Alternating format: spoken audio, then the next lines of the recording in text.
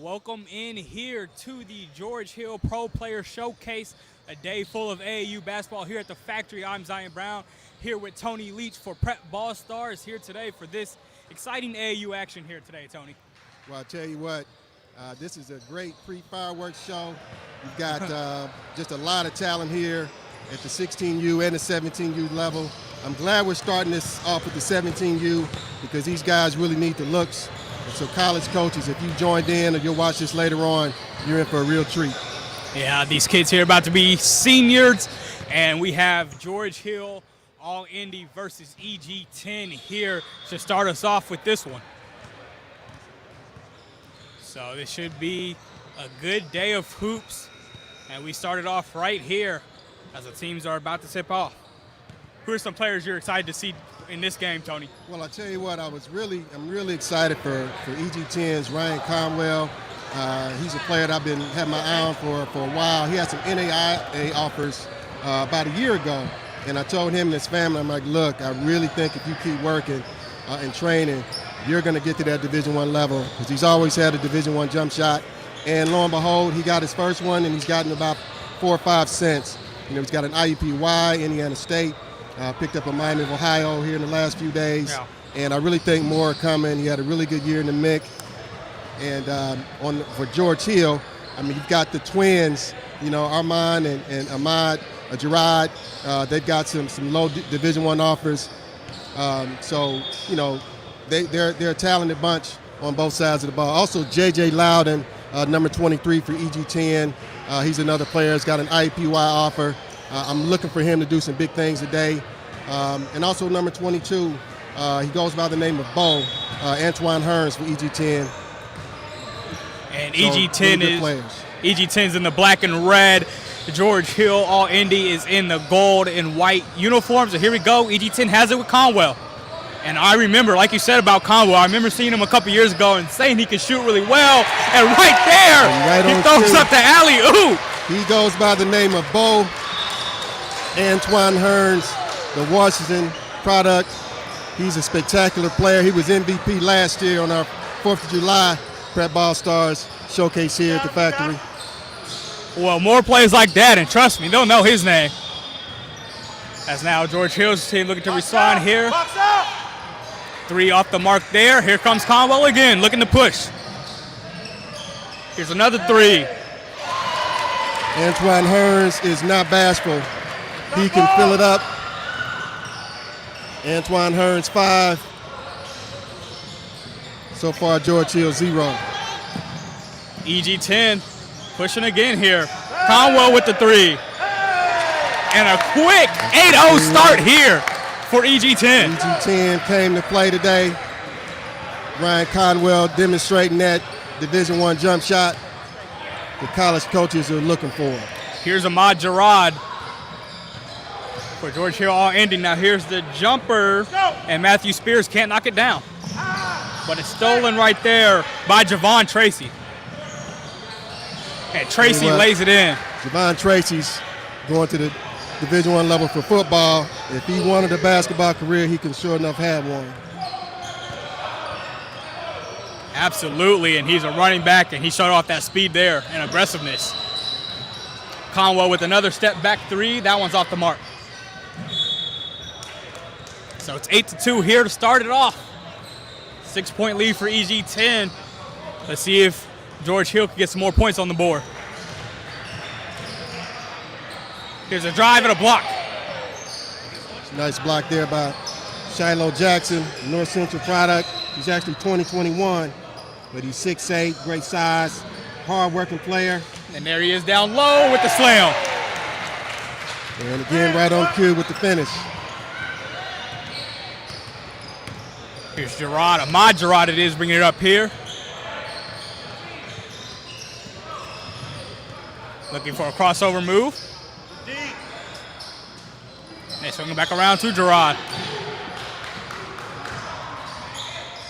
I tell you what, it's great to have a format like this with 10 scholarship-worthy athletes all on the floor together, working hard.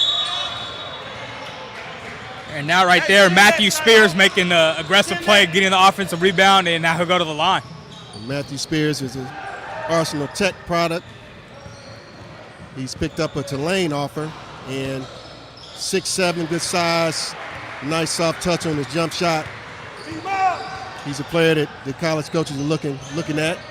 Look at that size and think, man, if we get him to our campus, get him some on a good weight conditioning program, fill him up, he's a really good prospect. And he knocks down a pair at the line there. 10-4 lead for EG10 still as they come back down with the ball.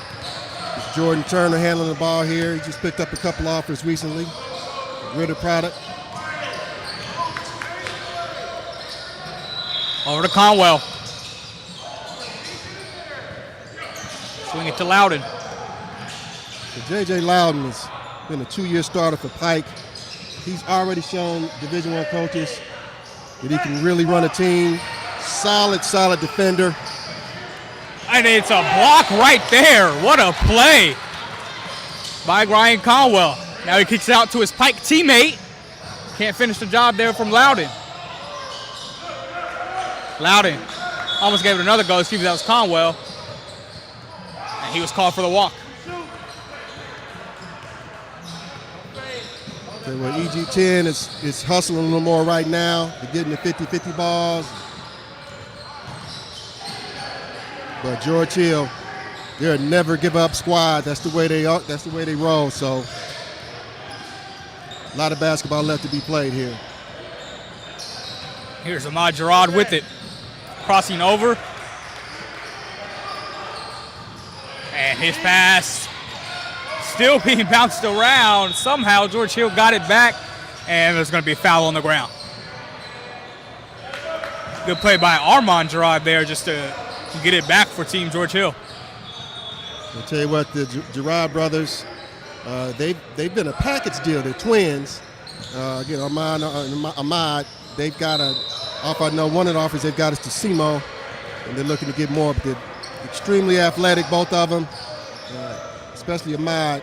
Yeah. So and we're going to see some fireworks today for sure. And they led Mount Vernon to a sectional victory this year and lost in the regional against Plainfield. Nice move by J.J. Loudon. As I mentioned him earlier, he's got a really good skill set, Division I skill set. The thing he's going to have to continue to demonstrate, like he just did now, is taking players off the rack, score. But I look for him to get certainly more offers over the next few months here. Absolutely. Him and Conwell both rising stars there for Pike, but he can't hit the free throws there.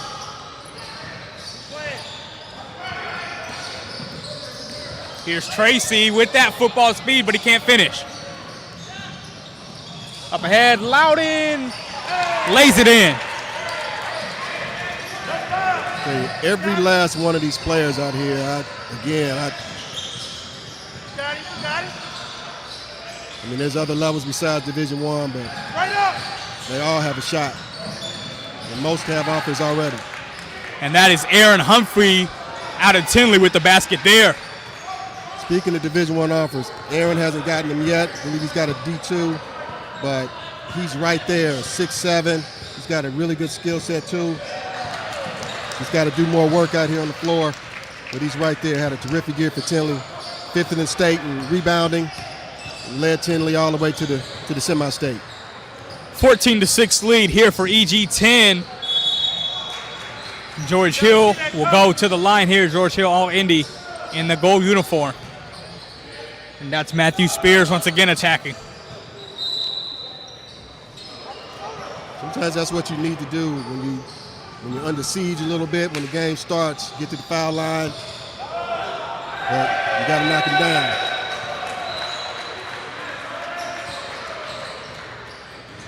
Missed the first free throw there. Spears rattles home the second one. It's a 14-7 lead for EG10 as they come back on the offensive end.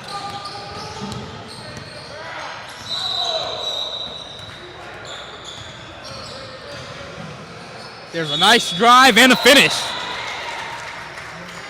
Through contact as well. What a play.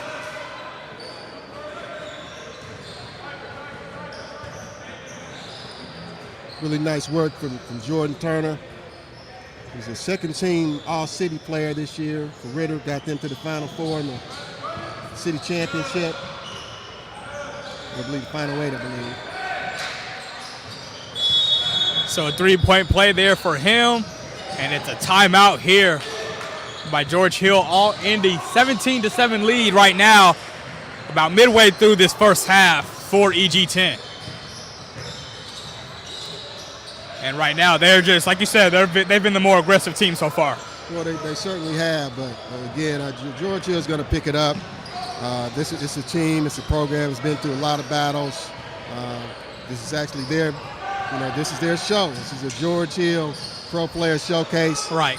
Great creation by Mike Saunders and Christopher Scott, and they want to put on a good performance. This is their 17U team, so 17-7 right now. But I really look for them to make a comeback here and make this. This is going to be a competitive game from start to finish, I believe. So let's see how George Hill All Indy responds here out of the timeout. 10-point lead for EG10. Tracy brings it up for George Hill. They swing it around here. Got into the game now, Antonio Lisenby. And Tracy knocking down a deep three. You don't necessarily always see that from him, but he got it there. Well, he can do it all. I mean, that's what his team needed. Again, Lisenby's number 10. George Hill just checked into the game, 6'8". Really good size. Good motor. Played at a prep school last year. Is going to be a tech, I believe, this year. And there we see Shiloh Jackson with the basket. All right. Here's Gerard in the mid-range area. Thought about taking it, and he throws that out of bounds.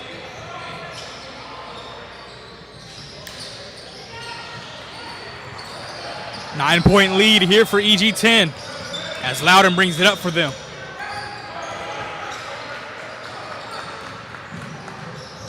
Out to Conwell, and he stepped on the out-of-bounds line.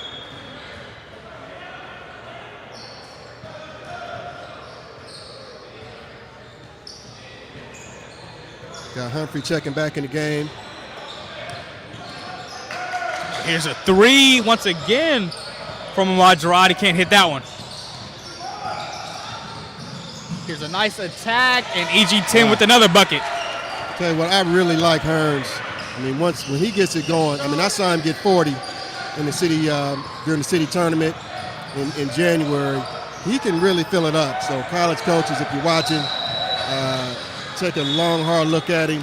I believe he's got grades, and man, he's got a ball of talent. He's got to put it all together. George Hill, meanwhile, with another turnover there. 11-point lead for EG10, 21-10. Conwell open for the three, and he is going to drill that 9 times out of 10. You can't leave the shooter open, especially when you're shooting with comfort when you got a little lead.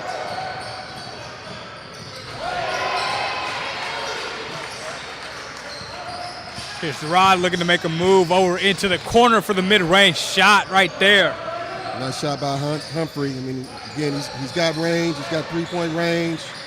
He can body inside. He can rebound.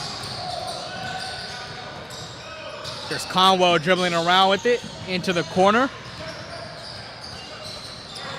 And they bring it back up to Conwell. He's going to take another tray. That one won't fall, but Jackson tracks down the rebound. Back out now. Here's a three, and rims out. 24-12 lead for EG10. Here's George Hill down the other end. They get it inside, and it's a foul there. Good pick and roll there by Antonio Lisenby, and he'll go to the line.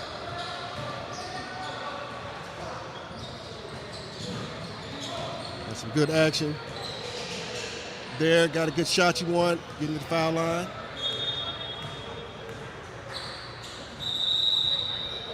And he knocks down the first free throw. Nice soft touch by the big man. George Hill, All Indy, looking to cut into this lead. And I think they'll call a lane violation there. Oh, they caught a violation on Lisenby on the free throw. 24-13 lead for EG10. Loudon bringing it up here. Spins in the lane. It's deflected by Humphrey, but he gets it back. Now they kick it into the corner. And here's a drive and a reverse that misses. And George Hill coming back on the other end with it. Here's Aaron Humphrey. And he gets it deflected. Lisenby gets it, and they just throw it away.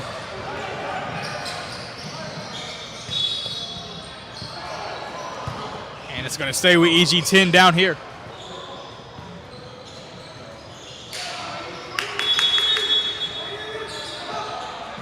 And they call a foul, actually. And another timeout going to be taken by George Hill, all Indy right now. It's a 24-13 lead for EG10. They're in full control right now, Tony. Well, they are. I mean, they're playing harder. They're playing smarter. Again, there's still a lot of time left, but you know, so we're about 2/3 done here in this first half. But you know, they're going to have to pick it up. You know, maybe get in. We'll see what they do the rest of the way. They're going to have to pick it up on defense because they're letting EG10 be real comfortable out there with their shots. But they gotta pick it up. I think they're going to turn it up. If they turn it up defensively, I think it'll really help their offense. Absolutely. And so they take another timeout to calm things down here. EG10 has a pair of free throws when they come out of this timeout. So let's see if George Hill All-Indy can respond. Down by 11 with 7:24 left in this first half.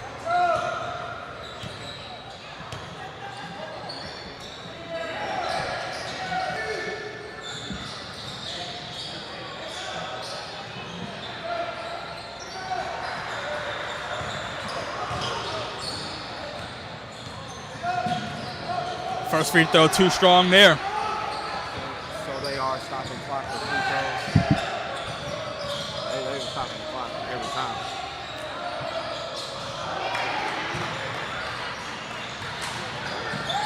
The second free throw, good.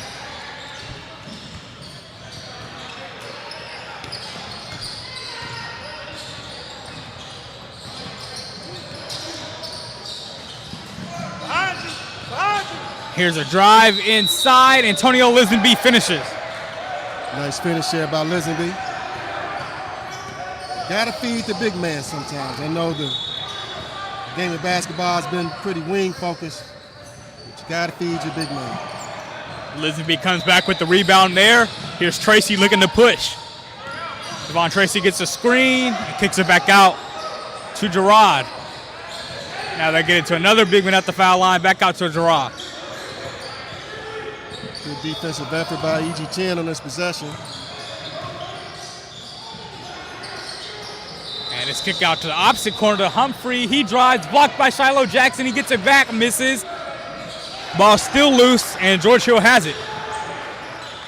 And here's a shot and a travel there called on Brandon Smith. I just took the score clock off the digital screen because it's going to be hard for me to keep up with them stopping and starting. But the score is still on there. I just stopped the clock. 12-point lead for EG10 here. J.J. Loudon with it on the right wing. Loudon inside, kick out, three-pointers up, misses. Rebounded there by Brandon Smith.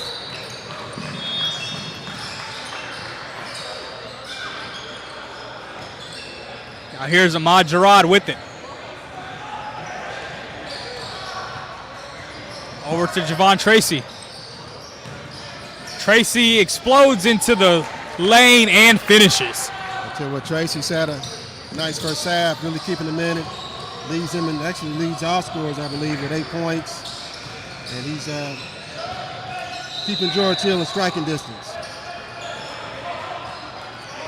EG10 with the ball now. They're up by 8, and they're going to set up a play here. Conwell with the isolation over to Jackson, and he is fouled going up for the slam. Right there, almost a dangerous play, but he'll head to the line.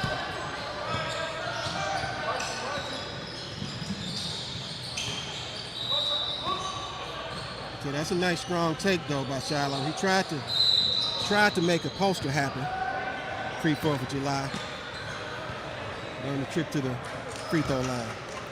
The first one rolls in for him. Also a good drive and a good pass there from Conwell.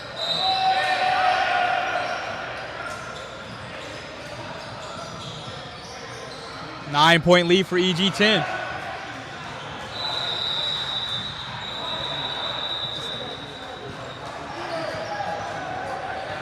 Second free throw missed. And here comes Ahmad Gerard. He gets in the lane and he puts it in with the foul. I tell you, the guards for this George Hill team have not necessarily been the issue between Ahmad Gerard and Javon Tracy. They've both gotten their fair share of looks. I tell you, that's what they need. Good shot to get back in it. Down to a 7-point game. Now 6 after the free throw.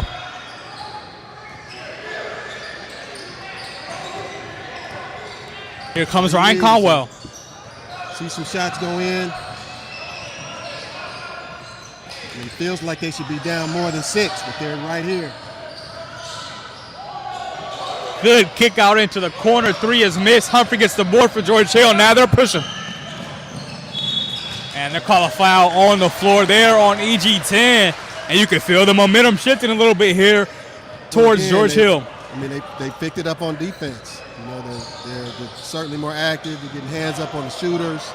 And that's what you got to do. And the foul will be on the floor, so an inbound here for George Hill on Lindy. Out to Armand Gerard. Ahmad Gerard with it here. He gets doubled. That kicks it into the corner to Smith. Smith is going to take the three-pointer. He can't hit. But a travel is called on EG10.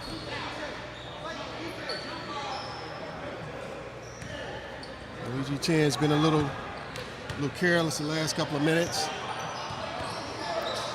Turns into a ball game. Here's Aaron Humphrey driving baseline, spins and lays it in. 4-point game. Right back in it. Real nice move by Humphrey, as I mentioned. He can do it all. He can pick and pop. He can get his own shot, as he just demonstrated. And he almost brought it up the floor there, but then he gave it back to one of his guards. This is Javon Tracy with it. Tracy off the drive and throws a careless pass. A little too strong there for the hands of Antonio Lisenby. A little strong, good idea. A little strong. And now George Hill playing a little bit of a press, but they get it across still. There's a nice drive. I think they heard me over there. It said pick it up on defense. Yeah. You know. Travel called there. Near the end of the first half here. 1:15 left, 4-point lead for EG10.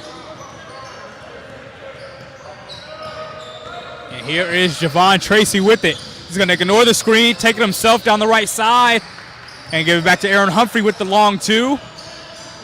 Can't hit. EG10 has it now.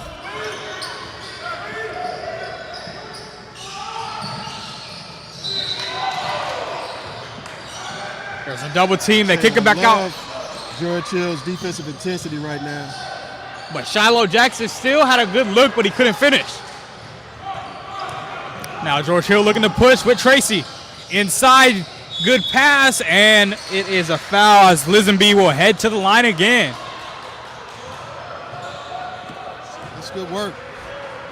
I mean, Lisenby's looked real good. I mean, he's posted up inside, gotten some buckets, knocked down both of his free throws, and he stepped on the line on the one. And there you go. You're running with your speedster football playing point guard. He's had a nice first half. And this will be the end of the half after this free throw here. And he can't finish. And so it's a 26-23 ball game here at half. EG10 controlled most of the first half, but those last 5 or 6 minutes, George Hill got back in it, and just a 3-point game.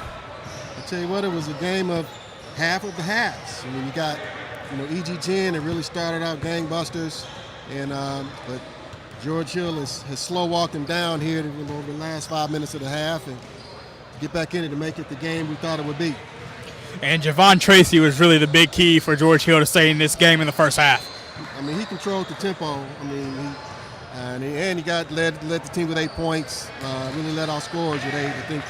I believe Brian Collins got 8 as well. But real good first half. I mean, the players showed up to play and made a good account for themselves. I believe everyone did. Yeah, it's been a really good first half, really competitive from both teams. And now EG10, they got to find an answer because the last few minutes they couldn't get anything going offensively.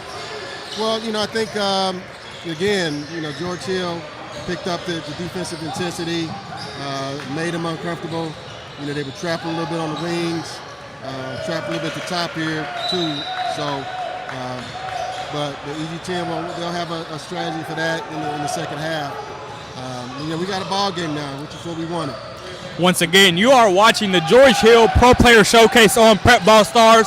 I'm Zion Brown here with Tony Leach, and this whole day is full of some AAU action with teams that are funded and sponsored by NBA players, pro players.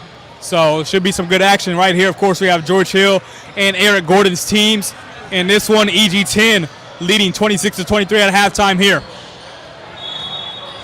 Really nice to see this action here. We'll be here for a while. This is the first of 7 games we got today, and right now, the second half is anything like the first half, Tony, it'll be really good. No, I mean, I expect it to be. I mean, it's anybody's ball game, and I think we're gonna have some fireworks and some drama to close out this game in the end. A really good way to start here at the 17U level in this game. Once again, it's a 26-23 lead here for EG10 over George Hill, all Indy. And we're just a few moments away from the start of the second half as the team's getting their last warm-ups in. Should be a good second half of action.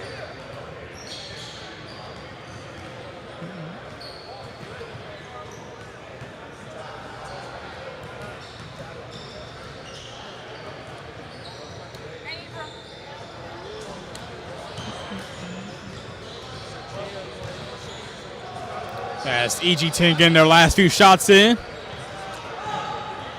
And now they're getting ready for this second half. It'll be George Hill ball to start the second half here. Aaron Humphrey will inbound.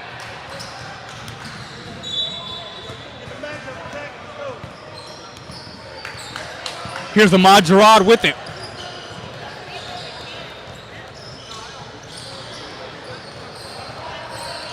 Gerard, top of the key. Over into the corner here. They swing it around. Lisenby had it there. Now back to Gerard. Being defended by Conwell.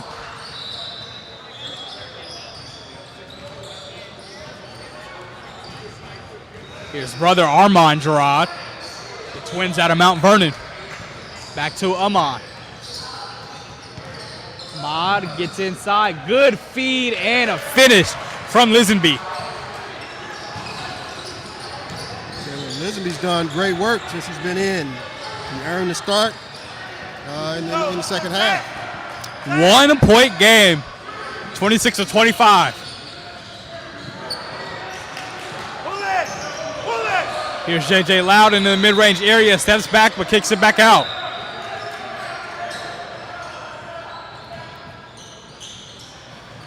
And they swing it around now. And it is Jackson down low with it now. Back out to Turner, who can't finish, but he gets his own board.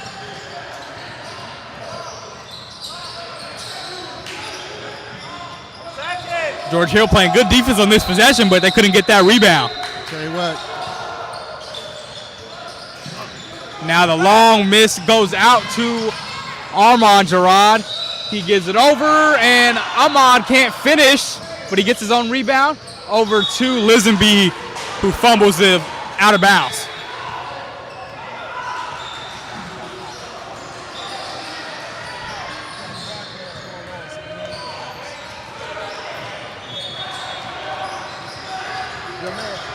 Here's Ryan Conwell with it. He drives, and he can't finish. And George Hill coming back the other way. It's a 1-point game. George Hill could take the lead on this possession. Here's Armand Gerard.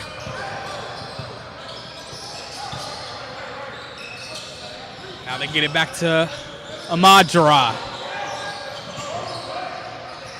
On the right wing. Gets to the elbow, over to Aaron Humphrey. Humphrey can't lay it in. Lisenby offensive board, that one swatted. And here comes E.G. Tim. Ryan Conwell down the lane, and he's fouled. Let's go and take.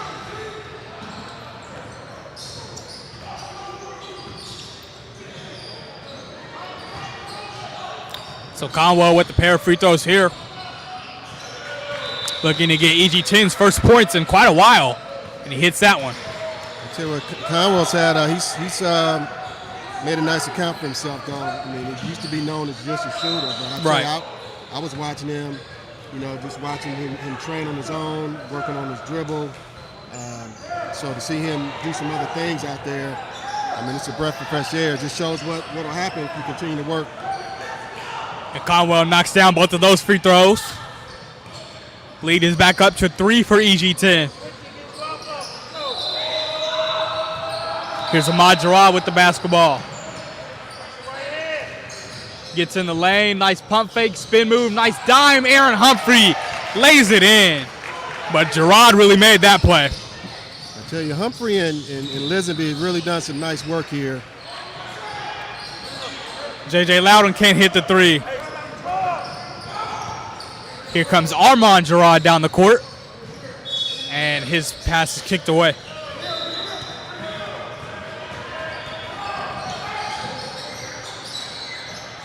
(28-27) lead here for E.G. Tim. There's a jumper from Armand Gerard, doesn't fall, but it's tipped back out and rebounded. Offensive board and scored there by Ahmad Gerard. And George Hill has their first lead of the game. As a foul is called back on the other end.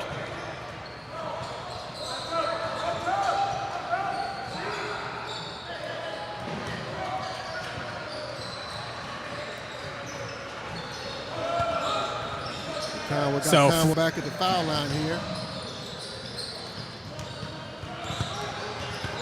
80% plus shooter from the foul line. Can't hit that one, but he's been aggressive here to start the second half. I jinxed him. Yeah. Hey, use the pull up. 1-point lead right now for George Hill. Conwell ties it up there, 29-29. Here's Javon Tracy with it. Over to Aaron Humphrey. Humphrey spinning with it. Nice pass. Ahmad Gerard open for the three. Rattles out. Rebound being fought for. E.G. Tim has it. Nice explosion to the basket. Loudon couldn't finish it. And Humphrey got the board for George Hill and was fouled.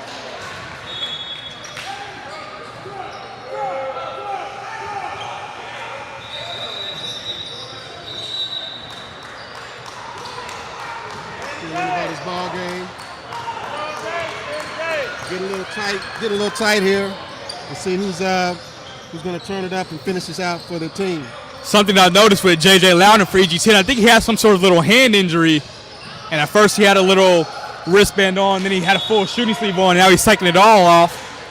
So that's something to watch to see if that affects him. Well, this is the time to just let it ride. Just play.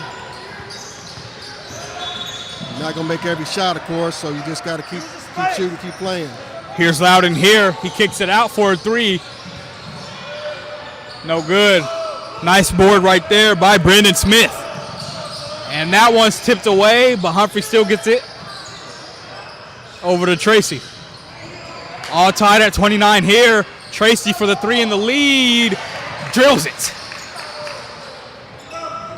That's a little fake out. Looked off his big man and took the three, knocked it down. Here's Ryan Conwell stepping back to respond. Just misses. Loudon gets the offensive rebound. Over to Conwell attacking, and he is fouled there, a blocking foul. But once again, we see Conwell driving hard into the lane. Tell you what, really impressive with Conwell. I mean, he's, sometimes when your shots aren't falling, you got to get to that free throw line. But he misses another one at the line there. 32-29 lead here for George Hill. 12 minutes left to play in this second half. Conwell makes the second one there.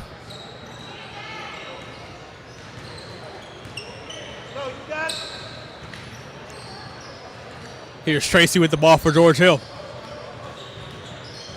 I mean, George Hill has really just controlled this game. And again, it was because of their defense. Helped them get back in it. Awkward pass right there, but George Hill keeps possession. The three missed by Humphrey. And then Shiloh Jackson is fouled there in the backcourt.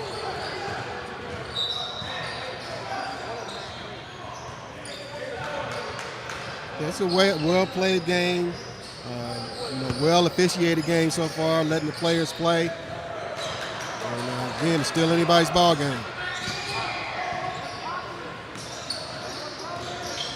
Here's J.J. Loudon with it. Inside, stuffed. Good block there by Lisenby. There's Lisenby again. He's making a real nice account for himself today.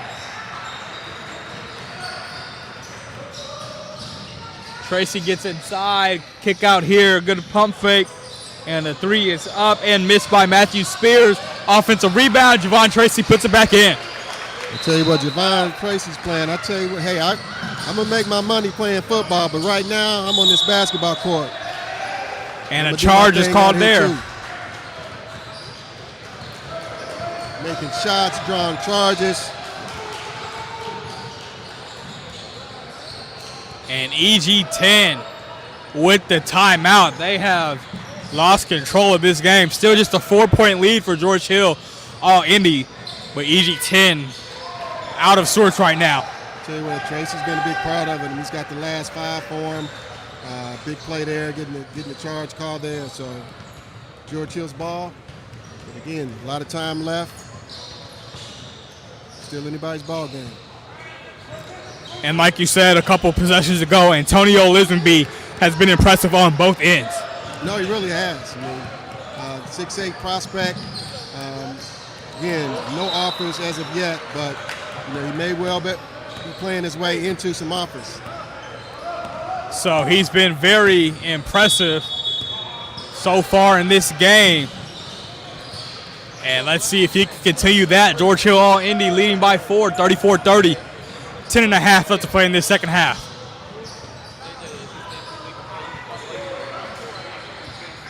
As both teams come back out after that timeout.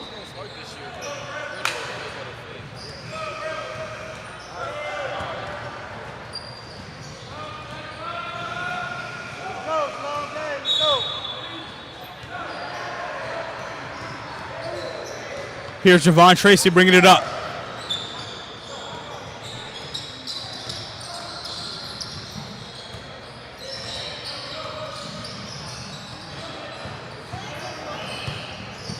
They get it inside, swing it around. Here's a three, and that one knocked down by Matthew Spears. It's a 7-point lead for George Hill. And that's one of the reasons why Matthew Spears has a Tulane off already. He's got a nice soft shot, and that's the basket they really need. It gives him a little extra lead there. Once again, this is 17U action. George Hill All-Indy with the 7-point lead. They They get it inside to Shiloh Jackson, and he is fouled going up for the shot there.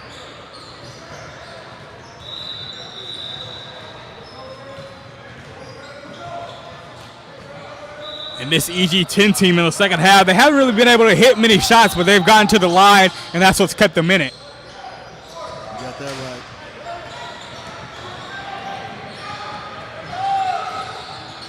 And you can see right now with EG10, they just got to pick it up, just like George Hill did. And now, right now, they're down a little bit. They've got to pick up the momentum. 0 for 2 there from Shiloh Jackson.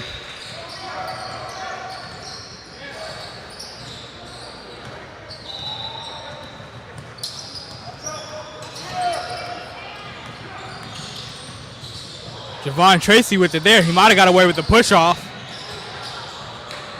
He gets it over to Matthew Spears with the mid-range jumper. Looked like he got fouled too. Offensive rebound, Brandon Smith, and it is going to be a tie-up. The arrow gives it over to EG10. At what point it was 17-7. So. And an and one right there. Good drive by Turner.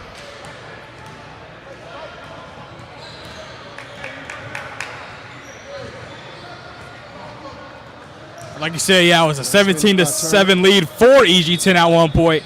Now they're down here by 5.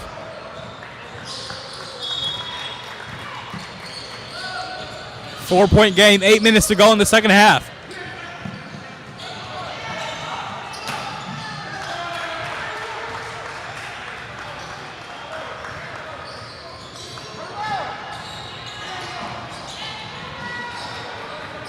Just taking the time and be patient offensively. Here's Ahmad Gerard with it. He was on the bench for a while there back in the game.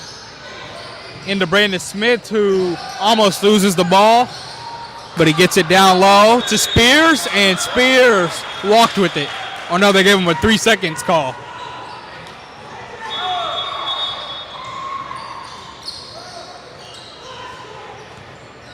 EG10 has picked it up, like you said, the last couple possessions. Now here's another drive and a finish. That's a nice take right there. 2-point game. Up ahead now, here's Aaron Humphrey. Humphrey going left, and he has it ripped from him. And ball still being batted around. Shiloh Jackson has it for EG10. And then he is fouled. Real nice effort, hustle, real nice effort on both sides. Game's getting a little intense now. 37-35 lead now for George Hill, but EG10 with some free throws here, a 1-and-1 opportunity for Shiloh Jackson. He missed a pair of free throws about a minute ago. Let's see what he does here. He knocks that one down, and he gets the second one now on the 1-and-1.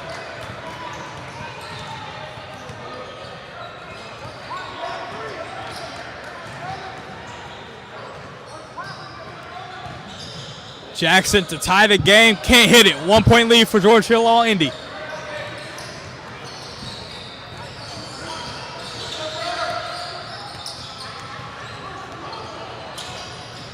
Here's Javon Tracy going down the right side. Layup is good with the foul.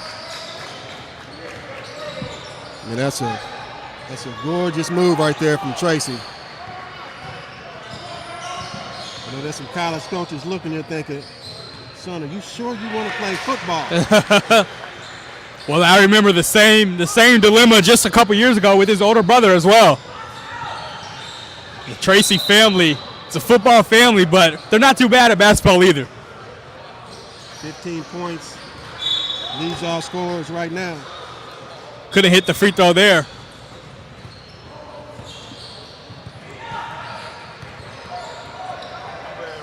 And it's going to be George Hill ball.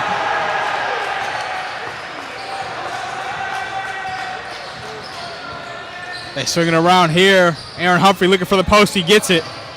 He spins, goes inside, and finishes through contact. Aaron Humphrey with the nice move right there to lay it in.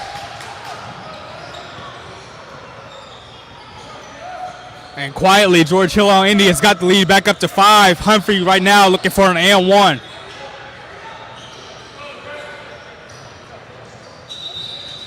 So Aaron Humphreys really turned it up, really from the middle of the first half until now. He's got 8 points. And real tough inside and outside. Can't hit the free throw there. Here comes EG10 with it. And that shot is blocked by Conwell, but he gets it back into his hands. And they swing it out. A 3, knocked down. Big shot by Hearns. We haven't heard from him in a while. It's a bucket they definitely needed. 2-point lead for George Hill. 4 minutes left to go in the game. And Lisenby couldn't handle it there, but he got it back and laid it in with the left.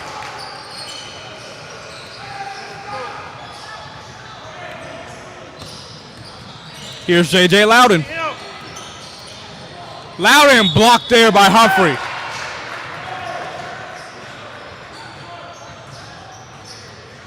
I'll tell you, it's been really the trio today, mainly for George Hill. I mean, Humphrey and Lisenby inside. And Tracy on the outside. And here's EG10 right here. 7 points in the second half for Turner. And a nice floater there by Tracy, banking it in. Tracy looked like he's saying, not today. Turner again with the lay-in.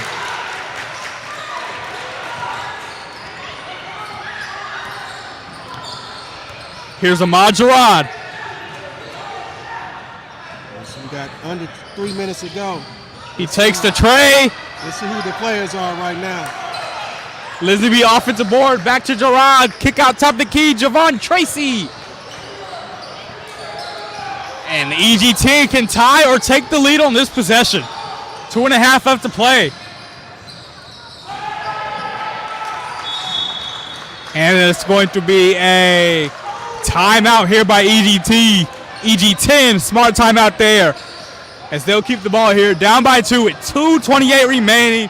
Tony, it's a go time. It's crunch time. I'll tell you what, I really thought the way Hearns was dribbling the ball up, I really thought he was just going to raise from 3, but he tried to go inside there, just put his head down and didn't really have it. But smart timeout call by the coaching staff. Keeps that possession. Still anybody's ball game. What do you think they might be drawing up right now? Who do you think they might be drawing a play for? Well, I mean, the hot guy for them right now, I mean, in the second half has been Turner. I mean, he's got 9 of their points. Let's see if he can just get to the rim. Because that's really all he's done. He's made the game real easy. I mean, he's got an N1, and then he's got just been strong, real quick, and efficient, taking his men off the dribble. So George Hill, all Indy, right now with the 45-43 lead. And you got 2 really good shooting wings in Hearns and Conwell. So they've been a little quiet here the last part of this game. This is when the players wake up. This is what the college coaches want to see. You know, who's going to step up when you're down? Shiloh Jackson has it knocked away there.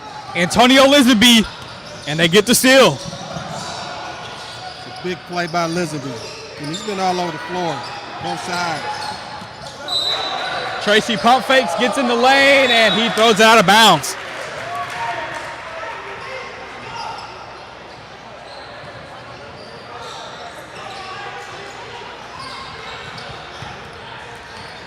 Here's Ryan Conwell bringing it up.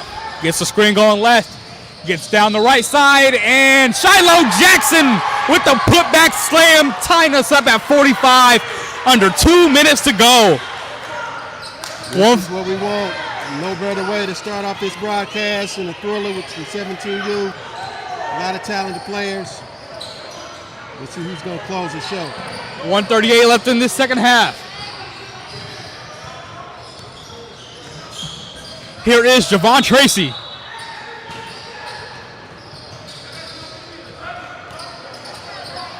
Conwell defending.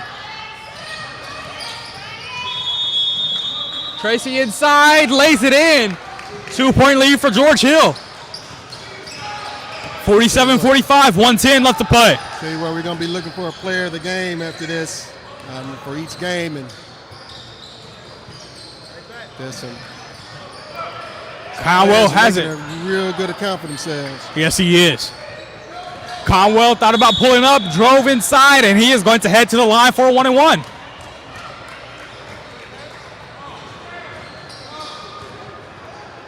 Tracy's up to 19 points. Decatur Central product. Heading to Miami of Ohio for football.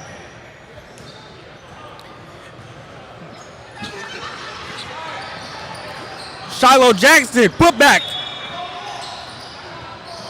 Here's Conwell with it up top.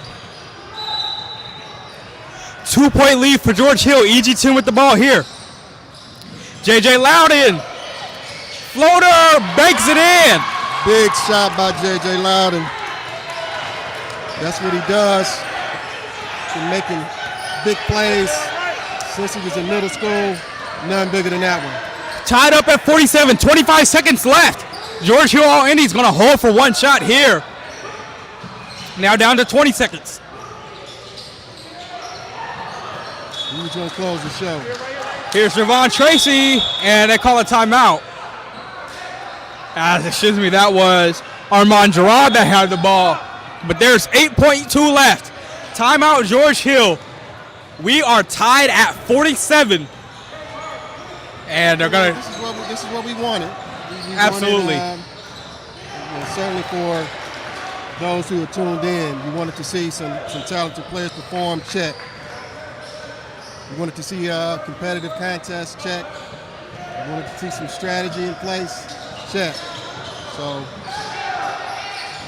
going into any game, you can't ask for much more than a tie game with 8 seconds left. And that's what we got here. So this is very, very entertaining right now. 17U action. George Hill All-Indy, EG10. George Hill has the ball right now as we're tied at 47, and they're drawing up their final play in that timeout, looking to put this one away. EG10 looking for one stop to take it to OT. Well, there's a couple real options here. I mean, Javon Tracy's been real hot for him. I mean, they may put the ball in his hands and let him take it to the rack, or make a shot or make a play. And you got some guys who play really well inside, and Lisenby and Humphrey. So here we go, Gerard, and they foul him on purpose. He tried to get a shot off. The official was not going for it. EG10's got fouls to give. That's only their 5th foul. So they got one more. Times if they could manage to do it without fouling in the act of shooting. Here's Javon Tracy, 3 seconds left. They foul him, and that was their last foul to give. So they can't do it again with 2.1 left. Tell you what, great game on all ends. I mean, again, the officiating's been solid. Get some coaching strategy here. Got 2 seconds to see who the winner's going to be. Back to Tracy. He's going to have to throw up a heave. He does, and we're going to overtime. Well, I'll tell you what, I think this game deserved to have overtime. I love it. I mean, you got 3 more minutes, and good for the coaches as well. So, like you said, they put some time back up on the clock, and I have a few minutes here to talk it over, but some more action coming in this game. We're tied up at 47 going into overtime between George Hill All-Indy and EG10. This is 17U play right here, and doesn't get much better than this.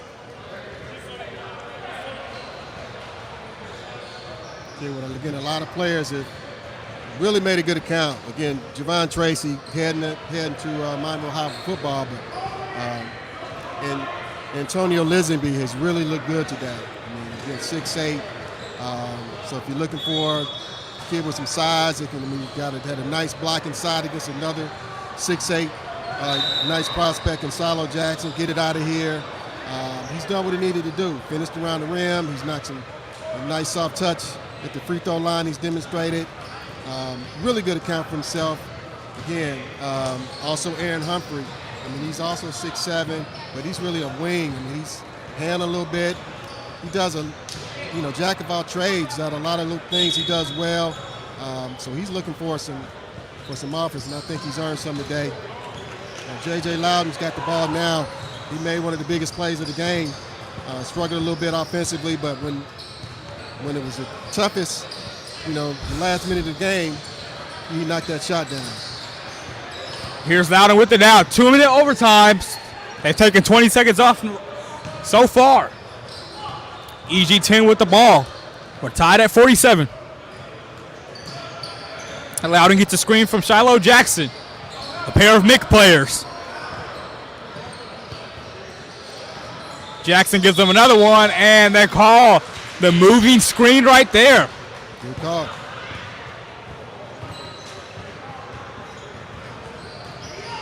Good call. Yeah. You hate to see it, but it was certainly the right call. Javon Tracy will bring it up for George Hill. As he brings it across half court. Conwell defending.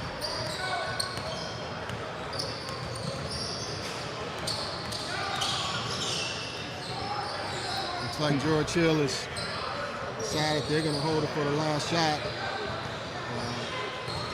Armand Gerard attacks though and lays it in. Of course, they can get a layup. And they almost get a steal right there as well. Good hustle by Javon Tracy as he tried to get the turnover. Nice take and finish by Ahmad Gerard. Again, the Mount Vernon prospects got 4 or 5 nice offers. Here's Ryan Conwell. Or excuse me, Loudon with it inside. Shiloh Jackson tipped away. Jackson gets it, and he is shoved in the back for a foul, and he will shoot a 1-and-1.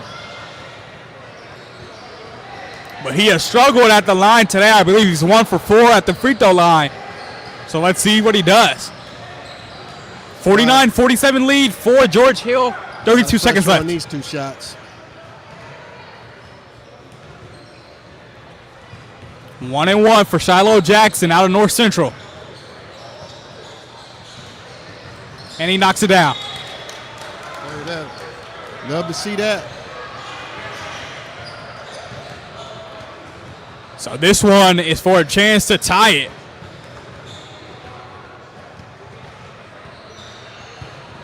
And he does. Yeah. Jackson with 2 big free throws. And this seems just like the first or the end of the second half. I think George Hill might hold for this one. You can get your 6'8" big to step up there with under a minute to go in overtime.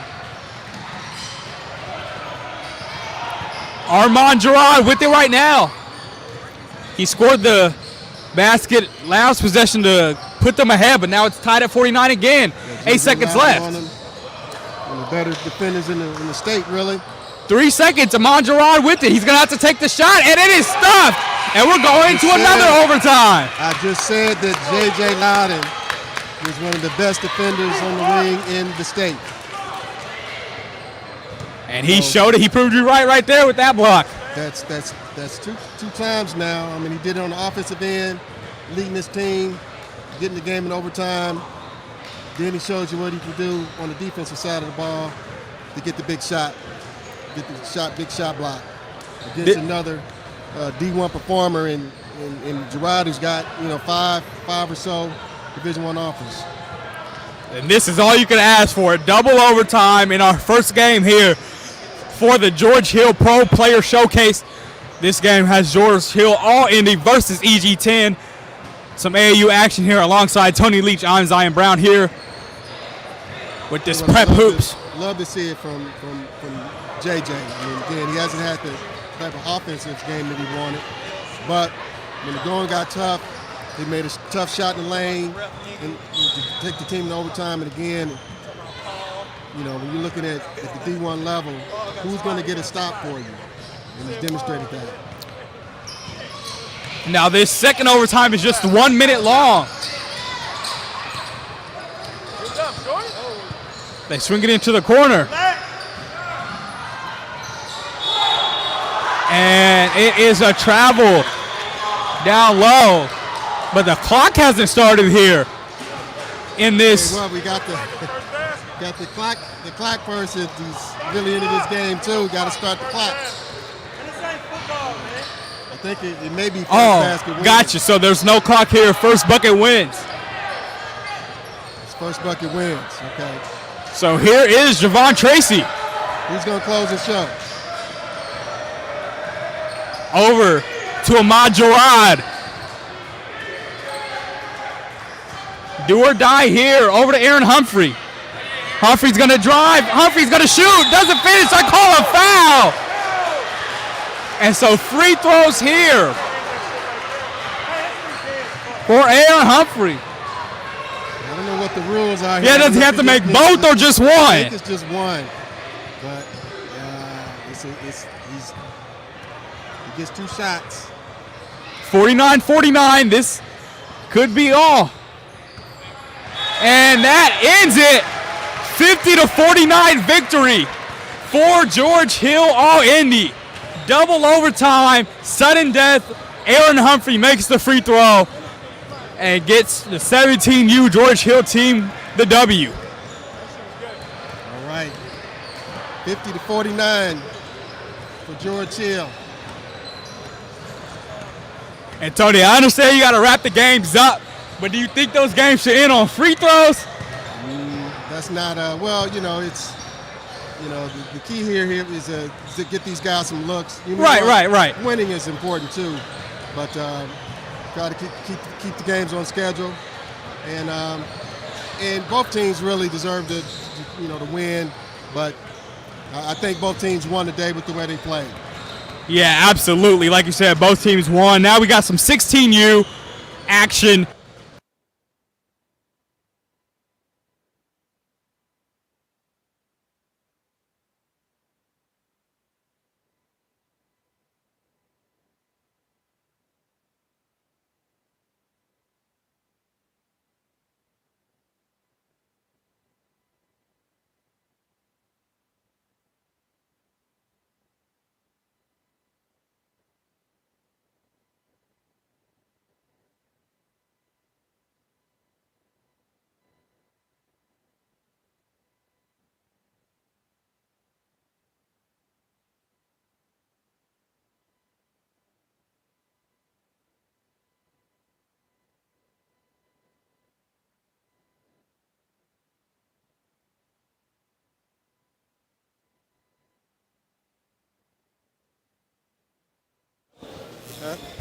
I'm gonna let you know. Test, mic check. Test. Test, mic check. 1, 2. Okay. You stand in front of the phone. Right here. Here you go, Javon. Javon.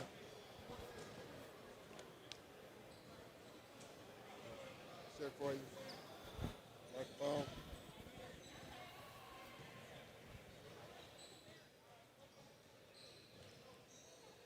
Right. All right, I've got Javon Tracy here, 19 points. He's our player of the game, Prep All Stars player of the game. So, Javon, talk about what it took to get this win today. We started off slow. We start off slow all the time, but we just kept fighting. Coach Mike told us the game plan. We stuck with the game plan and came out with the win.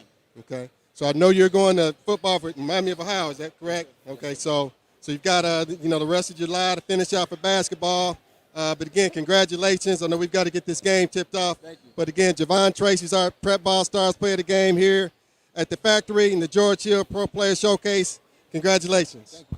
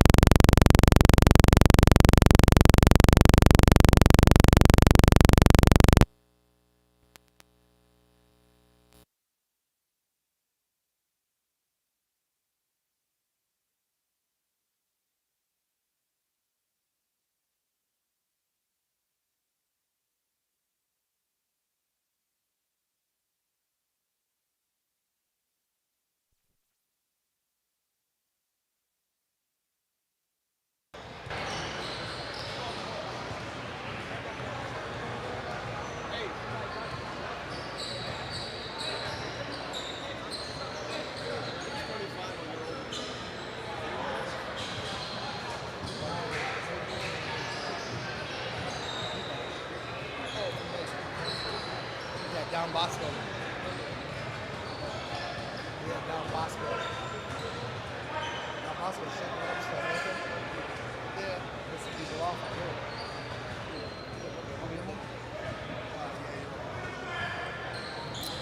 here. Welcome back to the George Hill Pro Player Showcase on Prep Ball Stars. Once again, I am Zion Brown here with Tony Leach. Just take it. And here we go. And this is another George Hill All-Indy team. This is the 16U version that has the ball here versus Quinn Anvils out of Louisville. And knocked out of bounds there. This Quinn Anvils team sponsored by Clippers player Jay Scrub. Here's a kick out here and a shot. And that one's off the mark there from A.J. Dantzler. Anvils up ahead, and it's a foul there. Good take by Keith Robinson.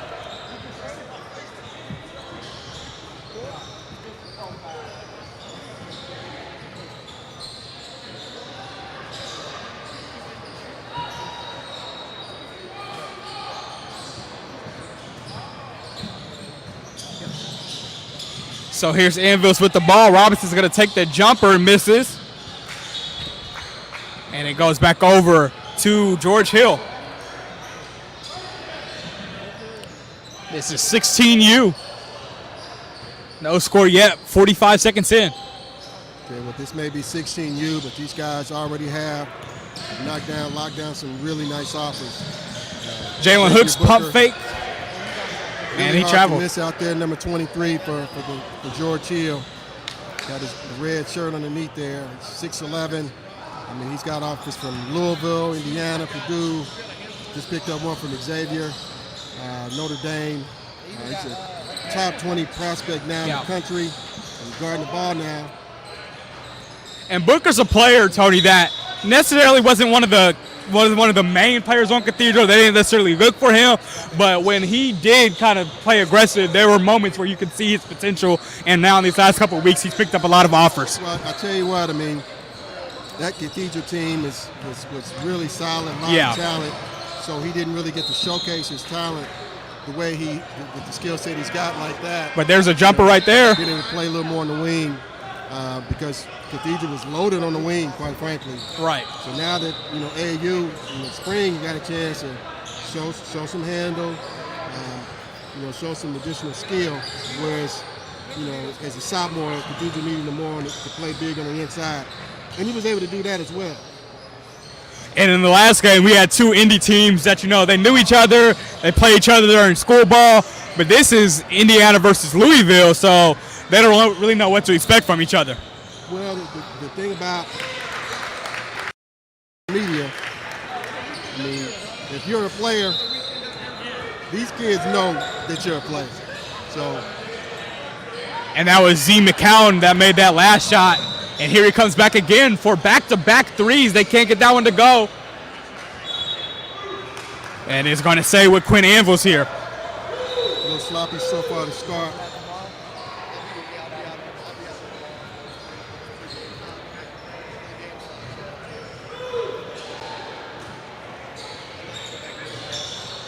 His inbound and shot is up. Robinson can't hit. And George Hill gets the rebound there. A.J. Dantzler with that board.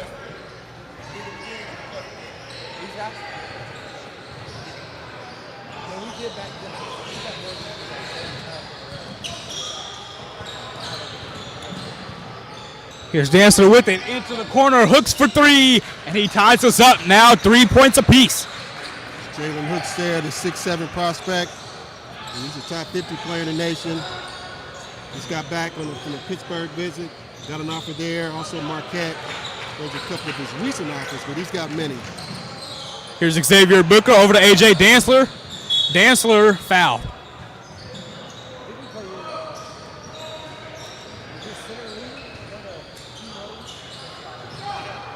Dantzler's a player that can really, when he gets hot, he's really hot. Yeah, definitely. And he's lit it up at Southport. I think he's led them in scoring in the last 2 years, and that's so impressive from a a freshman and a sophomore. Here's Z McCown with it again for Quinn Anvil. 3 points apiece here in this one. All tied up. McCown gets in the lane, pump fakes, and kicks it out. Back to McCown. Now he's going to take the three over Xavier Booker and knock it down. And so Z McCown, 2 threes to start this game off for Quinn Anvil. They lead 6-3. Now here's Sheridan Sharp getting pressed, and they get it up ahead to Hooks, who brings it across. Now they have numbers, George Hill, if they want to use them, but Hooks loses the handle on it. And here's McCown with it now for Quinn Anvil. And Quinn Anvil somehow still keeps possession here and gets it ahead up to McCown. He looks at the rim, gets inside now, has it tipped away, and it is going to be a jump ball there. Good play by Dylan Watson. Nice defense by Watson. Use that 6'9" frame.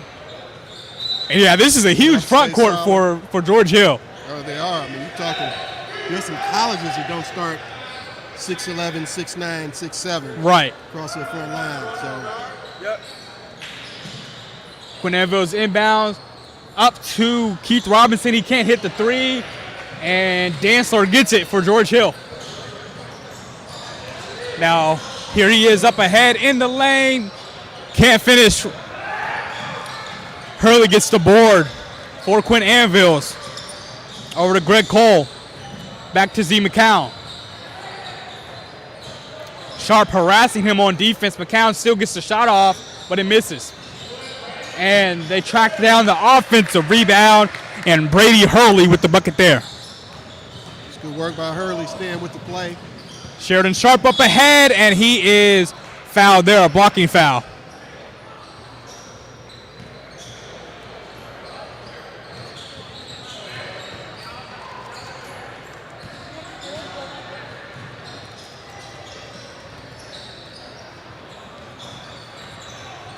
Sheridan Sharp, the Ben Davis, soon-to-be junior, at the line. Tell you, I saw him in the spring, and I mean, he's got the right name. He looked, real sharp. Ran the team, tempo real good, real solid. Didn't turn it over very much. So I look for him from this group, and they've got a really talented group. I look for him to, to start getting some offers here. As he makes both of those free throws there. For those that saw the regional that he was in at Southport against Lawrence North, he kept BD in that game against the Lawrence North team that eventually made it all the way to state. Well, I'll tell you, if you can start as a sophomore in the MIC and play well, have some good moments, it's a good precursor for your future, and he was able to do that. Good pass by McCown. Finish is not there. Booker gets the board for George Hill.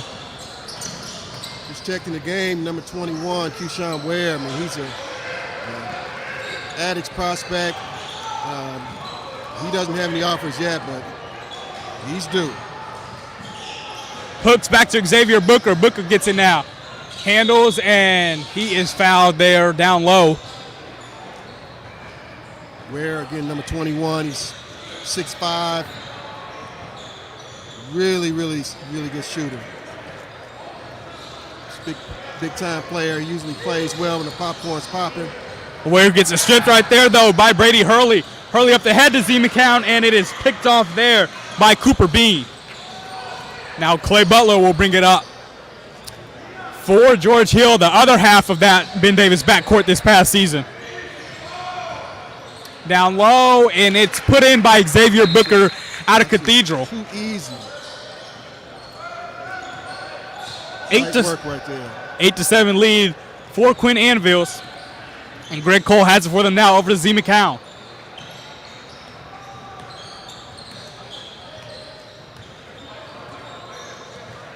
McCown being checked here by Cooper Bean. McCown gets around the screen, gets inside, and can't finish over Booker. But another offensive rebound by Cole there. And he'll head to the line. Excuse me, that's Brady Hurley.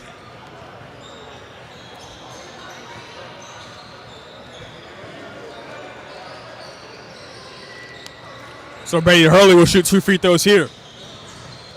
So Hurley's in there putting in work, and he's just, solid in there, strapping. He earned that trip to the free throw line, out rebounding, out muscling the 6'11" player inside. 1 point lead for Quinn Anvils, and Hurley goes over 2 at the line there. Up ahead, here's Clay Butler. Butler over to Hooks. Hooks spins, and he walked with it. I think Hooks thought the defender was closer than he was to him. He didn't have to use that spin move, and he walked. 1 point lead for this Quinn Anvils team. Coming down is Greg Cole. Cole crossing over, gets it outside to Keith Robinson. Robinson gets in the lane, reverse layup, he's fouled. Quinn Anvils has done a nice job just to last you possessions, keeping the game simple, getting to the rack. But gotta knock those free throws down.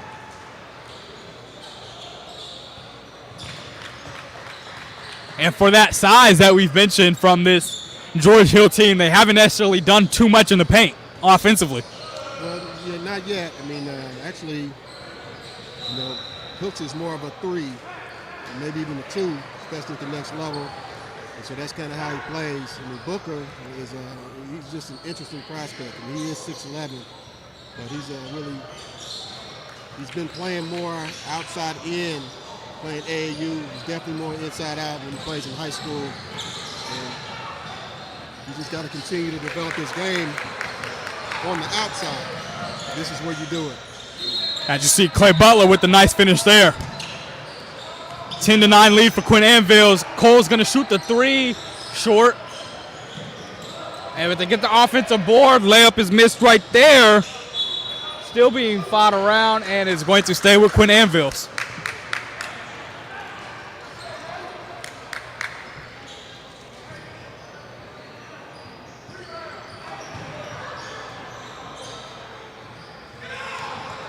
Greg Cole with it here. Over to Z McCown. McCown, nice dish inside, but it's blocked away right there. But Hurley gets it back, and they call a jump ball. I tell you, this is the 3rd or 4th time now I've seen Hurley just around the ball. So that must be his MO. Sheridan Sharp into the corner. Keyshawn Ware with the lay, couldn't finish. Good defense there by Hurley. Now here's Keith Robinson, swinging it around over to Greg Cole. Top of the key, here's a 3 from Devin Henderson. That's way off. And now Clay Butler up ahead. Butler in the lane, Euro step, reverse, and they say he took an extra step there. He went to another continent with that one. Hey, they call it a Euro step for a reason. It looked great. Yeah. So no bucket there. Here's Z McCown for Quinn Anvils. They have the 1 point lead. His mid-range shot rolls out, but another offensive board. And here's a 3 from Keith Robinson. He's short and fighting for another rebound, but it's going to be back over to Team George Hill. Yeah, a lot of players love that Euro, even when sometimes just a regular play would be easier and more efficient. Cooper Bean here driving. No foul call. And Quinn Anvils back on the other end. Henderson swatted by Sheridan Sharp. Wow. Up ahead to Clay Butler. Athletic play. Good move. Another Euro step there. And that time it was fully legal, and the finish from A.J. Dantzler. Up ahead here, Greg Cole takes the contact, and he'll go to the line. 11-10 lead here now for George Hill. One thing Dantzler will do, he will score. He will fill it up. Yeah, I think I watched Southport a total of 3 times this past season, and you're right. He's not afraid to shoot the ball, and he does it very well. Not bashful at all. As Greg Cole misses that first free throw.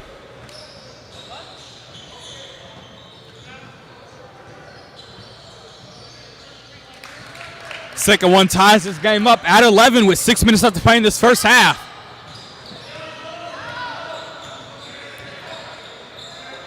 Clay Butler with it here, back to Sheridan Sharp. Back to Butler, who steps into a three. Rebound by Z McCown. He's looking to push. McCown has it stolen away from him. Here's Sheridan Sharp in the corner. Driving baseline now. And he throws it out of bounds there, looking for Cooper Bean.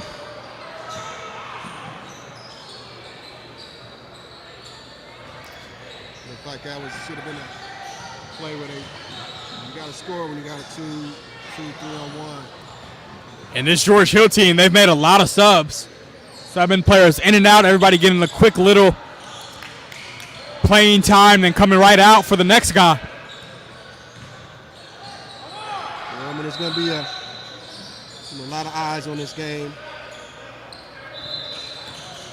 There's some potential futures riding on this broadcast for some. Jalen Hooks with the rebound there. And there you see it right there. He's bringing it up the court. Gets it over to Clay Butler. Now to Sheridan Sharp. Sharp with it, gets it to Hooks. Hooks at the foul line, inside to Butler. Butler goes up for the shot, and he's fouled. And that's nice, just easy work there. But you kind of started off with sort of a 4 out. Hooks went in, made a nice, easy, simple play. Allowed Butler to earn a shot at the free throw line. And he knocks the first one in.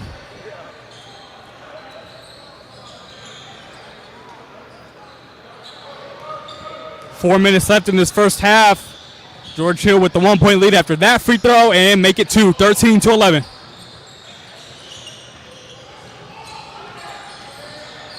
Z McCown with the ball here. It's called free throw for a reason. You never want to go there and not get anything. And it's a turnover. Up to Clay Butler. Butler, 15-footer, off the mark.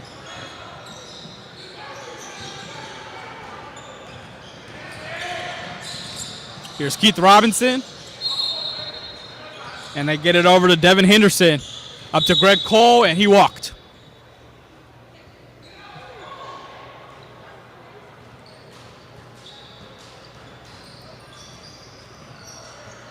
This game right here has been moving very fast as far as the pace, but not too many points to show for it. It's 13-11. Cooper Bean with it here. Over to Booker in the corner. Misses everything. And Robinson with the board there. Over to Greg Cole. Into the corner. Henderson can't knock it down. Now and they say Butler walked there. Taking an extra step, trying to avoid the defender.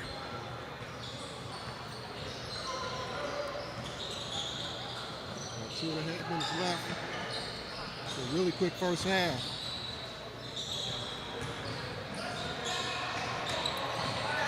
Greg Cole with it now.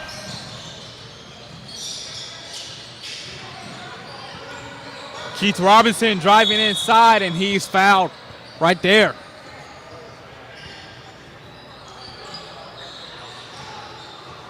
Both teams doing a lot of work at the free throw line.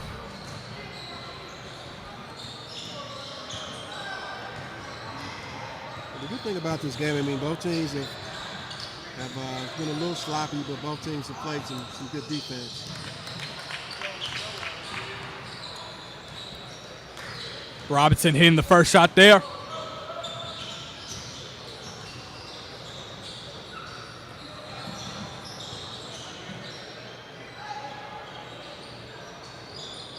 And he ties us up again. 90 seconds left in this first half. 13-13. Now here's Xavier Booker inside, out to Hooks. Hooks pump fakes, step back, shoots the three, misses. But Keyshawn Ware's back, and he gets the shot and the foul. Nice finish by Ware.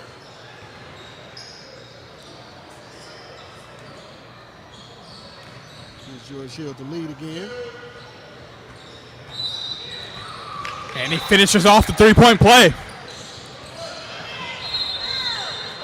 Keyshawn Ware out of Indy Metro High School. Now here's Greg Cole with it. Cole with the right hand, lays it in. Nice move there by Cole. Jalen Hooks to the free throw line to Booker. Outside again to Ware. Ware with another layup. That one doesn't go. And it's going to be Quinn, or no, it's going to stay here with George Hill. 16 seconds left in the half. Clock is running. They inbound up top to Ware, over to Jalen Hooks. 6 seconds. Over to Ware. Ware inside, down low, good pass, but no finish there from Dylan Watson. So at the end, Work inside, just got to finish it. good ball movement there too. At the end of the first half, 16-15 lead here for George Hill. All Indy over Quinn Anvils. This is a 16U matchup. Quinn Anvils out of the Louisville area, ran by pro player Jay Scrub, who plays on the Clippers. Well, both teams played a little tight in that game, or in the first half. But I think they'll settle down here in the second half and just play. I mean, they know the cameras are rolling, but they both have demonstrated they both have two talented teams. So I think you'll see them both pick it up more in the second half. Yeah, and like you said, part of it has been stopping this, but there has been some pretty good defense played in this game as well. Yes, and that's what you want to see too. But when it's a pre-fireworks show, so you're going to see the players come out in the second half. Yeah, once again, you're watching the George Hill Pro Player Showcase here on Prep Ball Stars alongside Tony Leach. I am Zion Brown here with the full day of basketball. Our first game with the double overtime, sudden death, and George Hill All-Indy won that one over EG10. That was in the 17U level. This is a 16U game. It's a 1-point lead for the George Hill squad in this one right now. Some really good action here so far. Right now we've got our second close game in a row. You got it. I mean, again, you want these games to be competitive. You want the players to play hard. You certainly praying and hoping that no one gets injured. Right. And so this is game number 2 of a 7-game slate, really on the hour. So this is our 1 o'clock game, and we've got games from 2 until all the way until our last game is tips off at 6 o'clock. And you mentioned injuries. This George Hill team actually has one coming in. Joey Brown out of North Central. He's hurt, not able to play today. He's another wing guy, tall guy that they have that's not even available for today's game. I mean, and Joey was he got hurt at an interesting time. I mean, he had just really played as well as I've ever seen him play in spring. Played against All Ohio Red. Really looked like the best player on the floor in that game. He actually was here in April. And shortly after that, he picked up an LSU offer. I think he's got an IUPUI offer as well.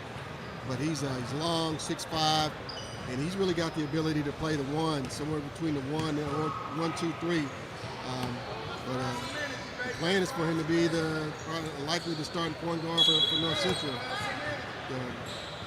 this year as a junior. So back here, Quinn Anvil starts with the ball, and Greg Cole with the and one there. The last few possessions of this game, Cole has really done some good work for Quinn Anvils.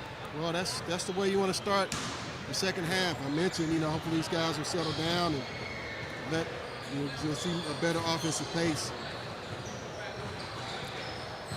No better way to start it than with an and one. So let's see if he can finish off the three-point play here. He does. Now it's a 2-point lead for Quinn Anvils. And Jalen Hooks is going to bring it up. Now he gets back to Sharp.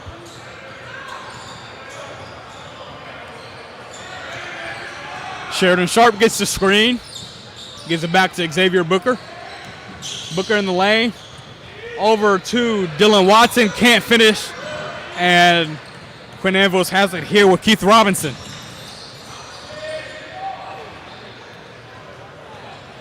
Three-pointer here from Greg Cole. He's on fire right now.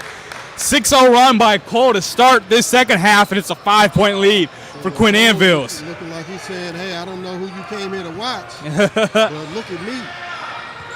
A.J. Dantzler over to Jalen Hooks. Hooks with the hop step and the finish.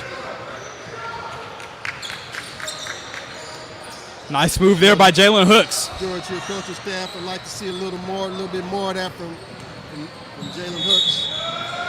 Greg Cole forcing the action again, and he'll head to the line. They got to find an answer for him. Right now, he's in a good offensive flow. Start off with an and one, and then knock down a three. You start to think in your mind, you know, these guys can't stop me. Right. I'm just gonna get buckets all half. That's what he's thinking right now. And he knocks Until down. somebody does something to stop him.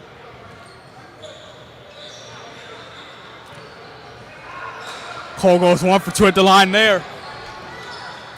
Here comes Xavier Booker over to Jalen Hooks. Cole is our first scorer into double figures. He's got 10. Nice mid-range jumper there by A.J. Dantzler. 2-point lead for Quinn Anvils. Z McCown with the deep three. That's off, but Booker knocked it out of bounds.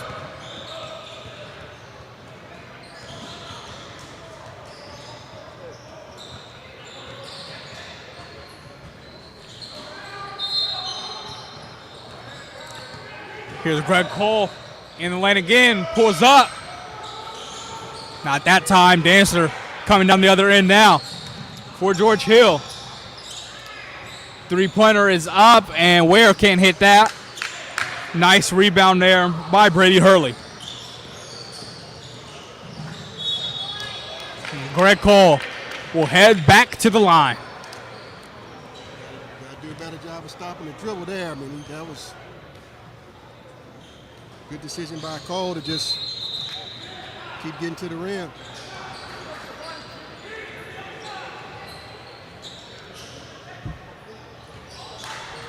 But he misses the free throw there.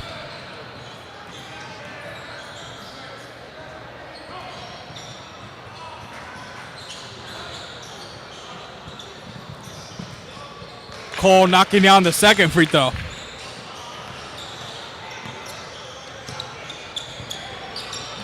Here's Jalen Hooks. Almost took the shot. Swinging it back around to A.J. Dantzler. Dantzler almost lost it. Now Hooks looking to post up. Dantzler gets it to him in the high post. He takes the mid-range jumper too strong. And Quinn Anvils has it. Three-pointer is up from Z McCown, short. Offensive rebound, Keith Robinson. Fouled there. It's a long-range call there. Yeah, the official that made the call was still in the backcourt.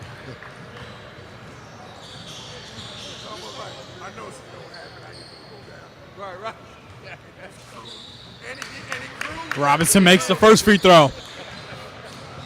That's the thing that will drive AAU coaches nuts though when you make a call and You're not there, right. They can,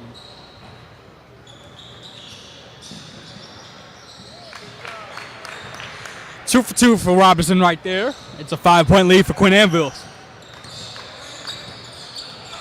Sheridan Sharp with the ball here. Gets the screen from Booker. Booker posting up now, and he turns it over. Robinson with the steal. Z McCown with it. McCown going left and finishes with the left. Sheridan Sharp inside, alley-oop to Hooks. Hooks couldn't catch it. Keyshawn Ware finishes with the foul, though.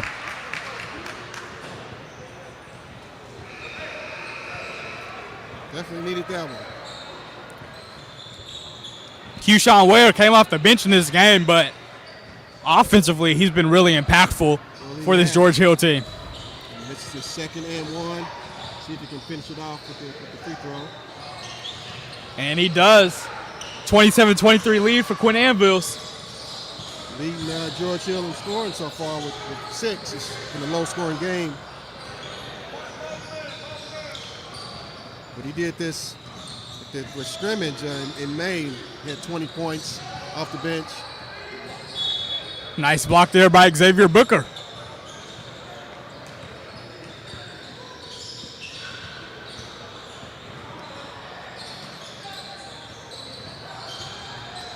Robinson with a deep 3. And that one will go back over to George Hill.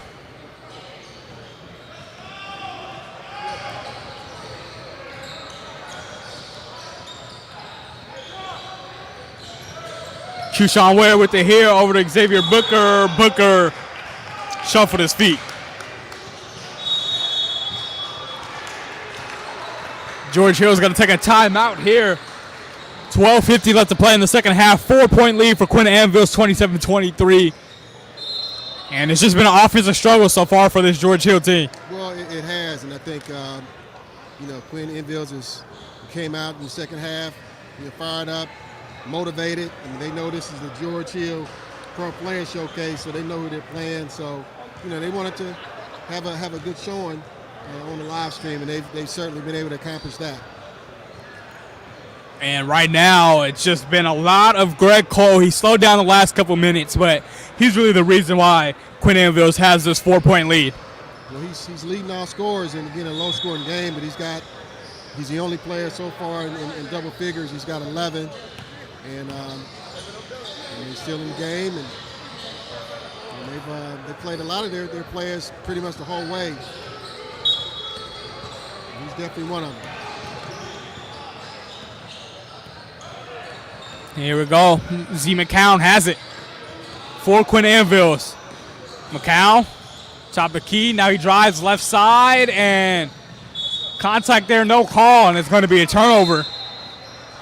Good contest right there by Xavier Booker.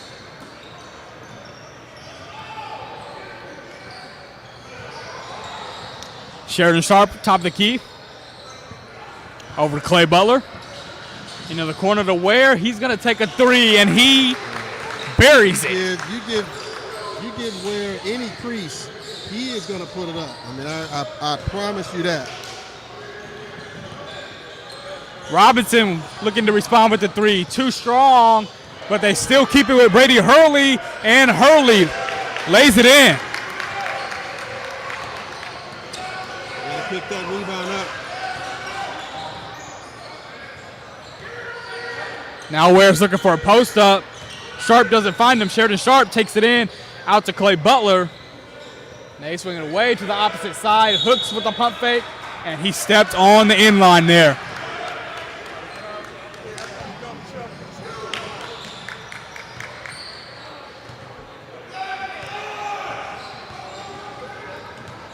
Keith Robinson with it here, and blocked by Booker.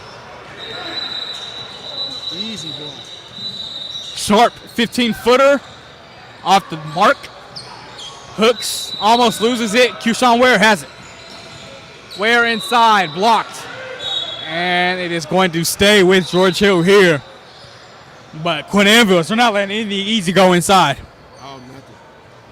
And Booker has got 2 blocks so far in the second half. So you're not getting anything inside there either. About halfway through this second half, it's a 3-point lead for Quinn Anvils. Here's Hooks, fade away, too strong. Sharp with a nice deflection. Ware trying to keep it in bounds. Good hustle there by those two.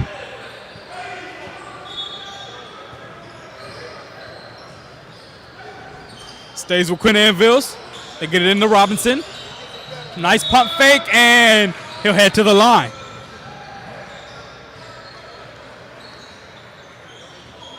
I tell you what, Robinson and Hurley, I mean, they just play hard. Yeah.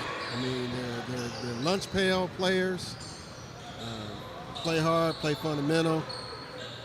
And if you make a mistake, they're going to be there to capitalize, and that's really what they've been doing.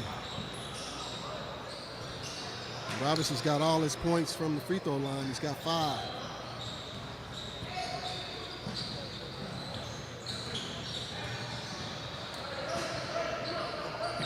And he goes 2 for 2 there for Robinson.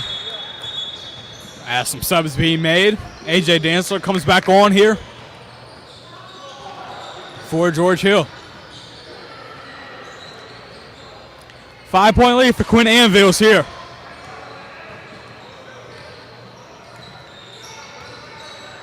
Sharp with it, top of the key.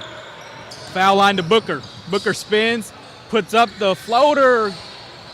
Ware on the putback, doesn't finish, and a tip in by Xavier Booker.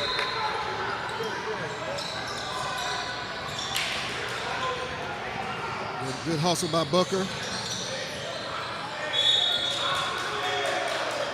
And out of bounds there. So George Hill playing some strong defense. Down to a 3-point game. Sheridan Sharp has it over to Clay Butler. Into the corner. Ware to tie it up. Got it.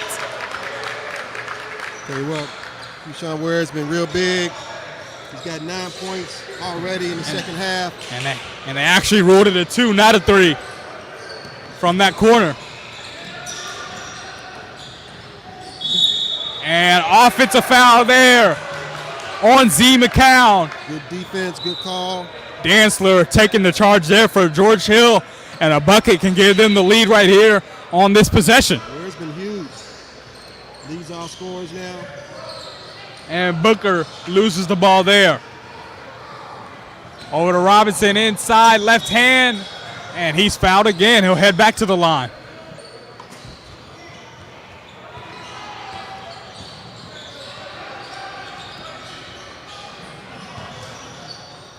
Back to the free throw line for Robinson. He has lived there in this game. That one in and out for him on the first attempt.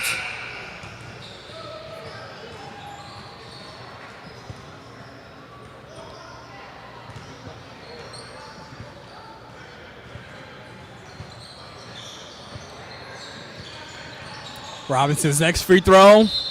That one gets the friendly roll. 2-point lead for Quinn Anvils.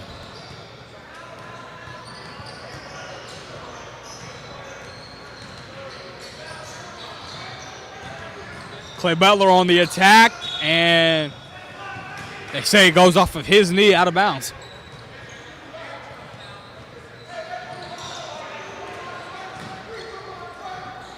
Z McCown with it, press here from George Hill, and they get it across. And that's another block for Booker, another block for Booker. He's got 4 blocks alone in this second half. He rejected Brady Hurley right there.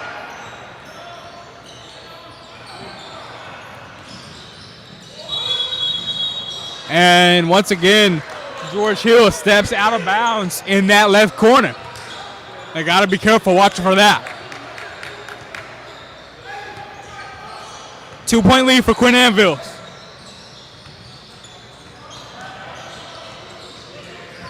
Up ahead here, Devin Henderson. Henderson loses it, somehow gets it away for the 3. Missed by Keith Robinson. Now Clay Butler on the other end. 6 minutes left to go. Over to Dantzler to take the lead. No good. Keyshawn Ware gets the offensive board, and he is fouled down low there before the shot.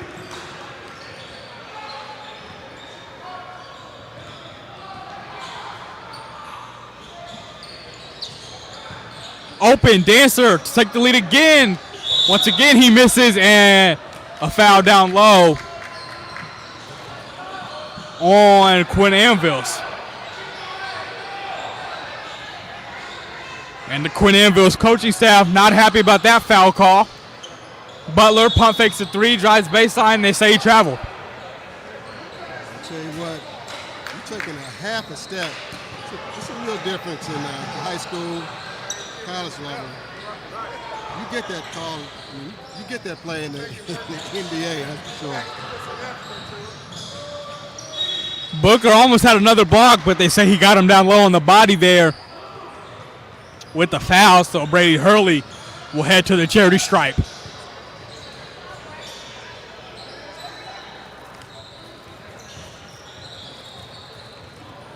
Two-point lead for Quinn Anvils. late in the second half. Hurley makes it a 3-point lead.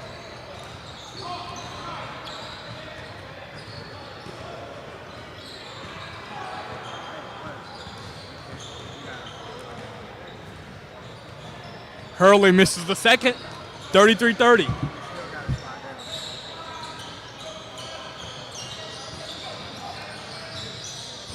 Clay Butler with the ball here for George Hill. Butler loses it at the free throw line, and Greg Cole has it now for Quinn Anvils. Keith Robinson bounce pass over to Brady Hurley, and that one is blocked by Hooks.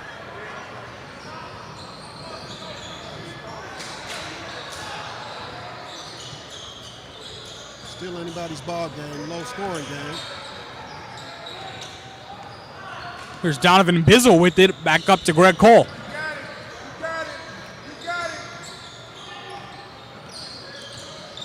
Cole against Clay Butler. Good defense by Butler. Z McCown has it now.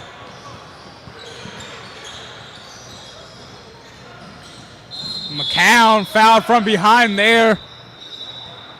And he'll go to the line. On the floor.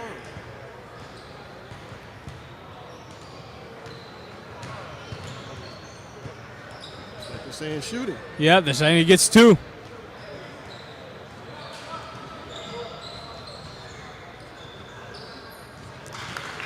McCown makes the free throw there. He scored the first 6 points of the game for Quinn Anvils. He's been a little quiet since.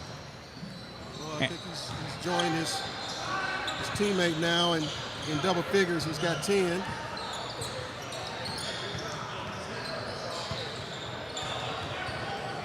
Four-point lead for Quinn Anvils. George Hill needs a bucket here. Butler's going to try to get it for him, and he's fouled. Got a running clock here, so this will probably take us to the 2-minute time, and we'll play it out from here where they'll stop the clock. 2:18 left to play. Clay Butler with 2 important free throws here. And he hits the first.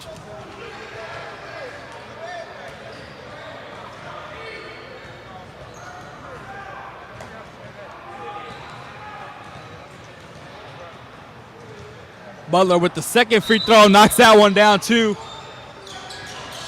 2-point game, 2 minutes left. Quinn Anvils has the lead in the ball. Greg Cole over to Z McCown. McCown up in the front court now. Going left side. Gets it inside, and Keith Robinson with the bucket. That's his first field goal. He's up, it's up to 9. He's certainly been a factor here today. It's a big shot, giving him a 4-point lead. George Hill's got to play a little quicker here. Booker back to Jalen Nice Hooks. ball game. Down low, Keyshawn Ware can't finish the layup. Rebounded by Brady Hurley.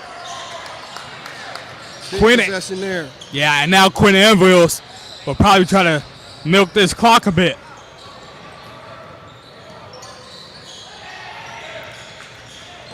Cole has it over to Keith Robinson, and it's blocked right there. And Clay Butler secures it for George Hill over to Ware. Keyshawn Ware swinging around. Jalen Hooks drives inside. Over to Booker. Booker can't lay it up and in. Ware back to Booker. Booker this time lays it in. 2-point game. 41 seconds left in the second half.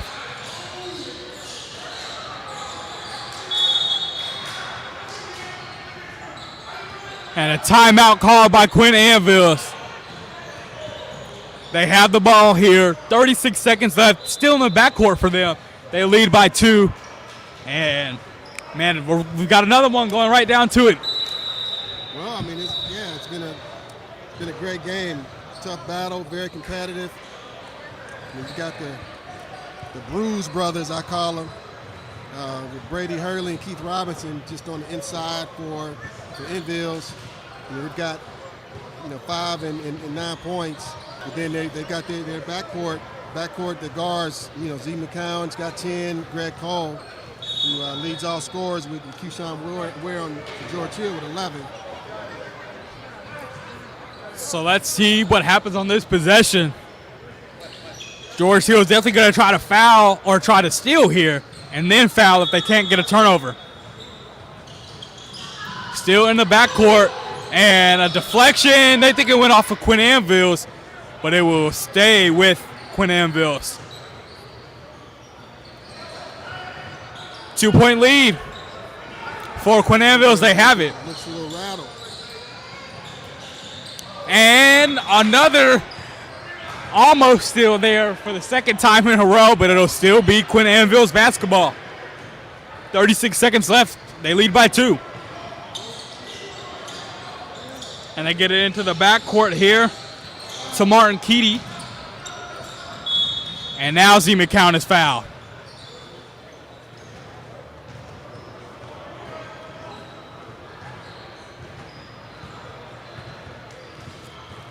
So McCown will get to the line here. 31 seconds left. Free throws and turnovers. That's what it comes down to usually. It's a 1-and-1. Minutes of the game. McCown calm at the line, hitting the first one there.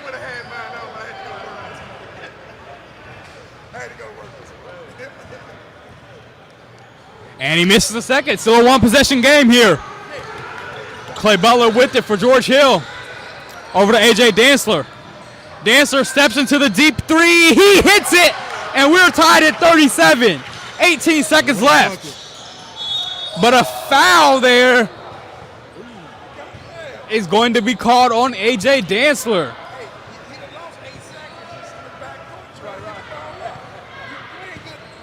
Not a wise play there by Dantzler. He didn't have to reach in for that as it's tied.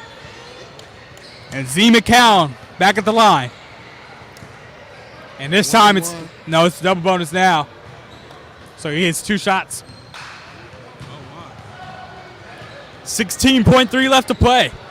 Tie ball game, 37 apiece. Well, either way, George Hill's going to have a chance to, if they get this rebound, they'll have a chance to win this game. As he misses the first one there, so like you said, they get the rebound, a bucket on the other end will give them the lead for George Hill. Second free throw, that one rolls in. 1 point lead, 16.3 remaining. Quinn Anvils on top here. George Hill will have the ball. They call the timeout here. Well, this is what you want, and for George Hill, it's been kind of a balanced attack here, so where do they go to? It really has. I mean, this is, it's really going to be who wants it, who's going to step up. I think it's going to be one of the guards. I know they didn't have Keyshawn Ware in that last possession, so we'll see if he comes back in. He's their best shooter.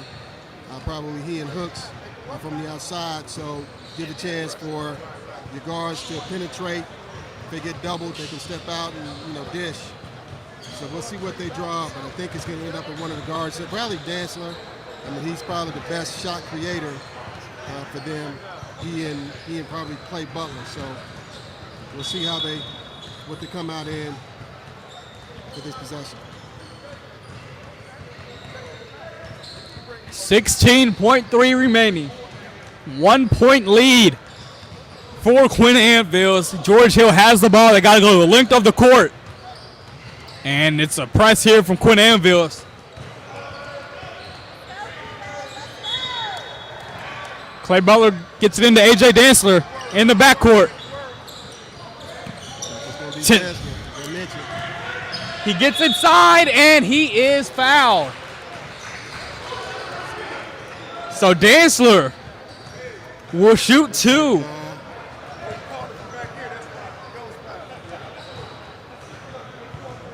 .1 remaining.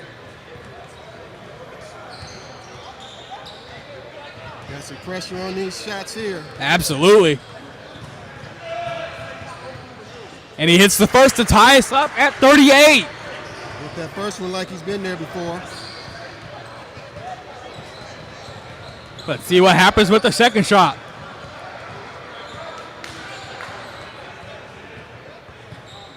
And he hits that one. George Hill with the lead with 8 seconds left. Inbound here, Cole. Greg Cole stumbles with it, and he gets it away to Z McCown, and a foul is called. The clock ran out, but a foul is called here. Wow. So McCown will go to the free throw line. And Team George Hill not happy.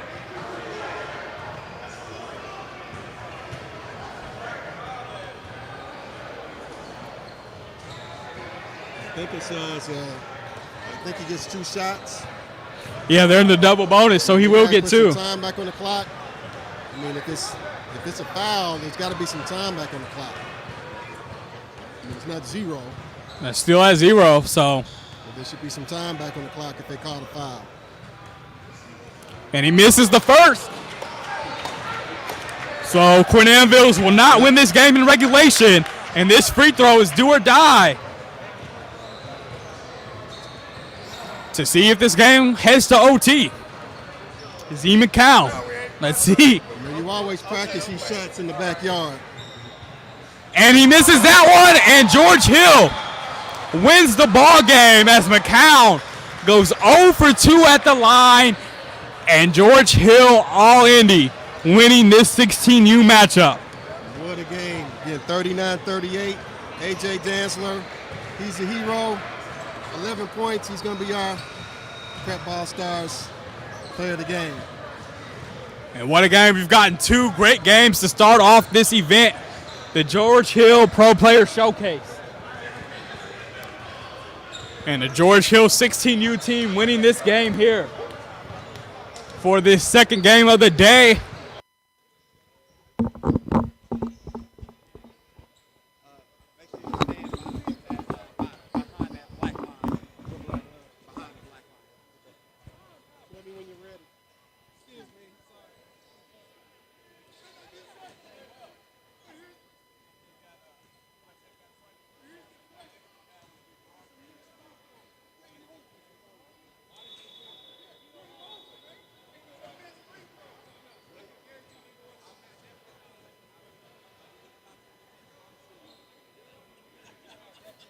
Our mic's on. They don't even have to catch the ball.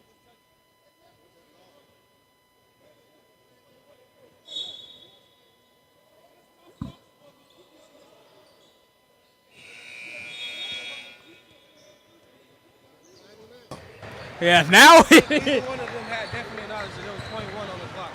I think that they knew that. He knew he blew his whistle before the clock went out. But if you don't have definite knowledge, you can't put time back on the clock.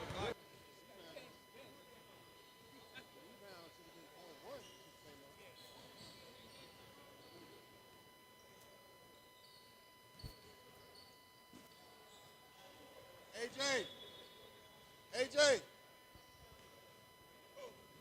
Play the game, man. Appreciate it. Oh, nice. Shirt for you. Take it out of the bag. Put it on if you want. Appreciate it.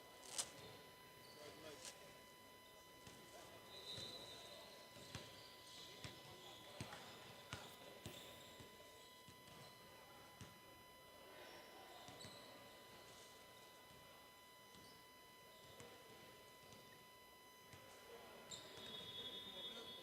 Over here.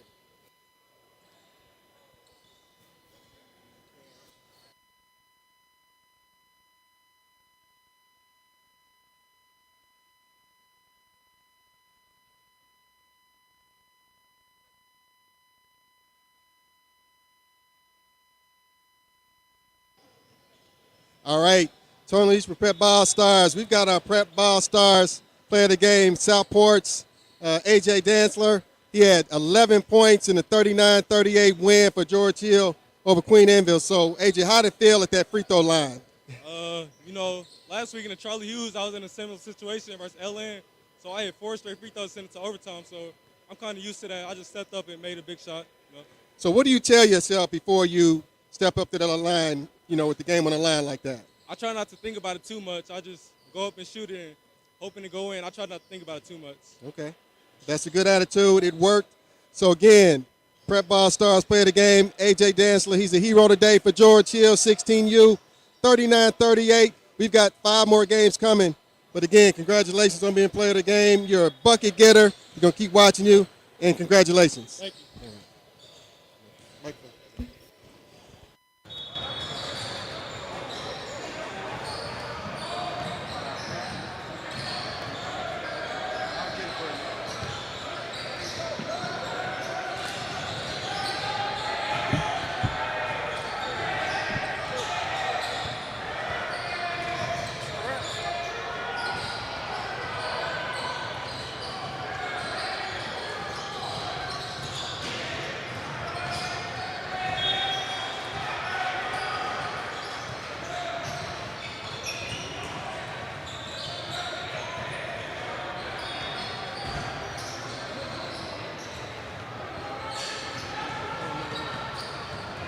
This is George Hill. That's 17U. And that's their other 17U team, Yeah. Smith.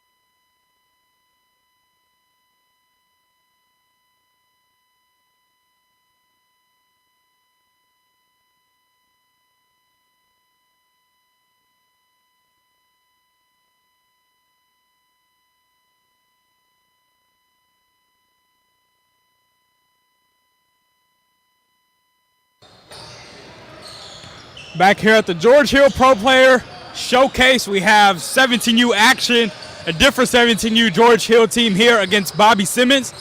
And here we go, George Hill with the ball to start it off. And right now, see Amari Ferguson with it. They swing it around now. Inside, good take and a finish from Luke Carroll.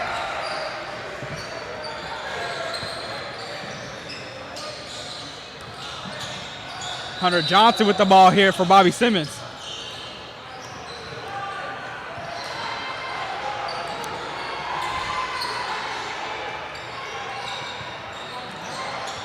Johnson dribbling around with it, swings it into the corner. Pull it back out to Johnson. He takes the three. That one's off the mark. Rebounded by Jaden Malachi. Up ahead here, Zach Reed over to Amari Ferguson, and he throws it away. And that's a block right there from Isaiah Liggins. Excuse me, Isaac Liggins. And Liggins has it now here, and he's fouled.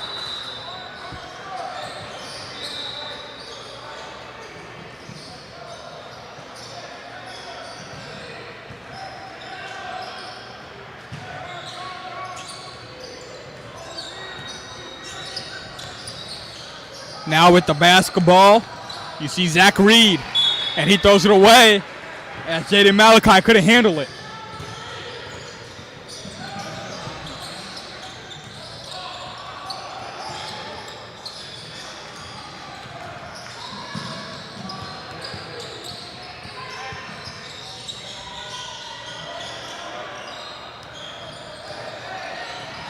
They get it inside, and a nice finish there from Hunter Johnson.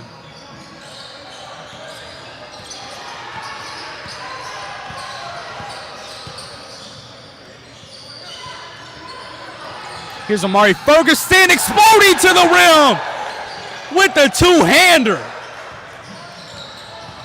Wow. And a foul is called there.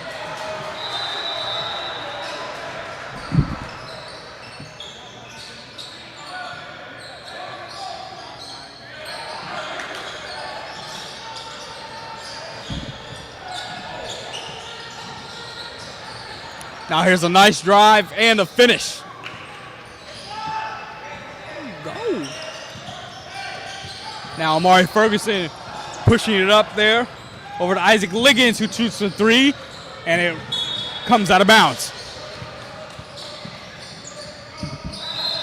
All tied up at 4 here, 3 minutes in.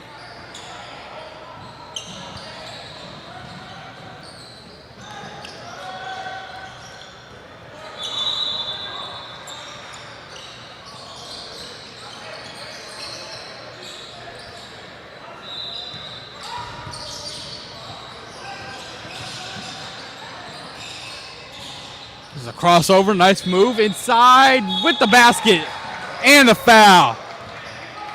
Nice scoop layup right there.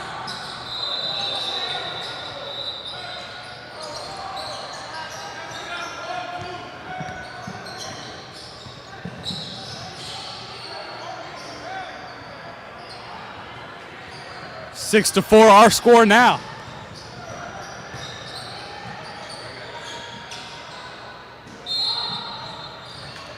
And one three-point play, 3-point lead for them. Now Sean Black checked into the game, and he has the ball here. The Warren Central product. And the Iowa Western Community College commit, and he's fouled up top.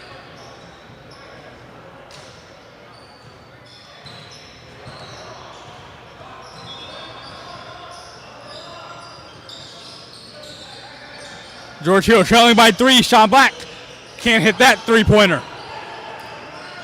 Here they come on the other end.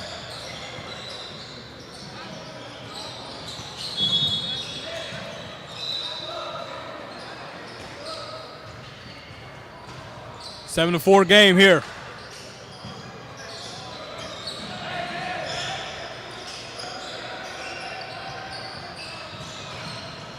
That three missed, and it goes out of bounds. Larry Hughes Basketball Academy, sponsored by the St. Louis great Larry Hughes. Played for the Cavaliers and others. And they have the ball here.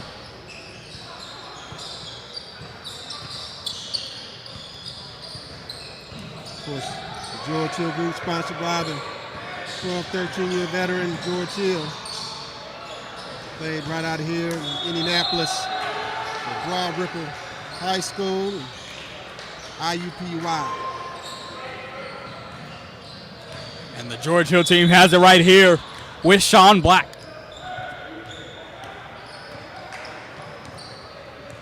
Black hands it off to Zach Reed, gets it back and can't knock down the three. but he gets his own rebound. Over to Reed, inside, good feed and a good block from behind there as well. Sean Black for George Hill. He's 23. Is a Warren Central product. He's actually graduated. He's 2021. He's going to be heading to JUCO in about a month. And that's going to be a turnover back over to Larry Hughes.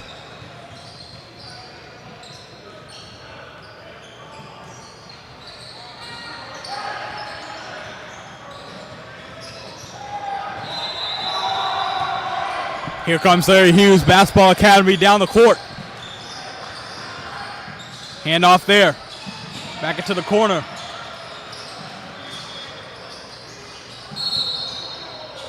There's a crossover and a not deep three, but it doesn't go. George Hill back on the other end here. Reed, and he's fouled.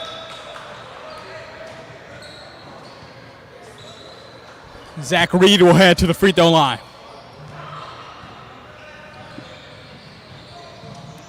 Nice strong take by Reed.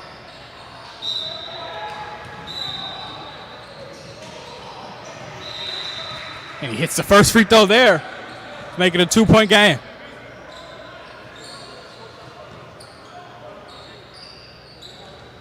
Lynn King subs in for George Hill there. Reed goes 2 at the line. He's another 2021. Also heading to JUCO.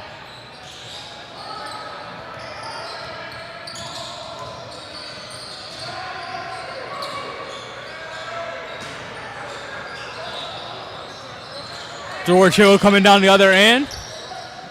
Luke Carroll gets it over to Sean Black. Black in the lane, pulls up for the mid-range shot and hits it.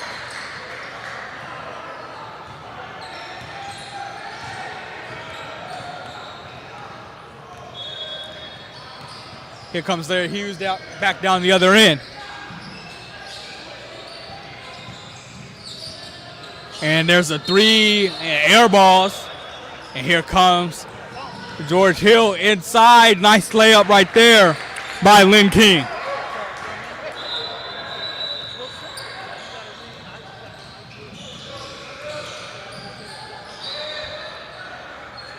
Another air ball, back-to-back air balls on threes right there.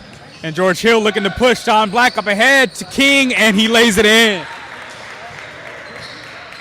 It's an 8-0 run right here for George Hill, and they lead by 5. Nice little flurry.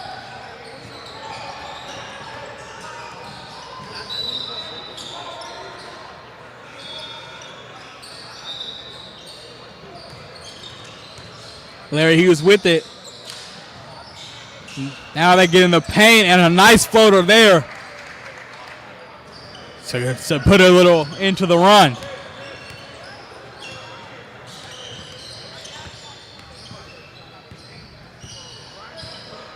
They swinging around the court now.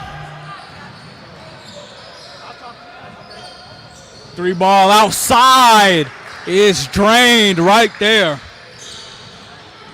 Nice looking shot by Luke Carroll.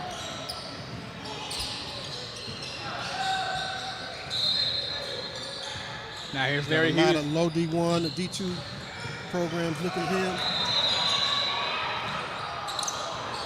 And good steal right there by Lynn King. He's done some nice work for George Hill these last couple of minutes. Swing it around, Black corner 3. Knocks it down. And this George Hill team can't miss right now. As a timeout is called by Larry Hughes. 18-9 lead for George Hill in this one. 17U action about midway through the first half in this game. And George Hill's look very impressive so far, Tony. Well, they have. I mean, they came out with some energy. It's interesting. They don't really say. I mean, Georgia's got two 17U teams, and they don't say one's an 18, one's a B team. But when they had a scrimmage a couple of months ago. I mean, this team actually beat, the other team that's got some guys with a few more offers than they do. Right. So But that's the thing about this group. They play hungry, they play hard, and really that's what coaches like to see anyway. They want to see who's going to get out here and compete. And, that's the thing about I've never seen a George Hill program or Georgia team at any grade level that didn't do that, that didn't compete hard, play hard. And like you said, that's exactly what they're doing so far in this game. And they are on a 14-2 run, leading by 9. Got Hayden Roach into the game now, number 33. He's a 6'9" prospect out of Evansville. Evansville North, I believe. Really good size. That's a nice take and a finish right there by Larry Hughes. Sean Black bringing it up for George Hill.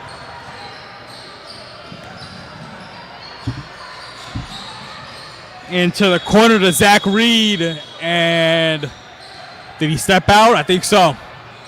Yes, he did, so it'll go back over to Larry Hughes Basketball Academy.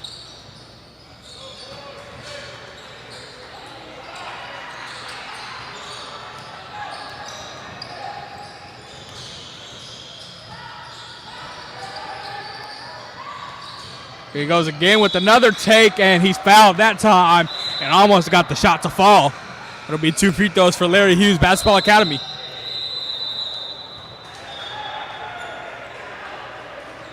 Seven-point lead for George Hill, all Indy. First free throw is short.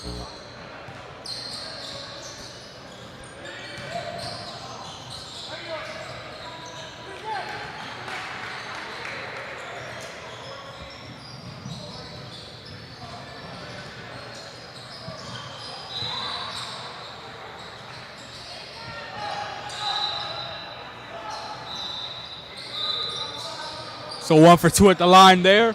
Still a 6-point lead for George Hill. Sean Black pulls up for the 14-foot jump shot, misses, offensive rebound, and it's put back in right there on the play. Doing what he needs to do, that size. Hayden Roach right there with the putback. Step inside, nice putback.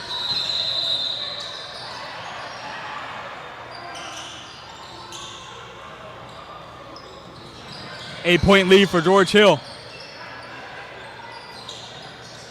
Mayo Harrell setting the screen there. Nice spin move, and that is the goaltend. Good move there as Hayden Roach was just a step late right there, and he hit it after it touched the glass.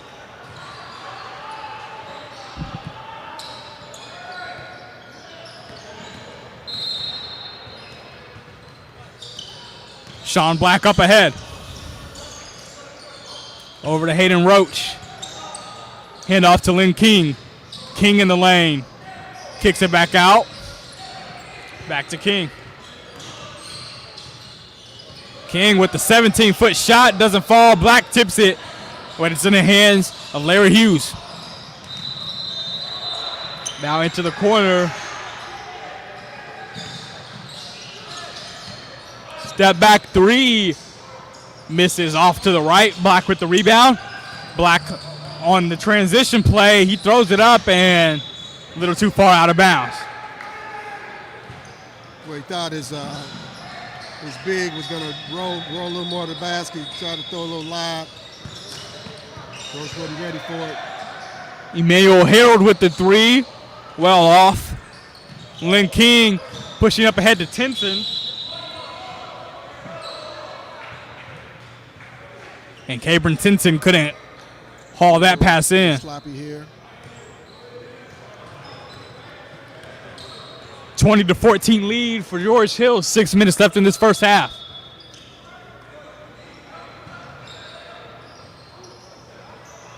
Larry Hughes Basketball Academy with the basketball. Inside layup is good.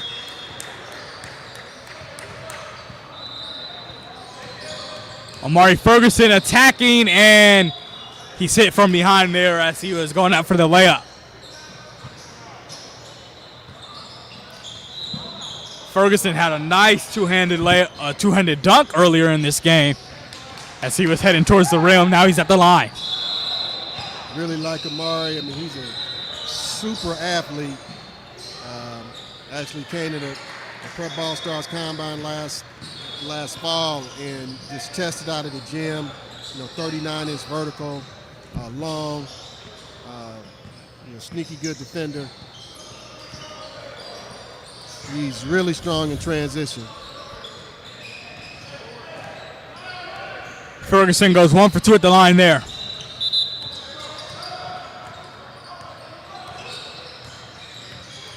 Here's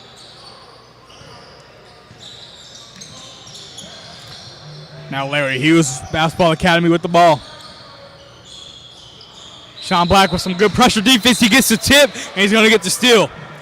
Black in transition, left-handed layup, puts it in.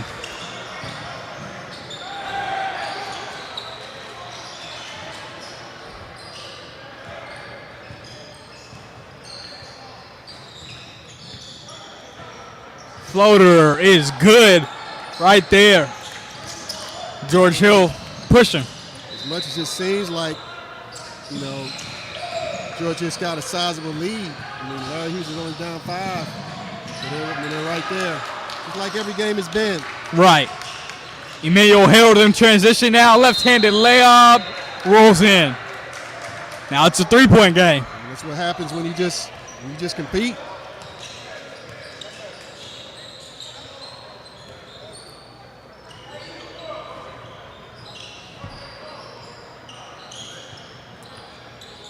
Now Tinson's going to take the 3, rattles out, and Larry Hughes gets the board. Here's another drive inside, and that's going to be a late whistle, but a foul called right there on Luke Carroll.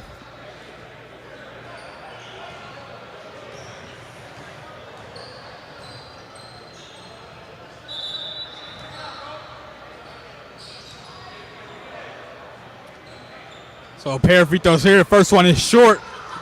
Right there, George Hill still leading by 3. 3 minutes left to play in the first half.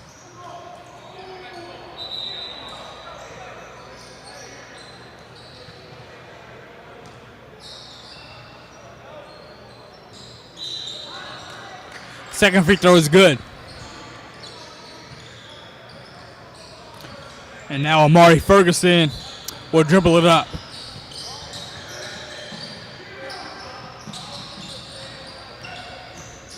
Hand off to Sean Black. Back over to Black. Down low here, Jaden Malachi. Malachi with the layup. Misses, gets his own rebound, and finishes with the foul. Strong finish. Good aggressiveness right there by Jaden Malachi.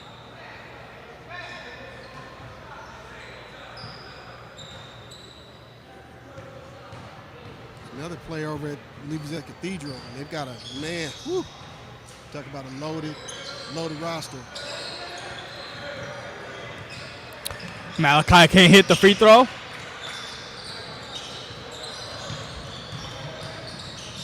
And no finish there. Up ahead to Malachi again, and he's blocked that time. Here comes Larry Hughes.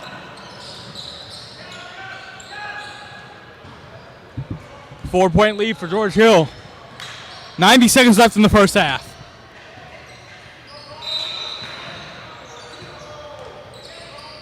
Deep 3. Short. Black with the rebound. Sean Black with the speed. Bounce pass to Malachi, who finishes.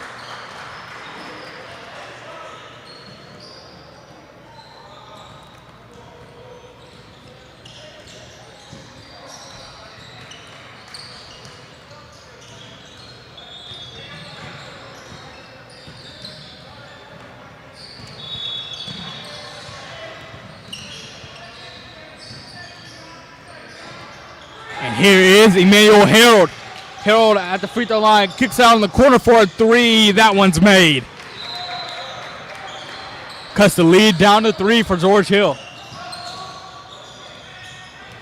Another close fought competitive game.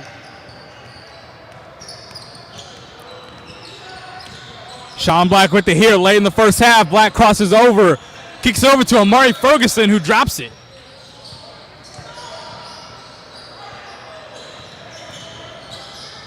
And Looked like they were going to get the last shot, but yep, they can. turnover. A 3 would tie it, a 2 would make it a 1-point game. Here's Emmanuel Harold. Harold crossing over. Harold will shoot the awkward shot, but he banks it in at the horn. And it's a 27-26 game.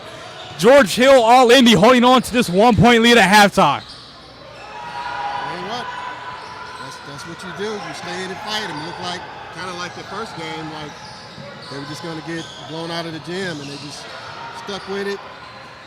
Kept fighting, chipping away at it. And we have a game on our hands in the second half. And this George Hill team came out really strong, but this Larry Hughes squad wasn't going to go away easily, and now they're in it. Once again, this is the George Hill Pro Player Showcase. You're watching this on Prep Ball Stars. I'm Zion Brown here with Tony Leach. And we've had 2 1-point games to start the day, and right now this is a 1-point game at halftime. So this is what you want. That's what you want. And, you know, we couldn't play in a better facility. I mean, this is the Teague family, you know, Jeff Teague, Marcus Teague, Sean Teague, and Carol, the owners. And fabulous facility, 3 courts, state-of-the-art.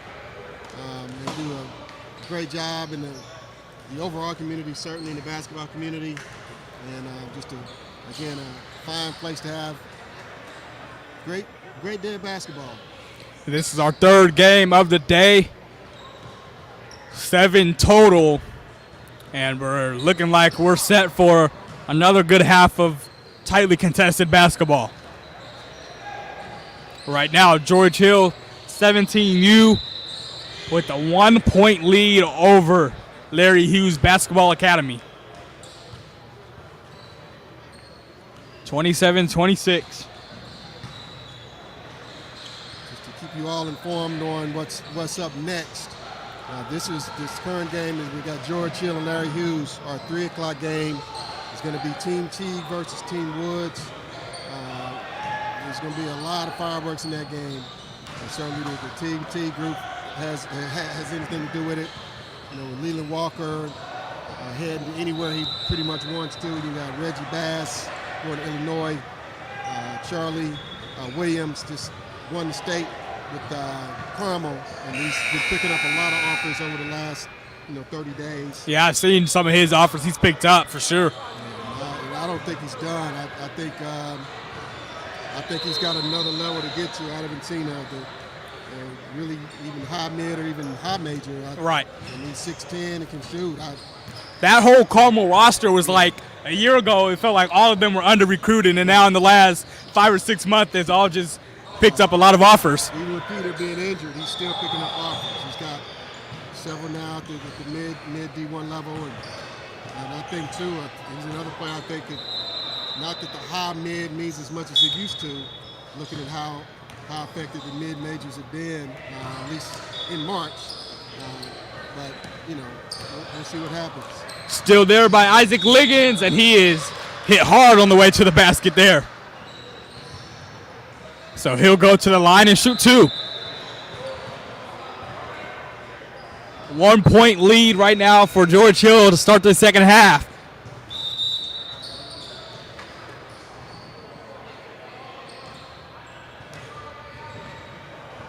.30 seconds in, Liggins with the pair of free throws, and he makes the first.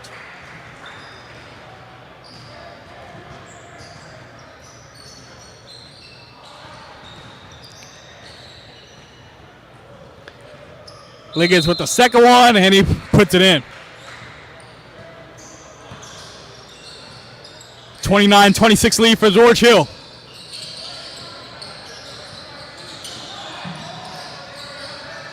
And Larry Hughes swinging it around, a little bit of a zone defense trap here from George Hill. 3 is up.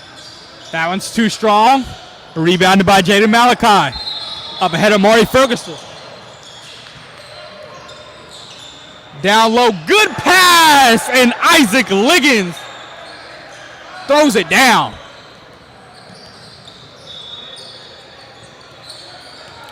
Liggins now playing some press defense, following wherever the ball goes. Larry Hughes swinging it around with the three. Mayo Harrell couldn't get that one to fall, and a foul is called down low on Larry Hughes.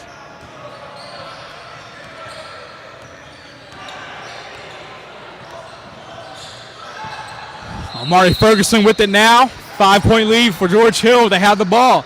Now they get it down low. Fadeaway rolls out there for Luke Carroll. Offensive rebound. Jaden Malachi lays it in. Works hard. He's physical down low. Mayo Harold finds the mid-range spot. Can't hit it. Ferguson with the board. Ferguson bounce pass. Good finish. Zach Reed. Good teamwork there. Ferguson with a nice dish to his teammate. And they have grown the lead up to a 9-point advantage now, 35-26.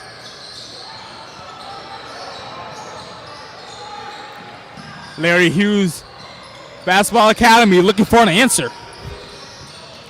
Into the corner. They get the three off. Another miss. Ferguson demonstrating that 39-inch vertical I mentioned. There we go.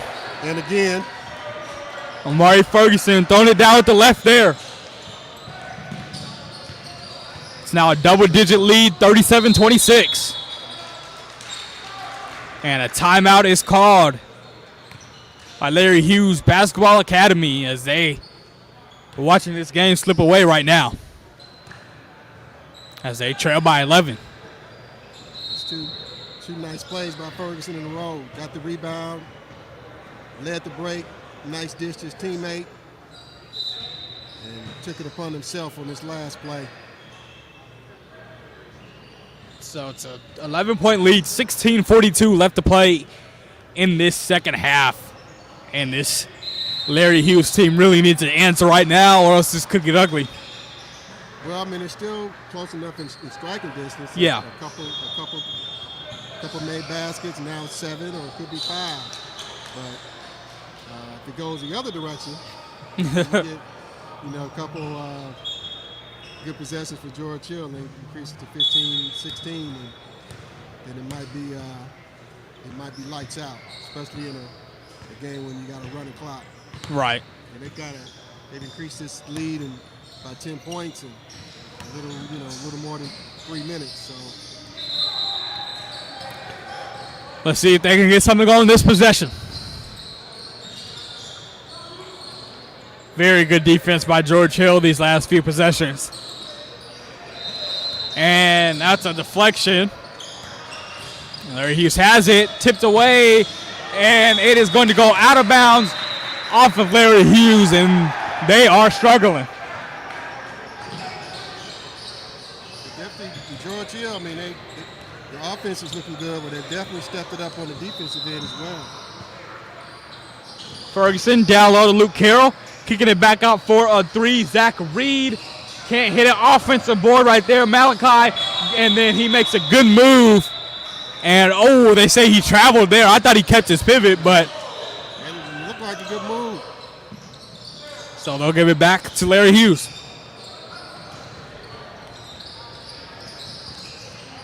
He's in there scrapping and fighting.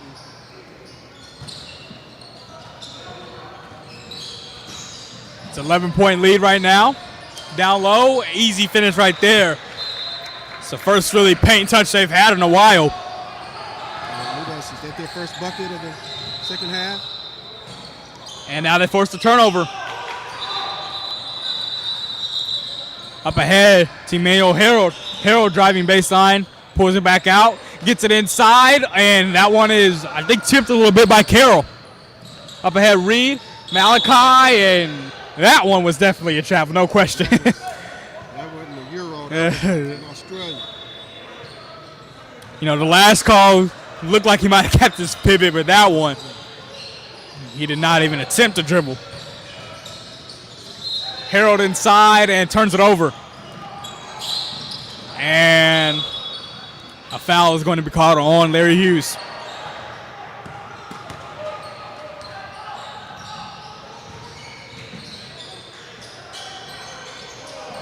9-point lead for George Hill right now. 14 and a half left to play in the second half.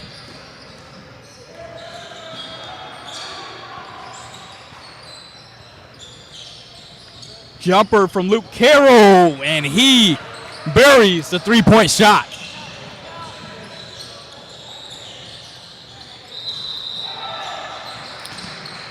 Now a 12-point lead for George Hill. Swinging around.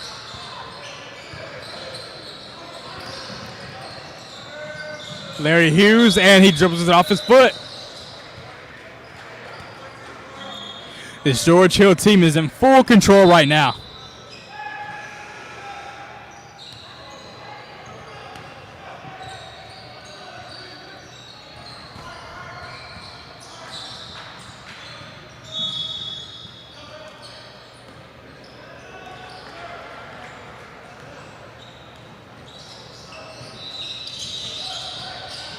Ferguson exploding to the rim again, and this time he's fouled on the way up.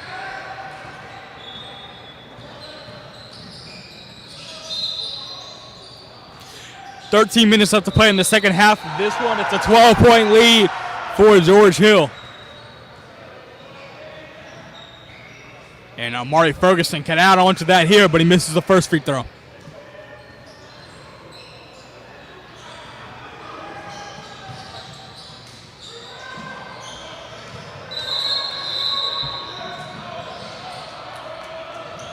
Second free throw is sunk there by Ferguson.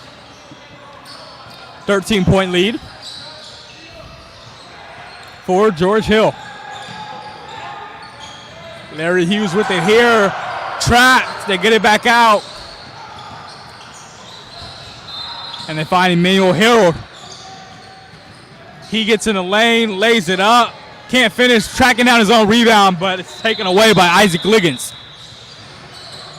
Over to Zach Reed. Reed inside. Reed lays it in.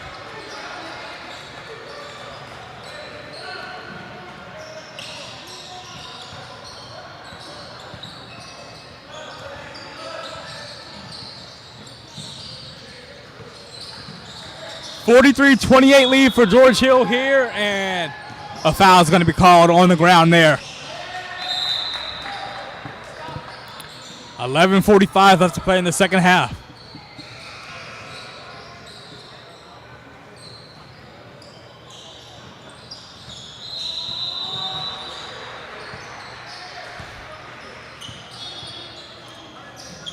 In the corner, open three, airballed.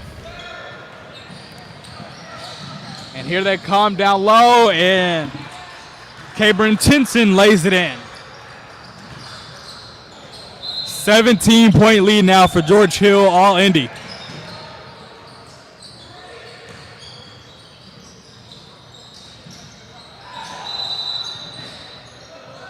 Long two there, rolls off the rim. Rebound by Lynn King. Hayden Roach brings it back out to Amari Ferguson. Down to Roach in the post, back to Ferguson. Swinging it around, now back to Roach again. This time he goes up for the shot, and he's fouled.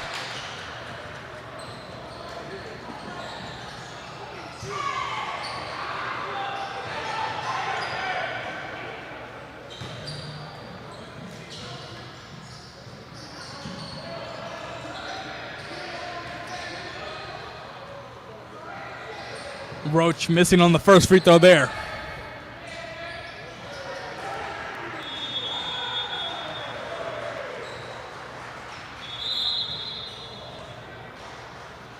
The second one from Hayden Roach, that one's good.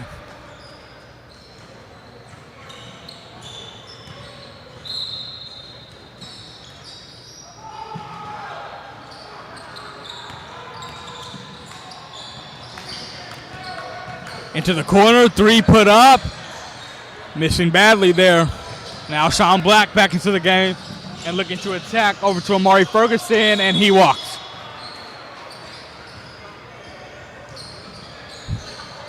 Ferguson got caught there, didn't know where to go with the ball. He just took an extra step on that play.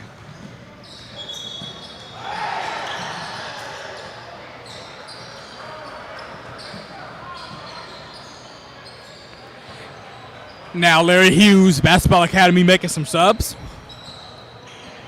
It's an 18-point lead for George Hill. Well, you said a few minutes ago it could go either way. And right now, it's stretched out in the favor of George Hill. See if Larry Houston going to run, get back in it.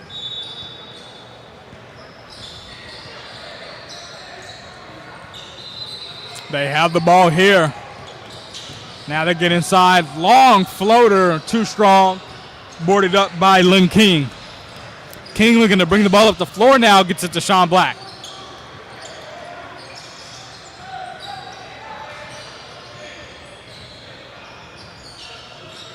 They bring it back around, Amari Ferguson.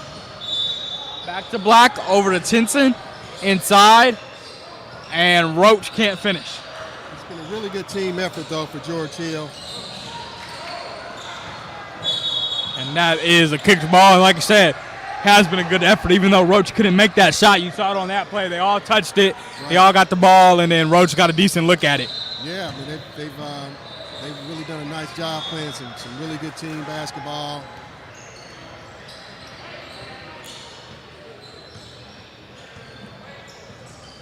That three is missing. Now up ahead, Gabriel Tinson. Tinson left-handed, misses. Ferguson can't put it back. And here comes Larry Hughes back with it. Still an 18-point game. And a travel's called.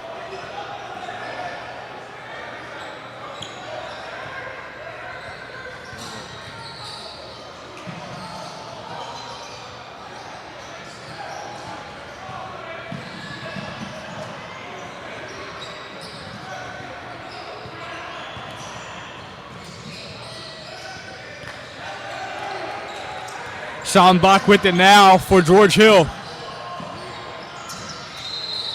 Yeah, Hill seems intent on just really taking their time. Reed with the three there. And Larry Hughes was kind of in his zone, not being aggressive. I mean, they've got to be aggressive defensively. Now the ball. Now a 21-point lead. As that one is missed, rebound being tracked down. Luke Carroll gets it for George Hill over to Sean Black, and he can't finish. Here's Emmanuel Harold. Harold in the lane, kicks it out. Three ball. That one's short. And this Larry Hughes team has not been able to hit a jumper, it feels like, all game. Well, you're right. I mean, it's 28 points, so makes it a little tough. But again, they got to get more aggressive defensively. Luke Carroll with the three, he drains it. Giving George Hill wide open looks from the three, they're going to knock some of those down. And a timeout is called, I believe. There's some sort of stoppage, as they're just going to let them make subs. I think they might have called a timeout just to sub in some other players. Only 2 points in the second half for Larry Hughes Basketball Academy.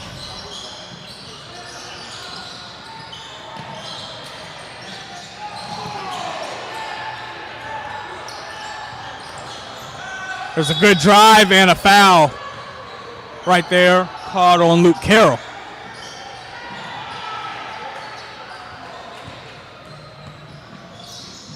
So free throws coming up here for Larry Hughes.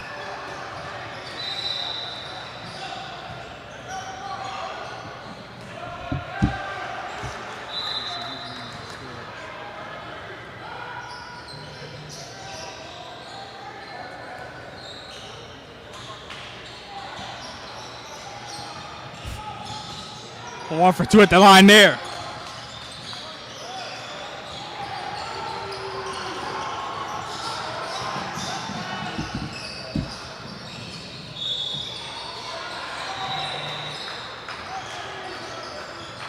They get it inside to Jaden Malachi. Malachi with the move, and he can't finish. Malachi tracking it down, and it goes out of bounds.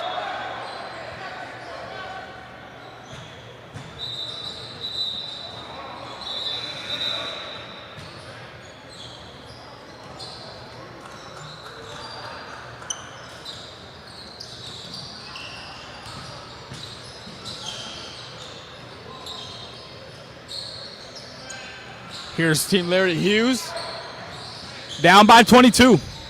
But it's a good move there, but Harrell couldn't finish.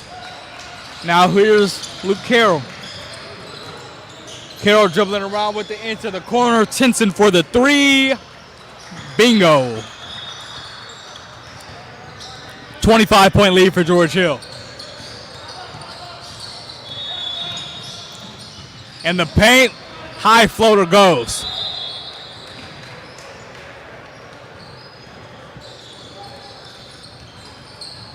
Zach Reed on the other end. Into the corner, and another three made there. That time Isaac Liggins knocks it down.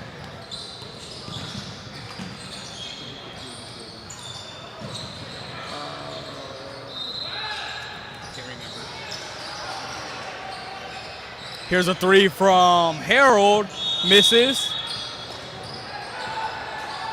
And there's going to be a timeout here. 26-point lead for George Hill.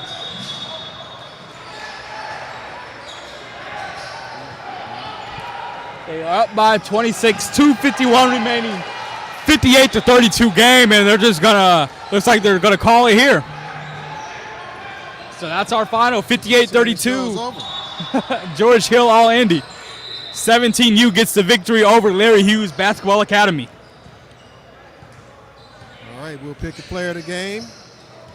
Looks like we're going to have number 2, Luke Carroll for George Hill.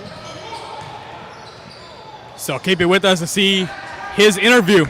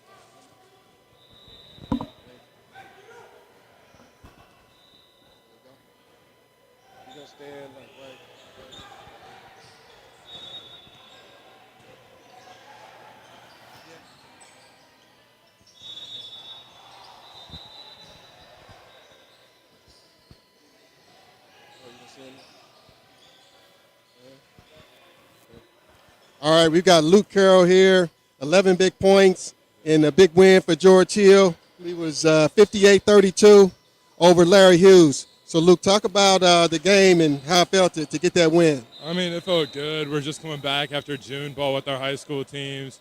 I mean, I would say today we're looking pretty good. We won both games by like 20+. Then tomorrow, I think we play EG10 and Indiana I, so that was two good teams. Looking forward to playing them. We're moving the ball really well. Good. Everybody's scoring in different ways, so can't complain about that. Okay, so talk about your recruitment. I know you're looking to still get recruited. Yeah. So who you've got right now? I have interest from Wright State.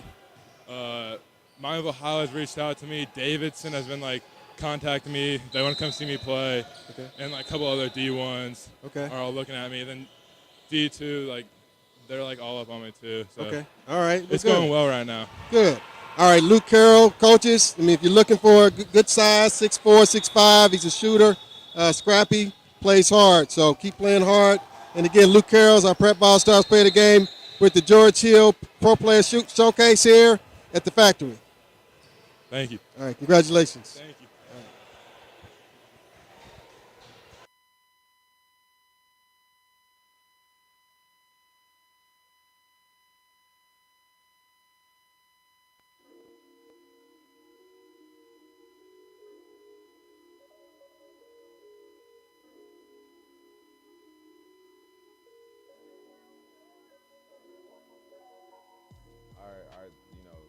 jerseys last season were a huge hit. SBI did a great job of putting those together. We were styling on the court. A lot of teams, saw our jerseys and uniforms and asked, a lot of questions on, where we got those, where we came up with the idea. And this year it was kind of like, what do I want to do? I was like, I want to go with some vintage Chicago Bulls themed uniforms. His slogan is, you create your own adventure. So I wanted to create something that would be different from what everybody else in the program was leaning towards. I was looking at some polo underwear shorts. I really liked the visual of them with the little polo signs everywhere. It was unique, it was different. I haven't seen it before, so with the double T's. Everywhere we go, fans are like, man, those are some really nice uniforms, especially our black set. People really love our black set. I wouldn't have chose nobody else different to do the uniforms. They came out very nice. I think we one of the freshest teams in the country when it comes down to it as far as uniforms. And I believe, look good, play good. So that's the motto, and we look real good.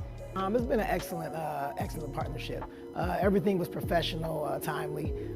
We got what we needed, so we appreciate the hard work that has gone into everything, and as far as the process and everything that we've received. Just the professionalism too. It's just excellent. So communication was excellent. It's just been a very good process. We really enjoyed the partnership and working with SBI. Everybody loves it. Everybody definitely loved it. Yes. They had a bunch of other teams that were like, man, where'd y'all get those from?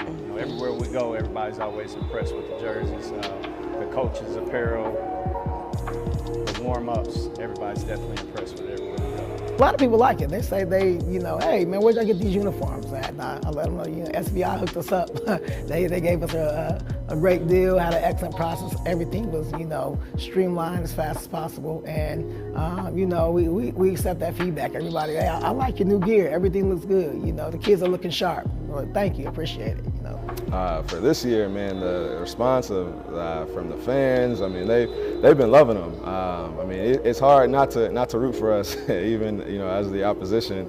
They love the jerseys, but not only do they love the uniforms, and they love the athletes that are competing in them. And so when you have a top team and a premier team, it's definitely only right for them to wear jerseys that fit, and they're just as top and premier as they are.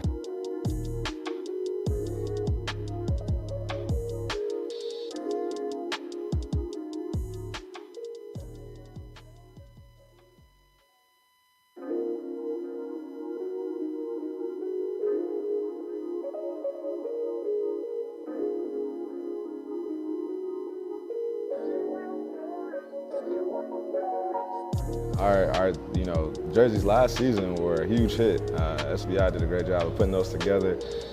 We were styling on the court. A lot of teams, saw our jerseys and uniforms and asked, a lot of questions on, where we got those, where we came up with the idea. And this year it was kind of like, what do I want to do? I was like, I want to go with some vintage Chicago Bulls themed uniforms. His slogan is, you create your own adventure. So I wanted to create something that would be different from what everybody else in the program was leaning towards. I was looking at some polo underwear shorts. I really liked the visual of them with the little polo signs everywhere. It was unique, it was different. I haven't seen it before, so with the double T's. Everywhere we go, fans are like, man, those are some really nice uniforms, especially our black set. People really love our black set. I wouldn't have chose nobody else different to do the uniforms. They came out very nice. I think we one of the freshest teams in the country when it comes down to it as far as uniforms. And I believe, look good, play good. So that's the motto, and we look real good. It's been an excellent partnership. Everything was professional, timely. We got what we needed, so we appreciate the hard work that has gone into everything, and as far as the process and everything that we've received. Just the professionalism too. It's just excellent. So communication was excellent. It's just been a very good process. We really enjoyed the partnership and working with SBI. Everybody loves it. Everybody definitely loved it. Yes. They had a bunch of other teams that were like, man, where'd y'all get those from? Everywhere we go, everybody's always impressed with the jerseys, the coaches' apparel, the warm-ups. Everybody's definitely impressed with everywhere we go. A lot of people like it. They say hey man, where'd y'all get these uniforms? And I let them know, SBI hooked us up. They gave us a a great deal, had an excellent process. Everything was, streamlined as fast as possible. And, we accept that feedback. Everybody, hey, I like your new gear. Everything looks good. The kids are looking sharp. Well, thank you, appreciate it. For this year, man, the response from the fans, I mean, they've been loving them. It's hard not to root for us, even as the opposition. They love the jerseys, but not only do they love the uniforms, and they love the athletes that are competing in them. And so when you have a top team and a premier team, it's definitely only right for them to wear jerseys that fit, and they're just as top and premier as they are.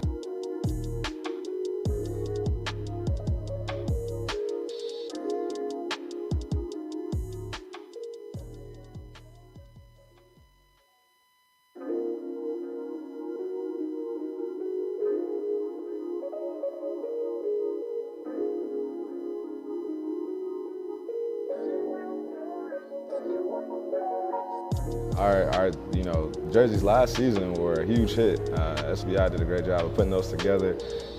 We were styling on the court. A lot of teams, saw our jerseys and uniforms and asked a lot of questions on where we got those, where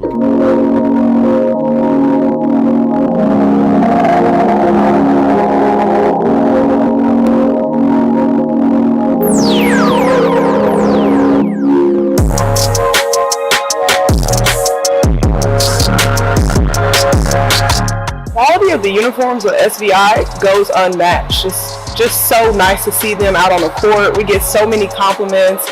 People want to know where we got our stuff, how long did it take. I've gotten many referrals sent to SVI. We're just very happy, and we want to do more business with them. I'm thinking of more designs and more creative ways that we can show the logo and be a part of the SVI family even more as it's growing.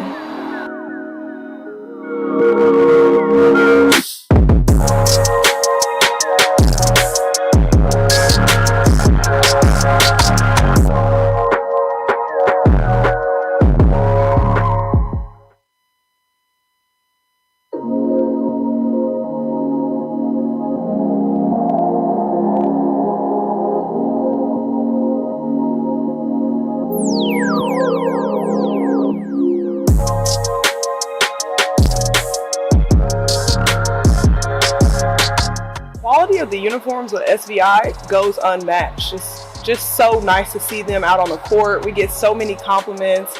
People want to know where we got our stuff, how long did it take. I've gotten many referrals sent to SVI. We're just very happy, and we want to do more business with them. I'm thinking of more designs and more creative ways that we can show the logo and be a part of the SVI family even more as it's growing.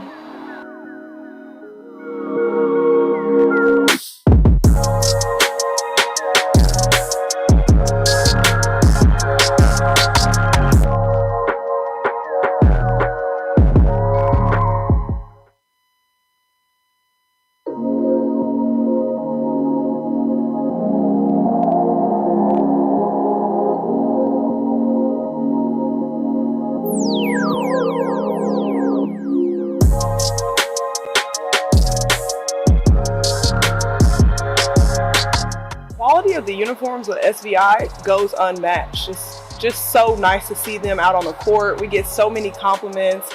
People want to know where we got our stuff, how long did it take. I've gotten many referrals sent to SVI. We're just very happy, and we want to do more business with them. I'm thinking of more designs and more creative ways that we can show the logo and be a part of the SVI family even more as it's growing.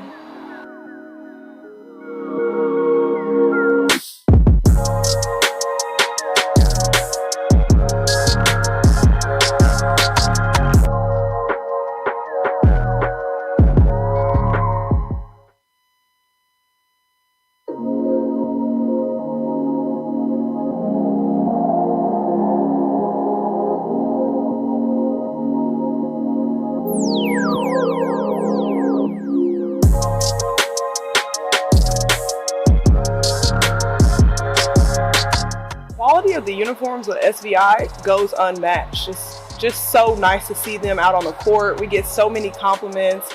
People want to know where we got our stuff, how long did it take. I've gotten many referrals sent to SVI. we're just very happy, and we want to do more business with them. I'm thinking of more designs and more creative ways that we can show the logo and be a part of the SVI family even more as it's growing.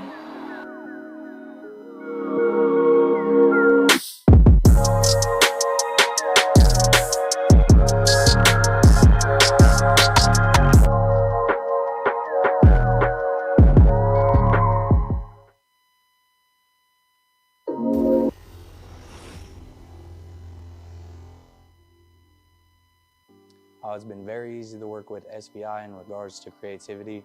I basically just told him a little bit about what I wanted him to do with our uniform, showed him our uniforms from last year, and he made them 10 times better than anything that I could imagine. The creativity was on point.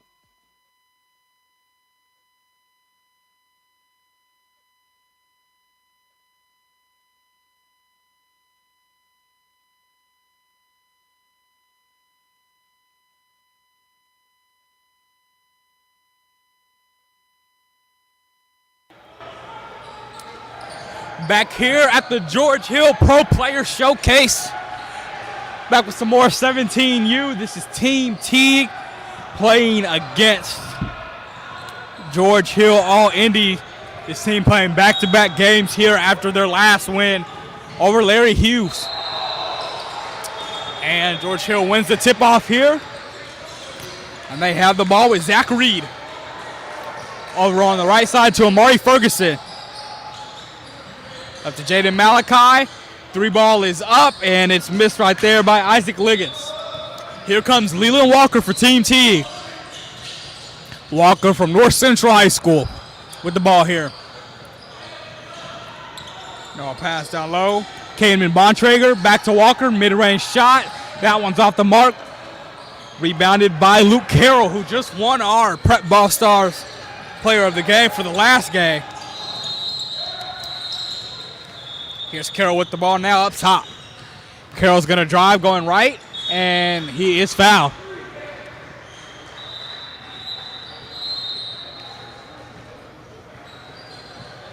No score yet, a minute into this game.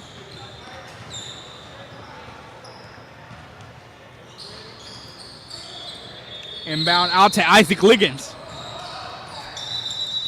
Crossover here by Amari Ferguson, and he's fouled. So Team Teague has been aggressive here to start. Or excuse me, George Hill has been aggressive to start the game. This game should have a lot of fireworks in it. You got some high flyers on both sides. And the thing about that Teague group, they are a big game hunting team, and they beat CP3 earlier this year. That was their first loss in a couple years. And just recently here, they beat Mac Irvin Fire, EYBL team. So they know a little something about victories. And even more importantly, victory-wise, they've got a lot of kids with a lot of offense. Jaden Malachi swings it back around. They find Isaac Liggins. Liggins off the dribble here. Swing it around, and they get to Zach Reed. And George Hill, of course, knows that. So what better way to make a statement than to take this team down today. And a nice contested jumper made there by Jaden Malachi. So they definitely won it. Pass tipped away there, and a foul.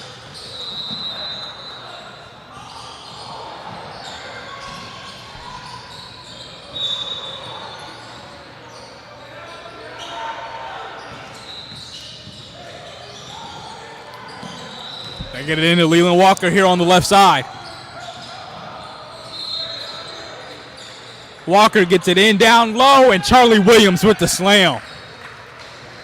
And Charlie really, his recruitment has really picked up. I mean, I took a look at him in the spring, and he looked like he'd grown. I mean, as I said to him, he's up to about 6'10" now. Really soft touch on the outside. And he's not afraid to bang down low either. And that one's tipped away. Here comes Team Teague on the other end. Nice pass by Leland Walker. Reverse layup is made there by Rasheed Jones. Excuse me, Reggie Bass with that layup. Reggie Bass Illinois commit, top 100 players in the country. As Luke Carroll couldn't make that floater, but it's knocked out of bounds by Team T. Reggie played at Elevation Prep last year. He's actually heading to Tech, Arsenal Tech, for his senior final year before he heads off to Champaign.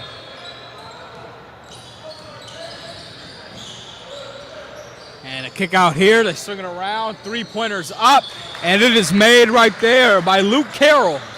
It's Carroll, our MVP from the previous game. 2-point lead for George Hill, who's Leland Walker down low, thrown down right there by Cayman Bontrager. That's a real simple play that college coaches really want to see with Leland, because he's really more of he scores like a 2, but they can see him play some point guard too. That's going to be a position he's going to have to play in college, especially at the highest Division I level. And as you say that, Leland turns it over. His ability to score is second to none.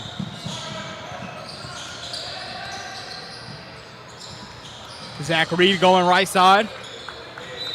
2-point lead for George Hill right now, and they have the ball. Jaden Malachi with it. Hands it off down low. Good feed, Isaac Liggins. And one with the dunk. I think these George Hill guys don't know that Team T players got a bunch of offers.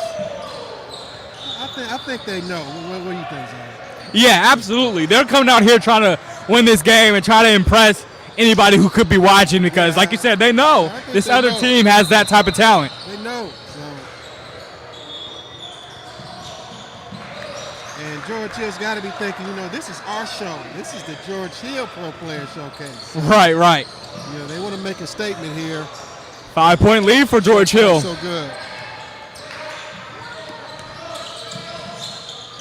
We're in the corner. Reggie Bass for the 3, rims out. Rebounded by Luke Carroll. Here's Zach Reed with the basketball. Reed on the drive, and it's off of him. Nice play by Leland Walker to get his hand in there and then force the turnover.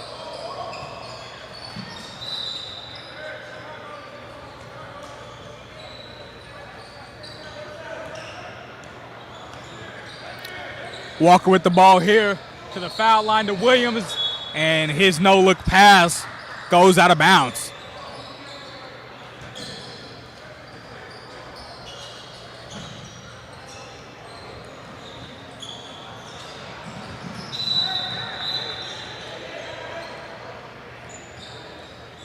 Here's Amari Ferguson for George Hill. Handoff. Now Zach Reed with it. Reed back to Ferguson. Ferguson down low. Jaden Malachi, reverse.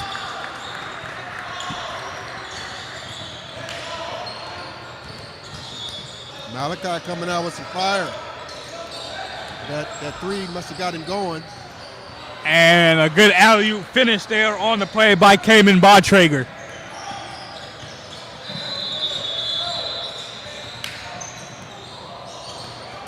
Five-point lead for George Hill. Here's another 3 from Luke Carroll. That one rims out. Team T looking to push here up to Bontrager, and he gets it with the foul. Real nice transition play. Shee Jones started out his high school career at Marion and did Elevation Prep last year. He's got several offers. 3-point play by Bontrager. Winthrop, New Orleans. For Jones. Sean Black just subbed into the game. He has the basketball, and he hands it off to Amari Ferguson. Ferguson over to Isaac Liggins. Running the 3-man weave here. Here's Black with it again. 2-point lead for George Hill right now, and they have the ball. Over to Ferguson again.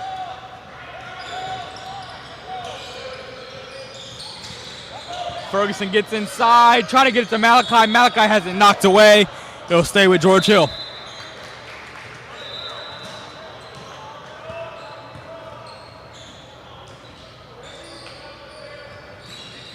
Inbounded up to Malachi, over to Sean Black. And they call an illegal screen right there on Jaden Malachi.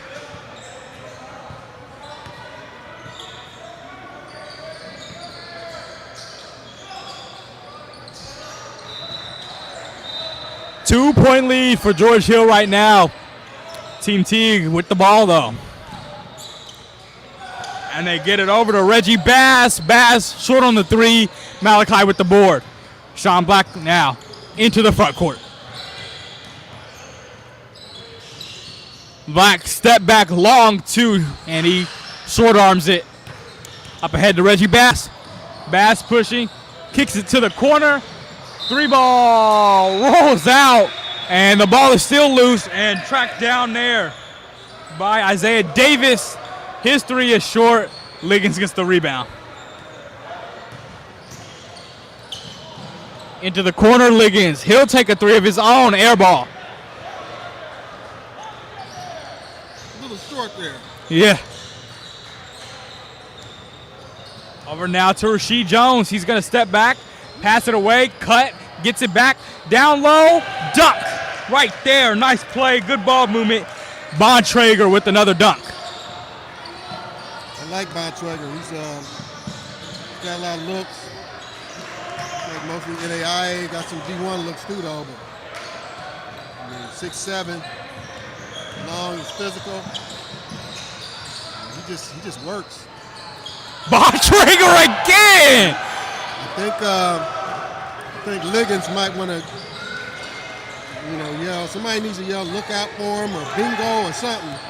It's just back-to-back getting dunked on. And there's a turnover. It's a tie game, 15 apiece. And they get it down low. Isaiah Davis over to Bass, and he's going to pull it out. Up top, Jones makes the three-pointer. Rasheed Jones giving Team Teague a three-point lead over George Hill right now. And 9 minutes left to play in this first half, and they've kind of taken over in these last couple of possessions. Well, they haven't even started playing hard yet. They're just exhibition play at this point, but I think they'll pick it up. I'm sure Coach Turner is telling that over there. Look, I know they got to play harder.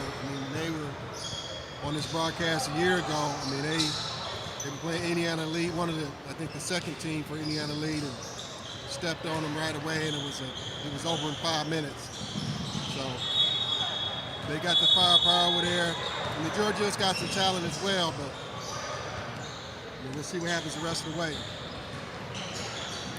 18-15 lead for Team Teague right now. 9:01 left to play in the first half as we've gone on a little run here. George Hill with the timeout looking to respond.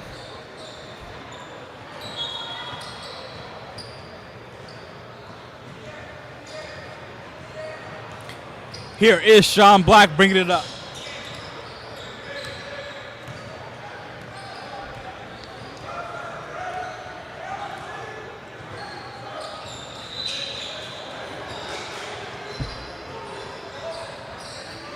Back over to Black. Omari Ferguson with it. Black again. Now Cabron Tinson has it. Black is going to step into the three, but he can't hit it, and they push it ahead immediately here. Rasheed Jones, layup miss, gets his own rebound. Over to Charlie Williams, who lays it in. 5-point lead for Team Teague now, and they weren't ready to get back on defense, so Reggie Bass just grabbed a hold of Sean Black there.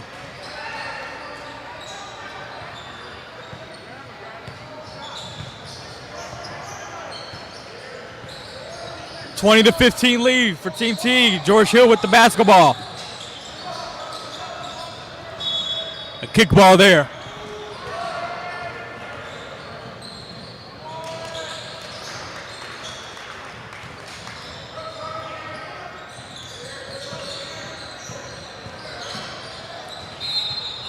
Sean Black with it. Jumper missed right there by Hayden Roach, but they get it back, and Black shoots the three. He misses that, but then another follow-up shot. Omari Ferguson lays it in.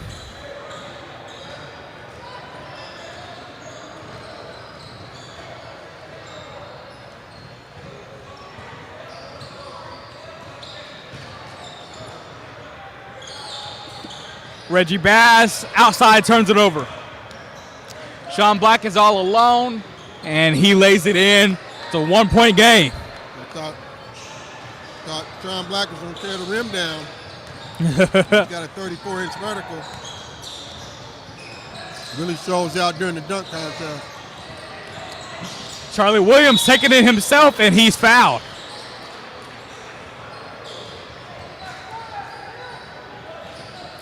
Charlie Williams, the 4A state champion from Carmel. As you mentioned, getting a lot of offers here in the last several weeks. And he hits that free throw there. I don't think he's done. I don't know whether he'll go there, but I think he will get some high major offers before it's all said and done with. I mean, there's just too much talent there. I mean, there's too much potential and too much size. I mean, he's 6'10", got a really high basketball IQ. He's a winner, smart kid. So I think someone, I don't know who, but I think someone is going to take a good educated chance. Right. Good ball movement right there by George Hill on a little bit of a scramble drill, and Lynn King puts it in.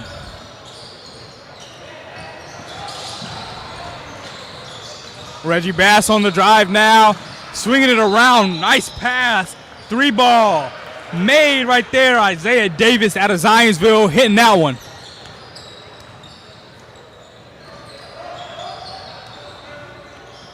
Davis has got some good looks. Really good size. And he's another one at 6'9", and he just showed you some range. He's got, Morehead State, Citadel, IUPUI. So he's getting some really good looks.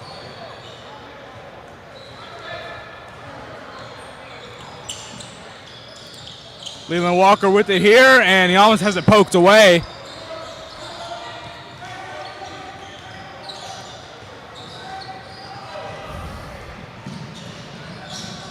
Four-point lead right now for Team Teague. Walker gets inside and finishes. Nice layup there by him. Now here's Sean Black coming down the other way. Leland Walker is really the toughest scorer in the state. I don't even think that's a question.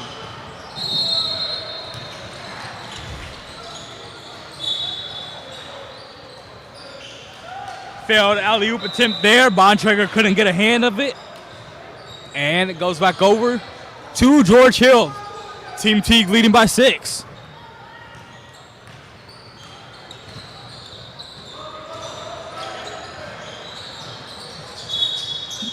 And out of bounds over there in that corner.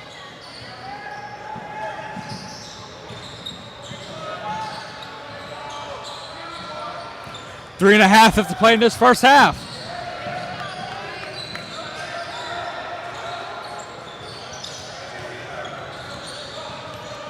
Still anybody's ball game. It seems like Teague should have a wider lead, but it's just a 6-point game. And a foul right there as Bontrager once again rim running and going up for a dunk. Got fouled.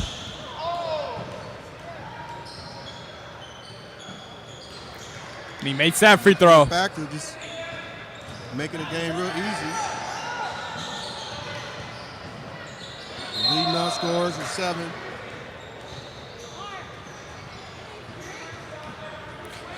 Two for two at the line there. It's an 8-point lead now for Team Teague. Sean Black over to Zach Reed. They swing it back around to Black. He's short on the three and tipped out of bounds right there off of Lynn King.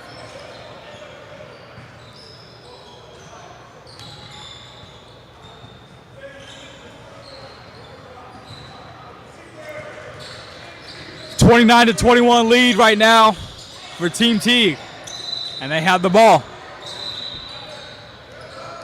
Leland Walker driving inside. Can't finish. Up ahead to Sean Black.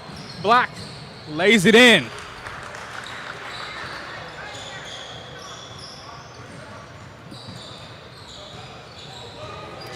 (29-23).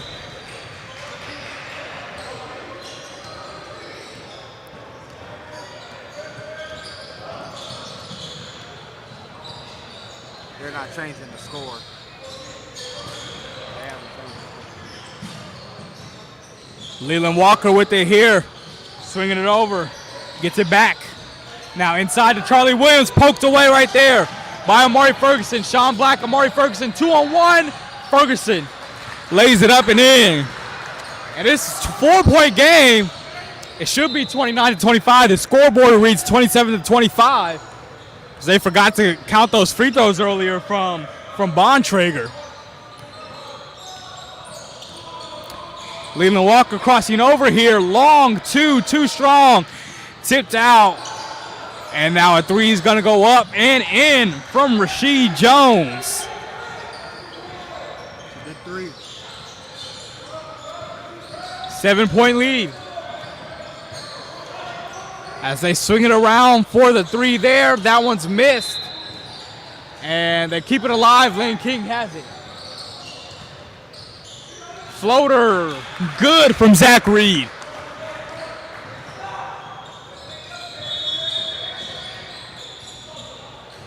Hey, look, George Hill is scrapping. Again, that's the thing about the George Hill teams. They will fight. They fight to the end. And it's a 5-point game, 32-27. There's 22 seconds left in this first half. And Team Teague is likely going to hold this ball for the last shot. That would be the smart play, but unless they can get an easy bucket. Right. Once again, you're watching the George Hill Pro Player Showcase here, live from the factory in Indianapolis. I'm Zion Brown here with Tony Leach on Prep Ball Stars for this action here today. 22 seconds left in this first half. Team Teague in the timeout right now. Now about to come out of it.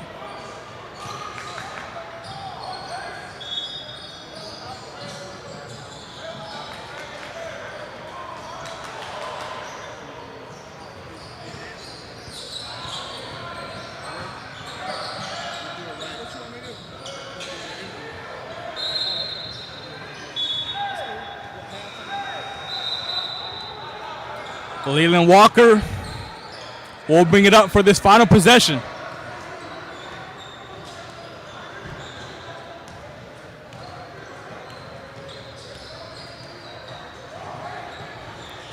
Over to Bontrager. Inside, finished off right there by Charlie Williams. At the buzzer, that one misses, and it is a 7-point lead at the half. 34-27 lead right now for Team Teague over George Hill.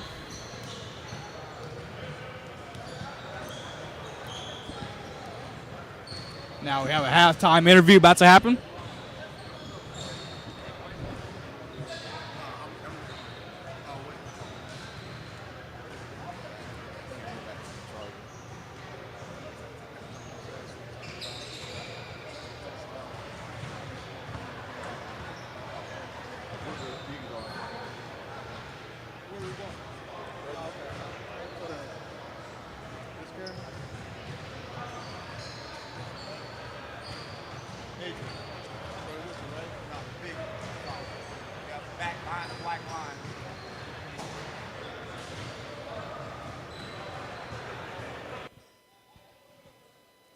This one? All right, we're at halftime of a great game, Team Teague and George Hill. I've got Omar Dillard here. He's a head coach at Tinley High School, but he's got a phenomenal new platform that he wanted to talk about as a youth sports navigator. So Omar, talk about the purpose of Youth Sports Navigator and how you came up with it. Thanks, Tony, for having me on. Basically, the Youth Sports Navigator is a platform and really a blueprint for parents starting out ages first grade all the way up till 12th grade. But really, it's just a platform to help parents with decision making, whether it's which AAU team do I put my kid on based on his ability or her ability. It's how do we train, what's the proper way, when should we introduce weights, and then even on up into high school, like how do I pick the right high school? Is my son or daughter undersized for their position? What do I need to do? How do I get them recruited? And so through years of experience of having my own children, as well as through research that I found about the benefits of playing sports, it's about getting your kid confidence, but also giving them the right situation.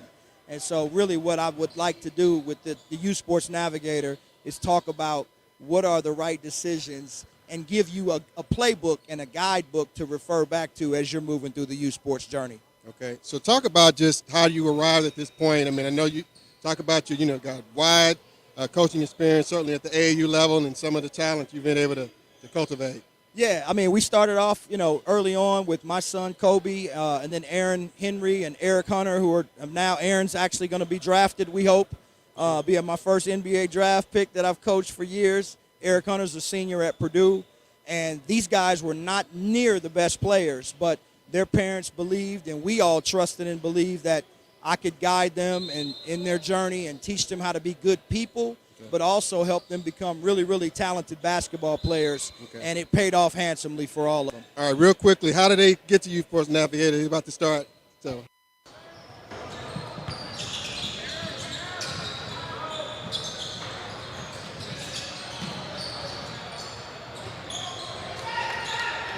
Second half of George Hill and Team T.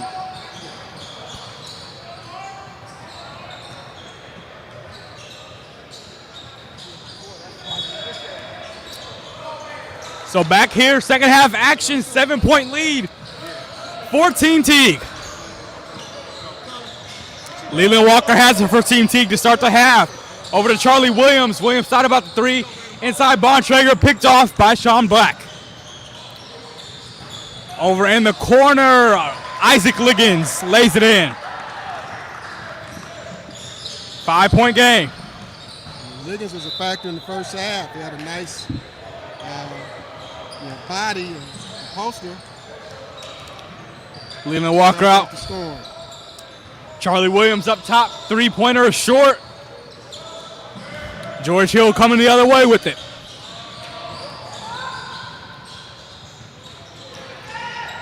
They kick it out to Black. Black for the three. Misses. Offensive rebound. Another offensive board here. Now it's Black. Over to Zach Reed. Reed steps into the tray and buries it. That's a good-looking shot by Reed. And just like that, it's a 2-point game.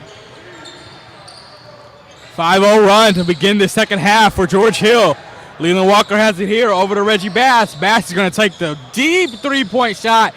Rims out. Black gets the board for George Hill. They can tie or take the lead with the bucket here. And they're going to go for the leads, but that one doesn't fall for Zach Reed. George Hill coming up the other way over to Charlie Williams. Williams posting up. Fade away. Rims out. Sean Black with it now. Well, Sean Black is always around the ball.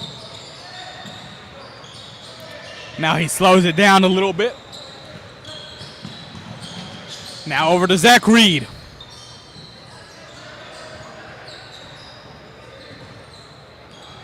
Here's Black with it again. Black crossover, three-pointer, short, and it goes out of bounds.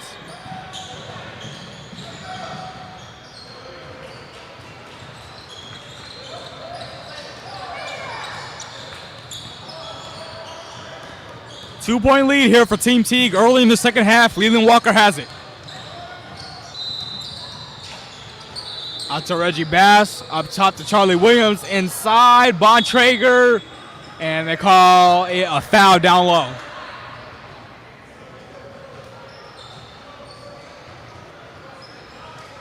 They called that on the floor. They find a man in the corner. Good pump fake. And Jones couldn't hit. Now Sean Black is fouled around half court.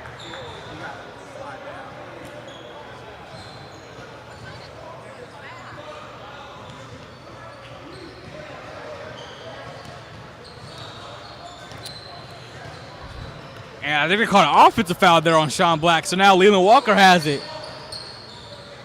For Team Teague. Walker, runner in the lane.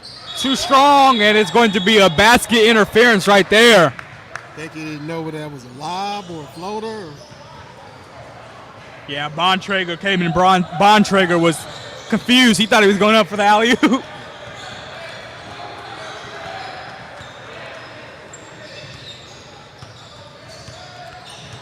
So back over to George Hill now. Still a 2-point game. They get it inside, and the finish from Luke Carroll ties us up at 34. That's a nice finish by Luke. On two bigs inside. Here's Leland with it now. Walker crossing over. Charlie Williams doesn't know how to screen him. And there he goes. Now Walker drives a little bit, but he pulls it back out over to Reggie Bass.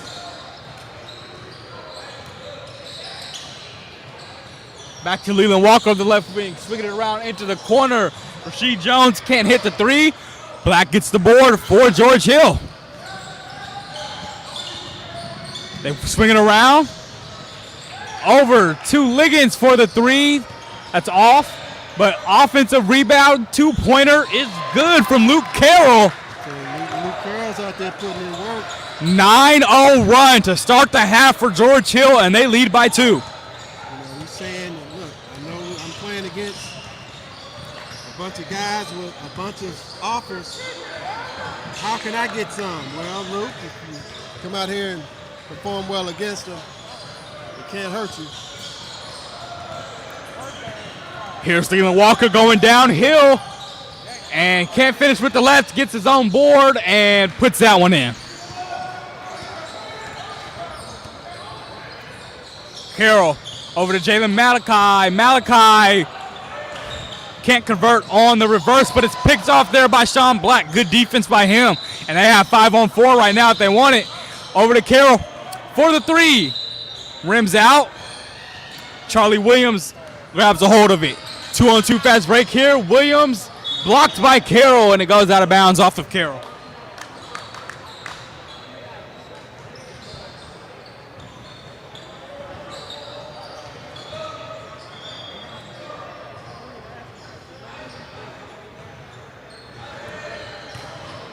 Two-point lead right now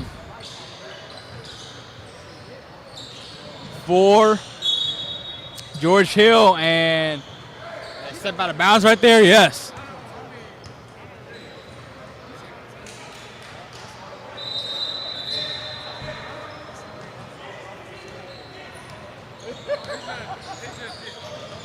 Zach Reed brings it up. And now a zone here from Team Teague. Back over to Reed. Into the corner, Tinson up top. Carroll pump fakes. Back to Tinson, who takes the three and makes it. The way Tinson shot the ball today, looks like he needs more shots. Stepping into that three, nice. 5-point lead for George Hill, and out of bounds there.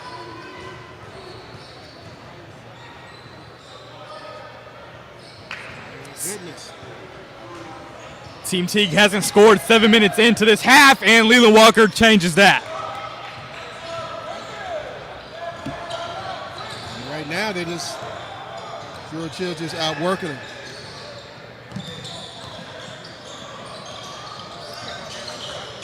Here's Amari Ferguson. Can't lay it in.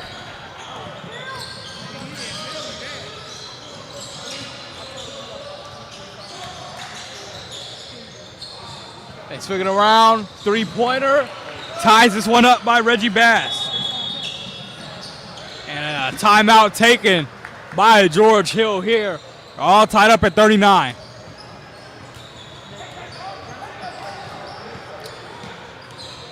(39-39), 12:20 left to play in the second half here, and we've seen some really good play from both teams, Tony.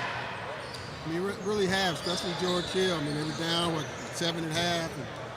They tied it up now, but they're still up 7 so far for the half. So what they needed that kind of effort to get back into it. So we'll see who's got the finishing kick. Yeah, George. When you get in a game like this, you can't go by offers. You got to go right. By who's going to step up and play the hardest. So a little over 12 minutes to go. We'll see who's going to finish. Right, and that's the thing. These guys play against each other all the time. They're not necessarily, fearful of the other players just because they have these bigger offers. And so, like you said, you got to go by what you do on the court, not by the offers you're getting and the looks you're getting. Right. I mean, you know what you think might happen on paper, but paper has never won a single game.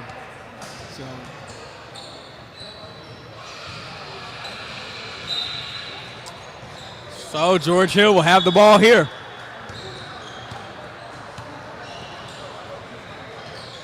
Amari Ferguson to bring it up.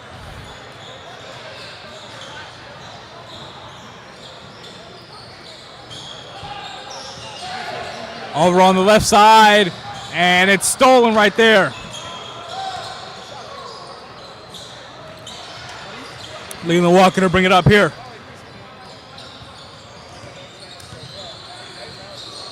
Into the corner for a three, knocked down there by Bass.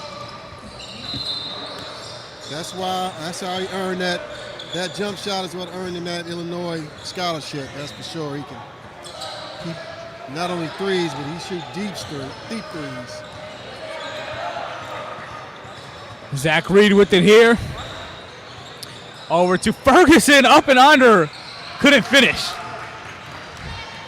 Charlie Williams, the big man, pushing here, lost the handle on it, and stolen away by George Hill. Up ahead, Jaden Malachi, reverse. And Bass is fouled right there by Luke Carroll.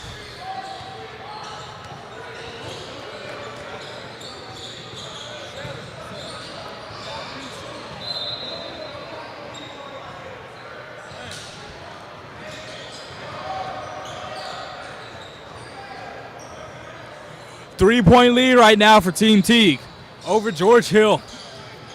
This is the George Hill Pro Player Showcase. This is 17U action right here. In our fourth game of the day.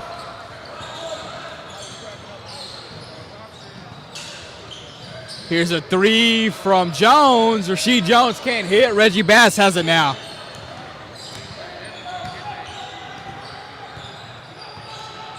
Back over to Jones. Now to Leland Walker. Now Bass. Got a crease. Now he gets inside. Bounce pass. And finished off with the reverse there by Bontrager. He's certainly made his mark on this game down low. He really is. Leading scorer so far. He's the first player in double figures. Balanced attack for Team Teague so far. 5-point lead for Team Teague, and they get a steal here. Up to Bass, and he jams it home. 7-point lead now for Team Teague. They're on a 9-0 run. Swinging around here, Amari Ferguson with the three. No, Lynn King almost had the offensive board, but he couldn't handle it. And goes back over to Team Teague.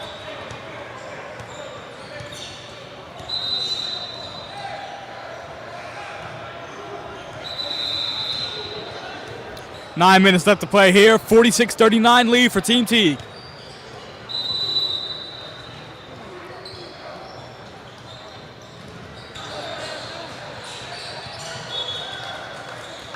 Turnover there.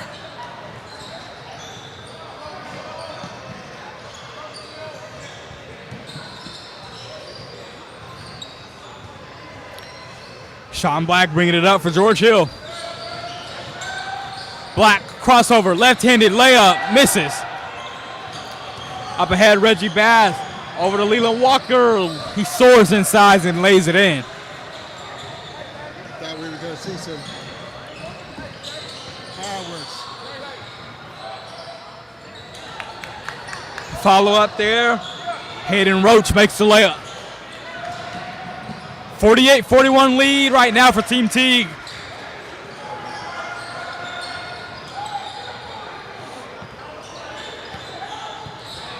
Leland Walker in and out dribble, inside, finishes with the foul.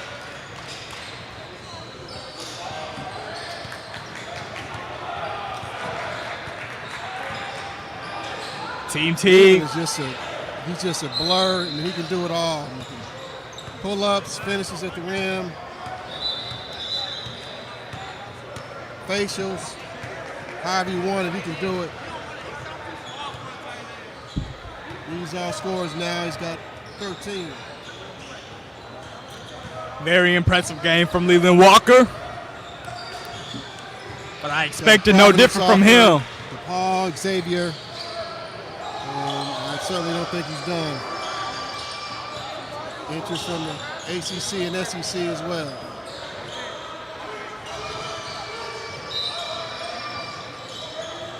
Sean Black with the crossover, fouled, and finishes. Sean Black is so slippery that even when you grab him like that, he's still able to get by you. Big finish by Black. Going to be heading to Iowa Western, JUCO, next month.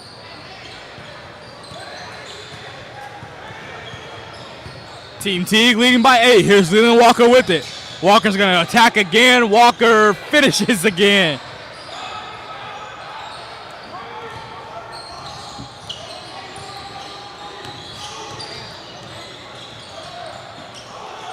Sean Black has it now. He gets double teamed, and they call a foul on Reggie Bass right there.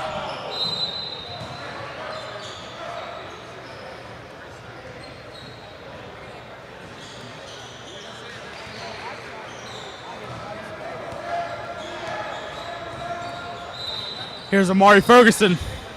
Ferguson gets inside, over to Lynn King, batted away, and a steal for Team Teague. Here's Reggie Bass again. Between the legs, alley-oop. They don't convert it. John Black's going to try to contest. Kick it to the corner. Luke Carroll. 3 is way short. Here's another fast break for Team Teague, and it's tipped away. And Leland Walker has it now. And the call over and back, but Team Teague is arguing that it got tipped.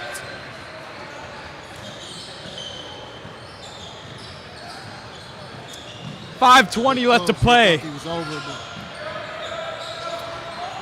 I think the officials have been really solid today. Yeah. I've said that a few times. I mean, you know, you never be 100%. Right.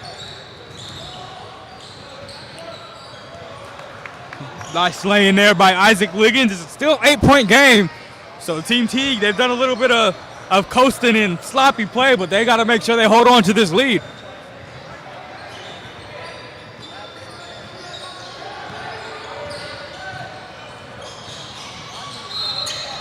Leland Walker pulls up with the J and hits it. It's Leland Walker time. He kind of sat back in the first half, but he's really turned it on in the second half. He's got 17 points now. Black into the corner. The 3 doesn't go for Isaac Liggins.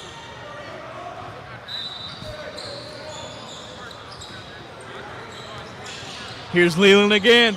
Walker, reverse layup. And now he's just showing out. He's on autopilot right now. He's just out there. He's just showing out, man.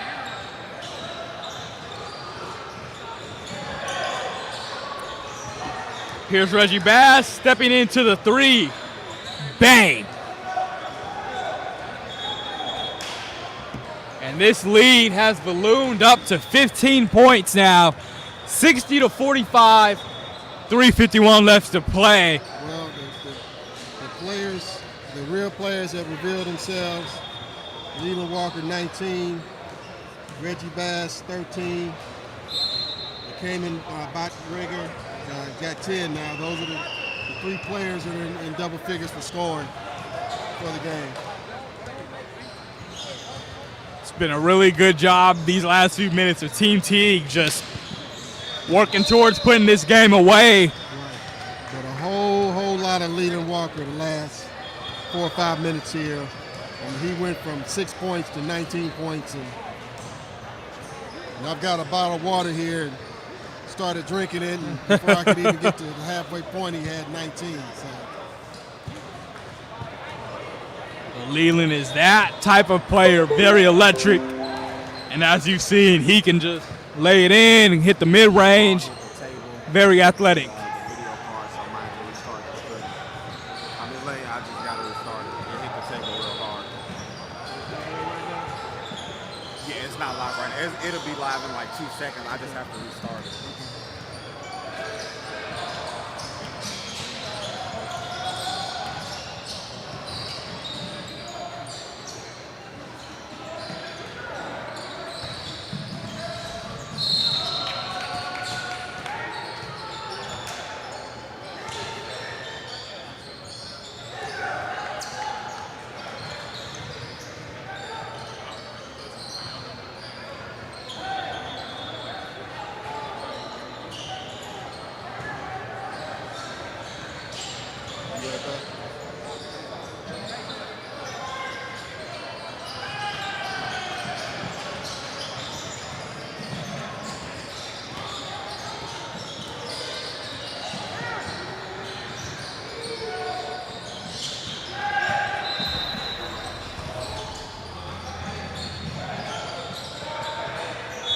It's been very easy. Anything I've wanted, creativity-wise, he's given me. But more than that, as a coach, I'm so involved in the season and practices and trying to win games. I don't have much time for creativity, so he's been able to create some things that I really thought was really great, and I've had other coaches come to me and ask me about our travel warm-ups and everything like that also. And so it just helps to have somebody else being pretty much your creative director.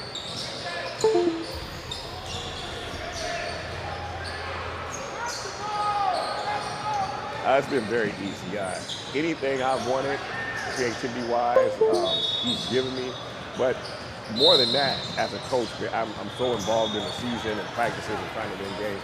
I don't have much time for creativity, so he's been able to create some things that I really thought was really great, and I've had other coaches come to me and ask me about our travel warm-ups and everything like that also. And so it just helps to have somebody else being pretty much your creative director.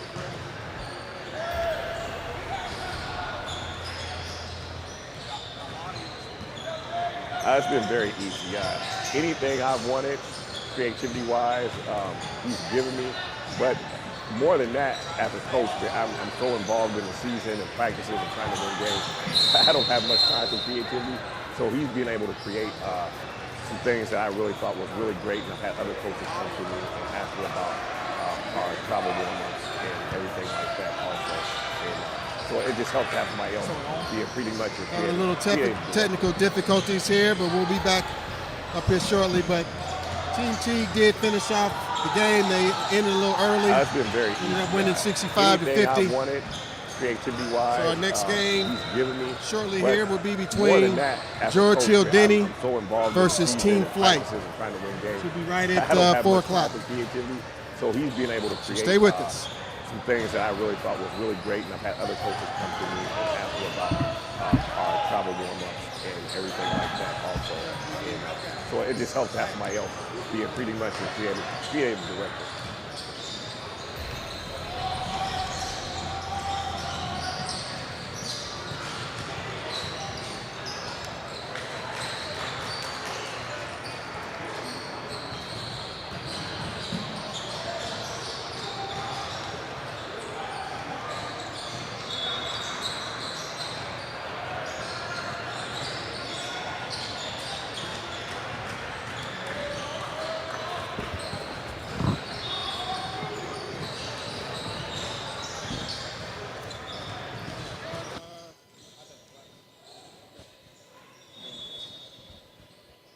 There you go. You take it out. Take it out. Put it on? Yes. Remember, it's this camera. Huh? It's this camera here. Okay. You don't need the cord anymore? No, that's fine for now. Move this way.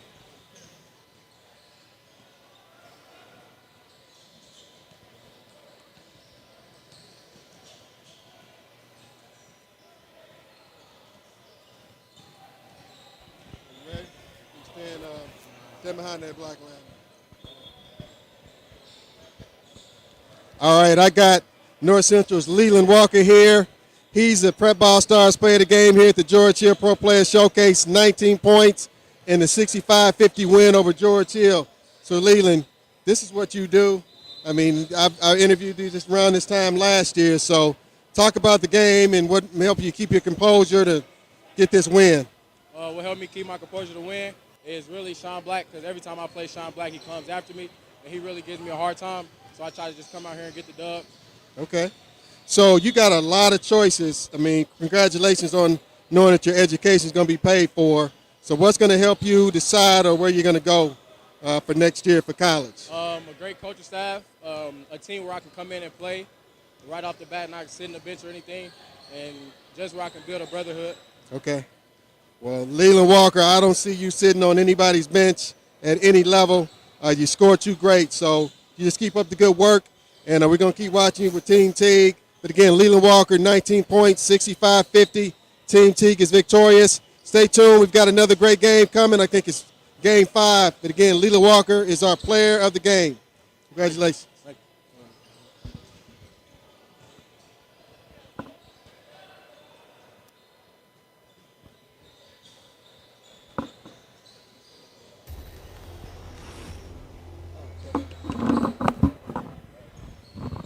It's been very easy. Anything I've wanted, creativity-wise, he's given me. But more than that, as a coach, I'm so involved in the season and practices and trying to win games. I don't have much time for creativity. So he's been able to create some things that I really thought was really great. And I've had other coaches come to me and ask me about our travel warm-ups and everything like that also. And so it just helps to have somebody else being pretty much your creative director.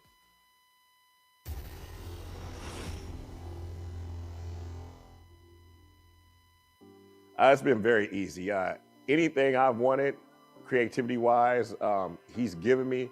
But more than that, as a coach, I'm so involved in the season and practices and trying to win games. I don't have much time for creativity. So he's been able to create some things that I really thought was really great. And I've had other coaches come to me and ask me about our travel warm-ups and everything like that also. And so it just helps to have somebody else being pretty much your creative director.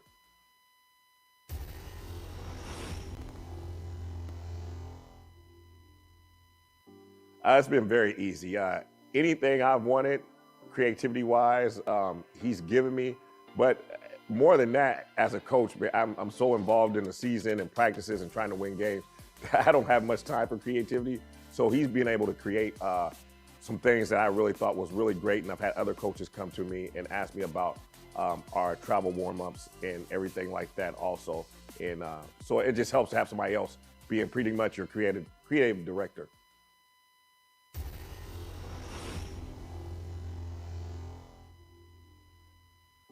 It's been very easy. Anything I've wanted.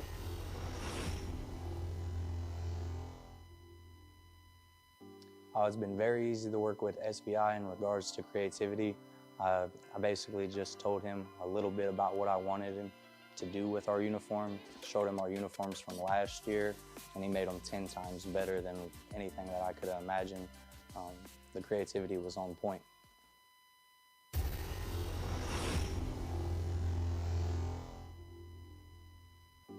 It's been very easy to work with SBI in regards to creativity.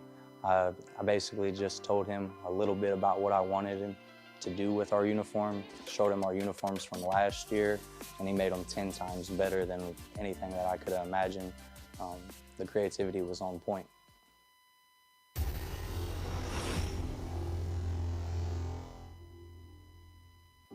It's been very easy to work with SBI in regards to creativity.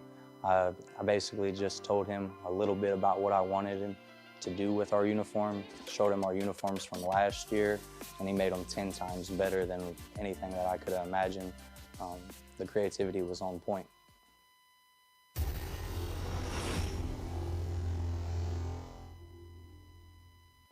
It's been very easy to work with SBI in regards to creativity. I basically just told him a little bit about what I wanted him to do with our uniform. Showed him our uniforms from last year, and he made them 10 times better than anything that I could imagine. The creativity was on point.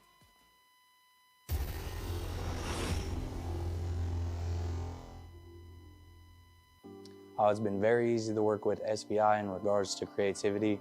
I basically just told him a little bit about what I wanted him to do with our uniform. Showed him our uniforms from last year, and he made them 10 times better than anything that I could imagine. The creativity was on point.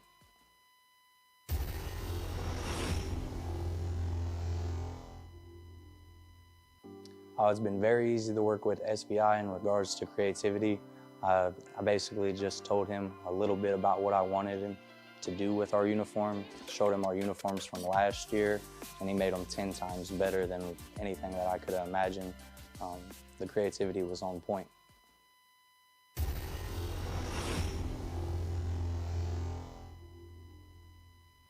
It's been very easy to work with SBI in regards to creativity. I basically just told him a little bit about what I wanted him to do with our uniform. Showed him our uniforms from last year, and he made them 10 times better than any.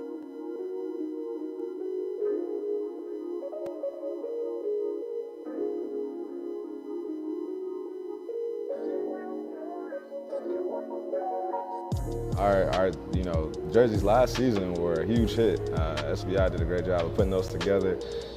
We were styling on the court. A lot of teams, saw our jerseys and uniforms and asked a lot of questions on where we got those, where we came up with the idea. And this year it was kind of like, what do I want to do? I was like, I want to go with some vintage Chicago Bulls themed uniforms. His slogan is, you create your own adventure. So I wanted to create something that would be different from what everybody else in the program was leaning towards. I was looking at some polo underwear shorts. I really liked the visual of them with the little polo signs everywhere. It was unique, it was different. I haven't seen it before, so with the double T's. Everywhere we go, fans are like, man, those are some really nice uniforms, especially our black set. People really love our black set. I wouldn't have chose nobody else different to do the uniforms. They came out very nice. I think we one of the freshest teams in the country when it comes down to it as far as uniforms. And I back believe, here look good, at play the good. George Hill Pro Player motto, Showcase. We look real good. It's been an excellent, Next up, excellent partnership. we got everything was professional, George Hill, we got 16U what we Team needed. Dennis, We Team appreciate Denny, excuse me, the hard work that and has gone into Team everything Flight right here in this process. next game. Should be a good one.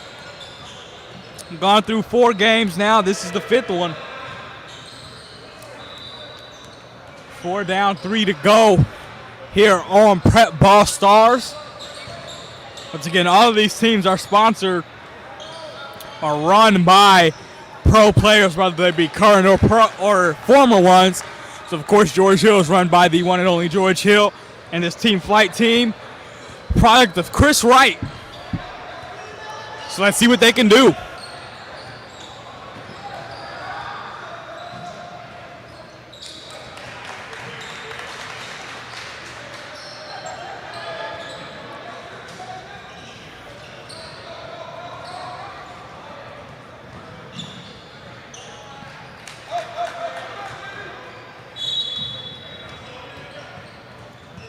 Here we go. Jaden Pinkston wins the tip-off for George Hill, but he tipped it out of bounds, so it's going to be Team Flight ball.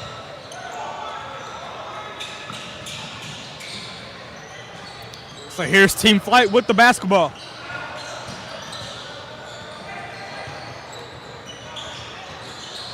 They got it up top.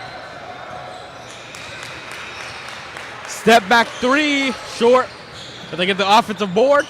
Kicking it back out for another deep attempt. That one is good. Good looking shot. 3-0 lead now for Team Flight. Here's a drive and a finish right there with the foul. Great play there by Keon Miller out of Southport. You saw his backcourt teammate AJ Dantzler a couple games ago. Now Keon Miller on this stage, and he gets to lay up there. Keon Miller's another talented scorer. I mean, Southport's going to be a handful this year. Finishes a three-point play and ties the game. Team Flight inside, can't lay it in. Offensive board. And now George Hill has it. Miller once again.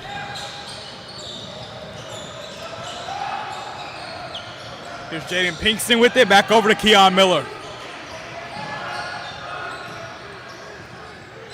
Here's a spot up three off the mark from DeRay Smith. Good looking shot, no hesitation. Just didn't get to go down. That one misses everything. And here's Jeff Pinkston down the other end. He gets it back over to Miller.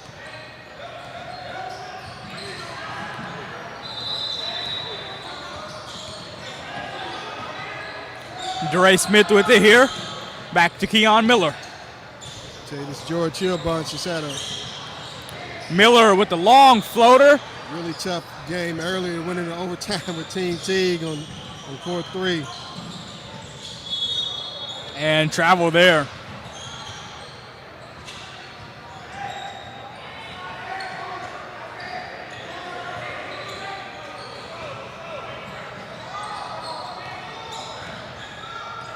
This once again our fifth game of the day here on Prep Ball Stars.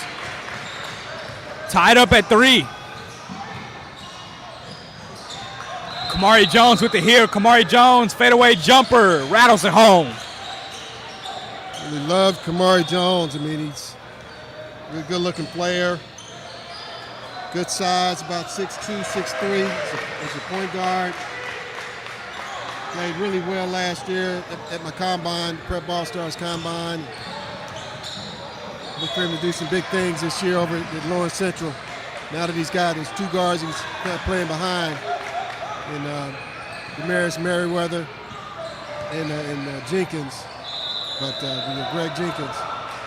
So ball's gonna be in his court, so to speak.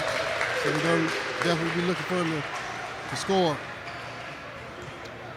Meanwhile, Jaden Pinkston getting to the line and hitting the first free throw. Jaden Pinkston really had Tinley humming last weekend. Their 1A program, but actually he and his brother there with that rebound. 4-0 last weekend against all Class 4A schools, including Pike, Tech. So they sent some notice. Last weekend, playing in that Charlie Hughes tournament.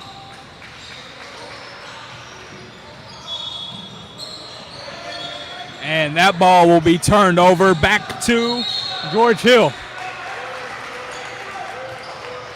6-3 lead right now for George Hill.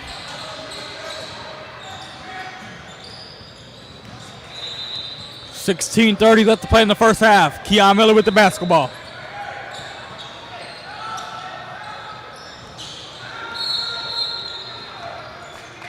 Here's Kamari Jones taking a deep 3 and sinking it. Looking like he's ready to score. Now and in the future. Once again, this is 16U. 3-pointers up there. That one's short. And George Hill looking to control it. They do here. Pinkston. It is going to be Team Flight ball.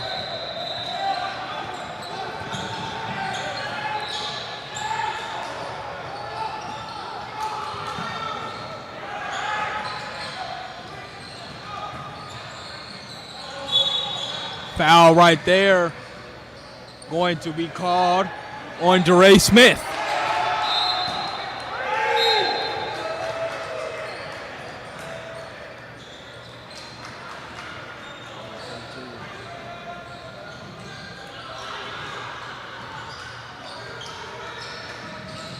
9-3 lead right now for George Hill. 9-4 now after that free throw is made. 15:41 remaining in the first half.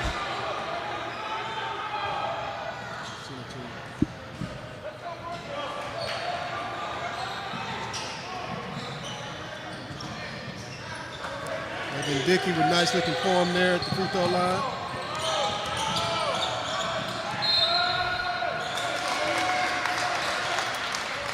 There's a long two from Pinkston.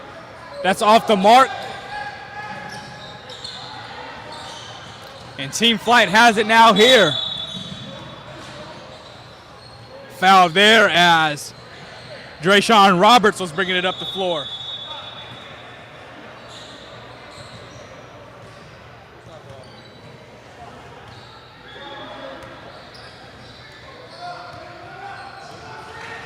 Now here's Evan Dickey with it after making the free throws on the last possession.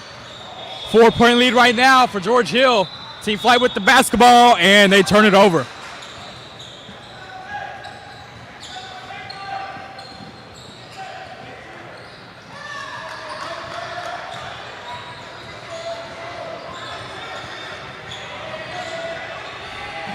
They try to throw a weird alley-oop to Pinkston.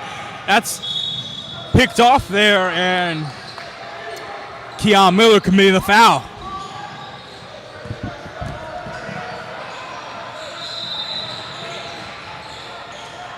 Down low, there's a shot and a foul. Trent Kindred going to the line now.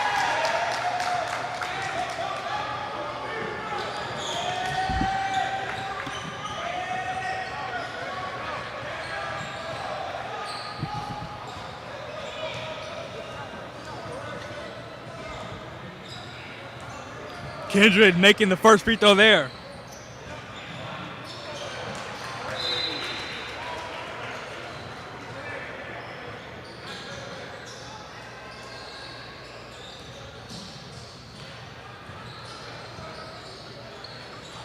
Kindred going 2 for 2 at the line.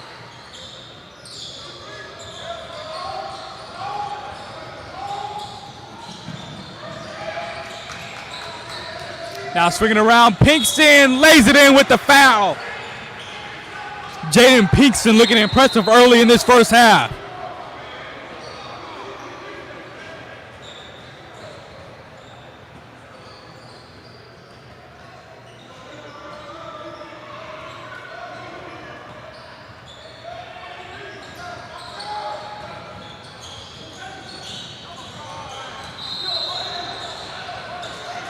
Now down the other end, layup missed, putback rolls in there.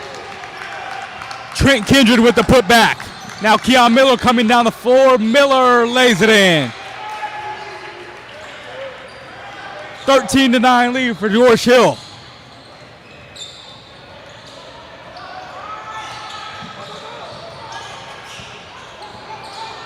Right here, here's Deshaun Roberts. Back over, top of the key.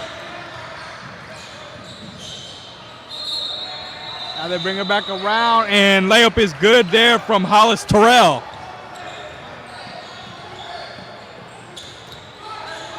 Two-point game. George Hill on top. This is 16U action. Miller with the pump fake into the corner. Pinkston for the three. Jaden Pinkston really showing out so far in the first half. 5-point lead for George Hill.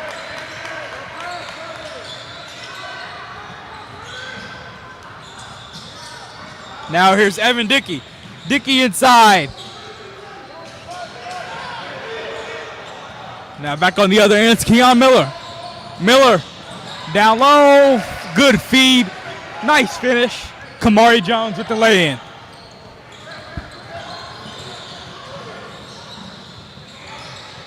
Now down low here. Good layup missed though by Trent Kindred.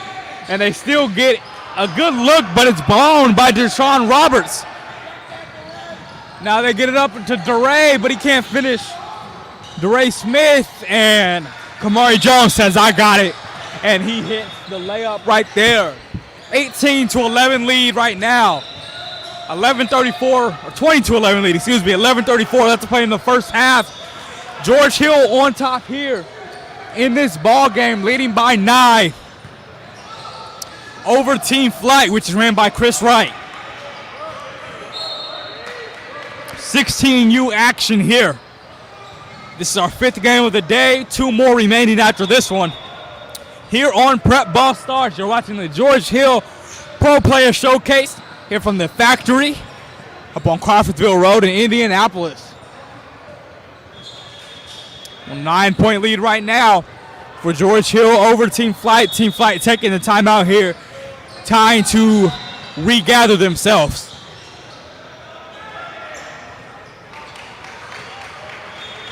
So now they walk back onto the court.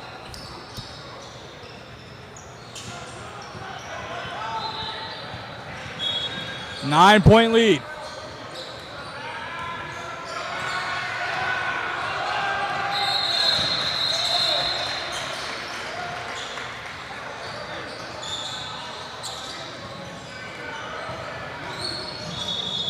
Team Flight with the here into the corner. Antone Allen hits the 3. Here's Keon Miller back the other way.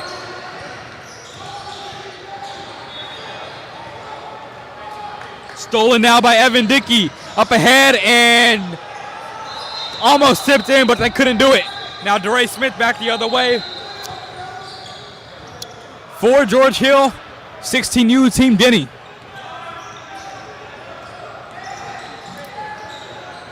Wild layup is missed right there from Kamari Jones. Benson has it now for Team Flight. Now here's Antone Allen with it. Over to the left wing, Evan Dickey.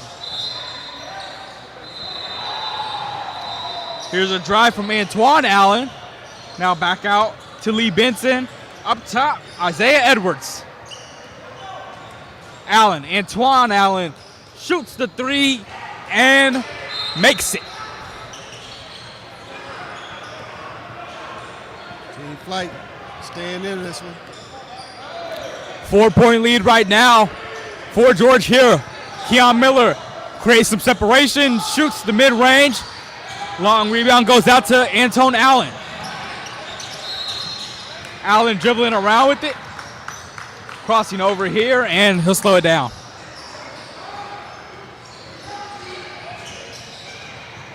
With that 3-point shot, it's a game changer. And it goes out of bounds back to George Hill.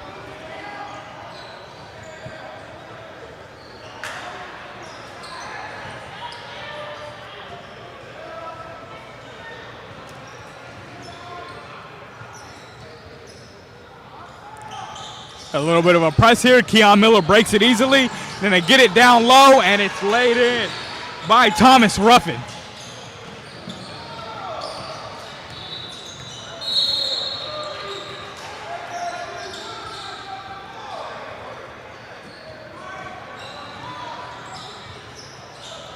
Over on the left side, Antone Allen has it. 6-point lead right now for George Hill. 8:45 to play in the first half. Allen inside is blocked.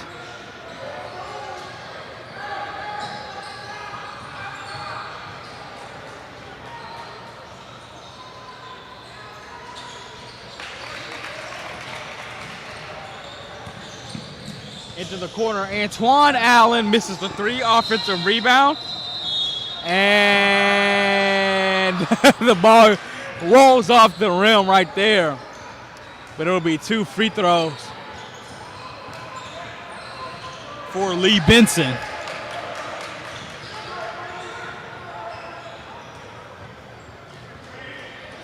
(22-16) lead right here for George Hill.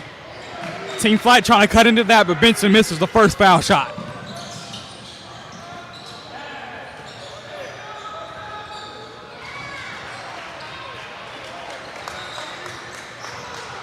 Benson drills the second. It's a 5-point game.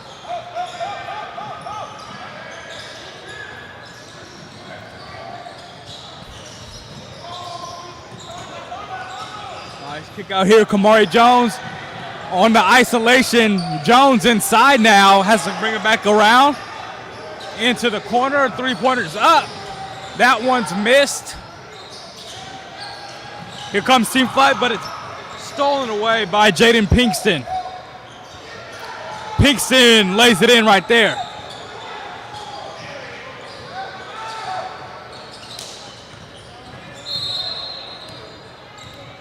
I really like Pinkston.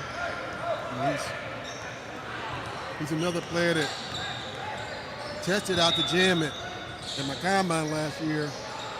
35 inches on vertical. He's super long.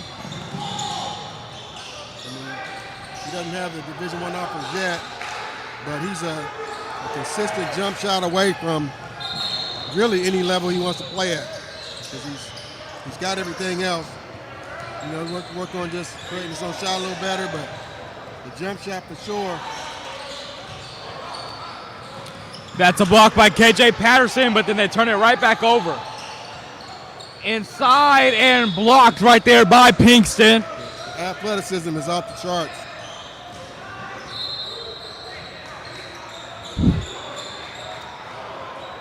And some subs being made by Team Flight. It's a 9-point lead right now for George Hill.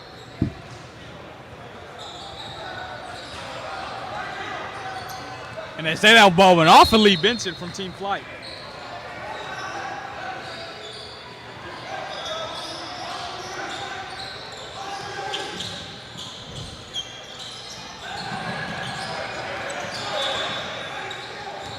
Here's Kamari Jones with it. And he gets it back over right there to Thomas Ruffin. Ruffin turns it over. A long outlet pass, barely saved, but into the hands of Keon Miller. Pinkston thought about the three, crosses over, gets inside the lane, and finishes. And that's good work right there. And that he can do.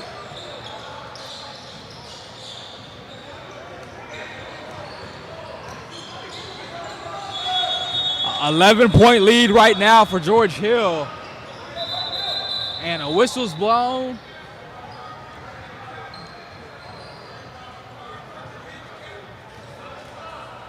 And I'm not sure what happened there. They're looking for a car parked in the handicap spot right now, so they caught a bit of a timeout there. Find it. 28-17 lead right now for George Hill. 5:01 remaining in the first half. And these last 5 minutes will be important, Tony, to see if Team Flight can keep it competitive. Well, I mean, I think they will. I mean, they're playing hard. I think that, you know, George Hill's been making a few more shots and making a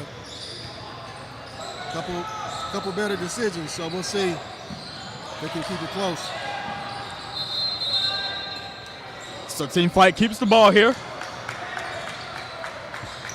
And they turn it over right there.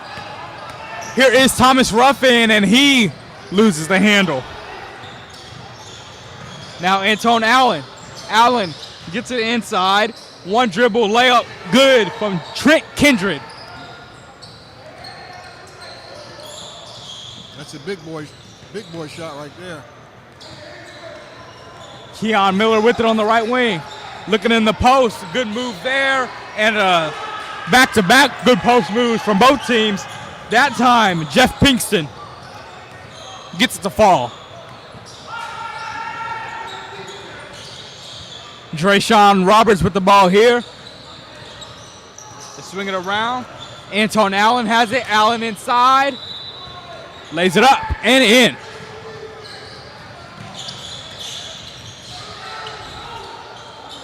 Keon Miller over to Ruffin. Ruffin can't hit it. Team Flight coming down the other end now. Handoff here to Drayshawn Roberts. Outside with the three. Missing, and there's going to be a loose ball foul right there. It's going to stay with Team Flight.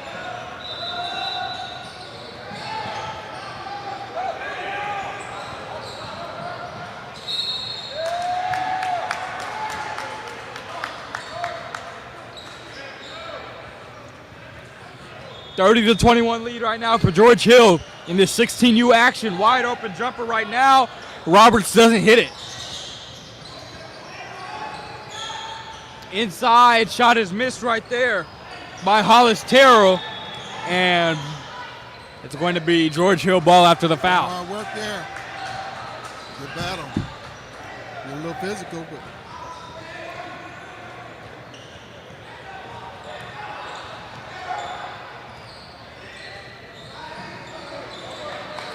And they're going for the lob to Pinkston. It doesn't work, but there is a foul down low. Drayshawn Roberts called for it.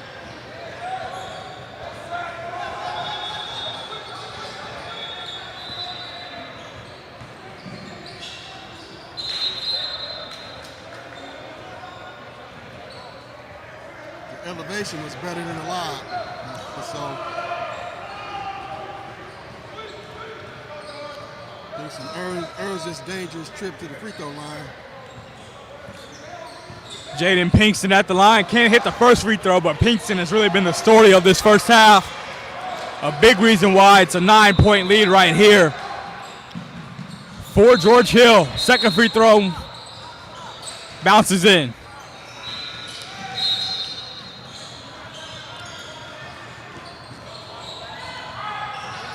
Team Flight with it here. Drayshawn Roberts. Back up top to Evan Dickey.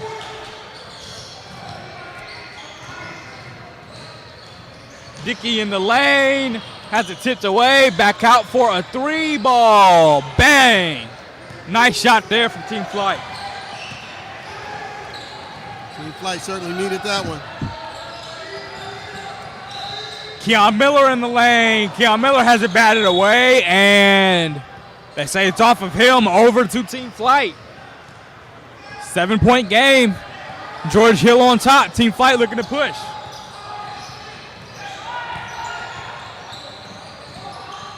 Here's Dickey. Evan Dickey, reverse layup, swatted out of there by Pinkston.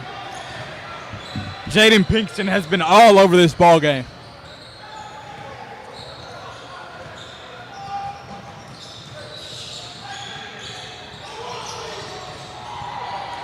Pinkston with another ferocious block.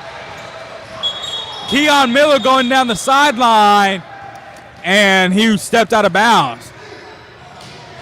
He went out, then he tried to come back in, but he was not established back in bounds with the dribble. When I said, I mean, Pinkston is, and he's got it. I mean, he can, his athleticism is guard multiple positions. Drayshawn Roberts with the bucket there. It's down to a 5-point game. 5 seconds left in this first half.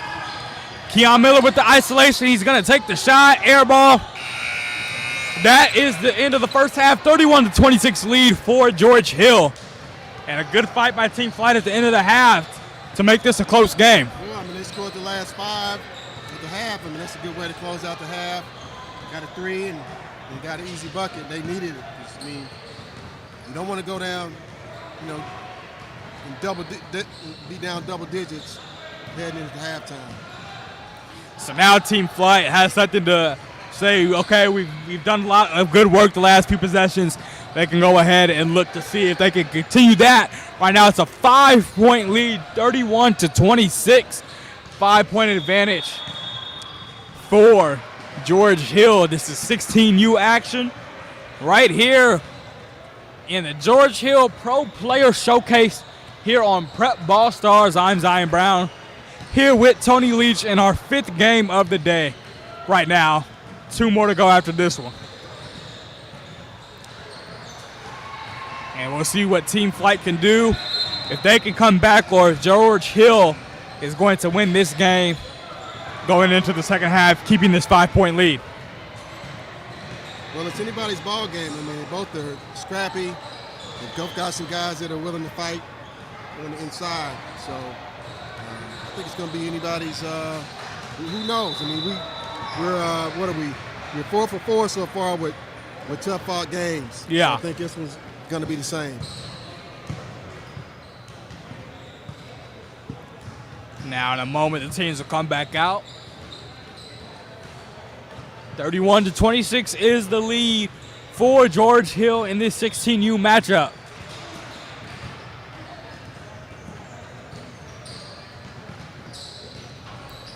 Should be a good second half here.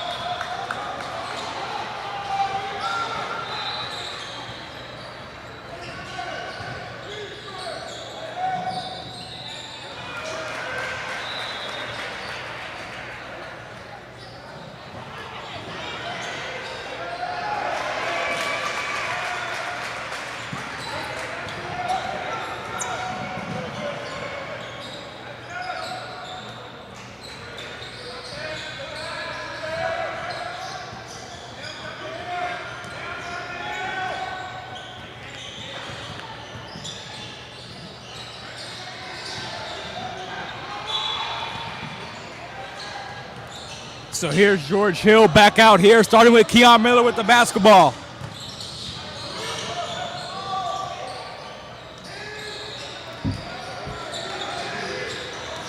Driving inside, Jeff Pinkston is fouled, and he'll head to the line.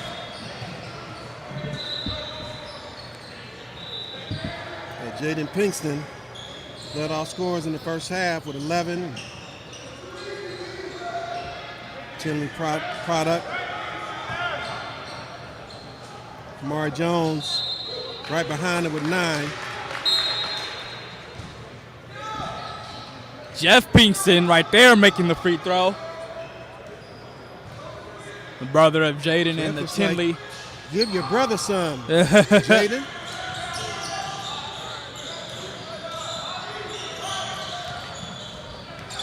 (32-26) lead right now for George Hill. Move inside and a bucket there for Isaiah Edwards. Team Flight just staying in it. They respond well. Here's Keon Miller going left. Miller stays with it and tops it off with the reverse. And Miller's really crafty. Like I was saying, that Southport backcourt.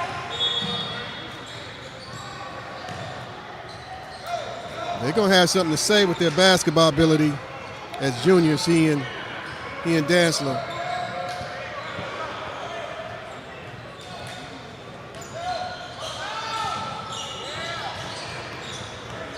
And right here, shot is missed. Miller gets the board. Pinkston gets the board. Now up to Miller into the left corner for the jumper. That is missed by Kamari Jones. And back on the other end, Team Flight. Antone Allen going for the dunk. Missed it. Wow. Trying to go back for the layup on the offensive rebound. Now they still have it, and they make it with the foul with Drayshawn Roberts. Antoine Allen. If he had finished that, that would have been impressive. His head was by the rim in that play.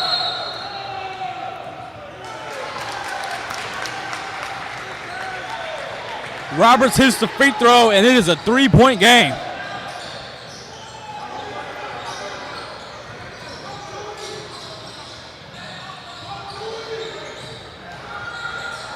Down low here. Can't get the finish from Jeff Pinkston. And Team Flight with the momentum right now, pushing down again. Antoine Allen. Allen inside. Misses, but put right back up and in by Isaiah Edwards.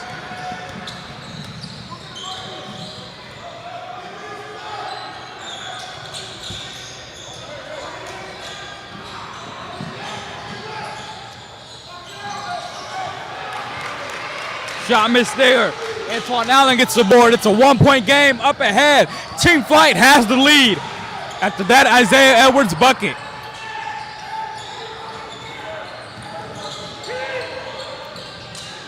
Well, they got the momentum right now, and they're playing hard. 9-2 run to start this second half for Team Flight. Keon Miller in the corner. Miller can't finish, but he is fouled.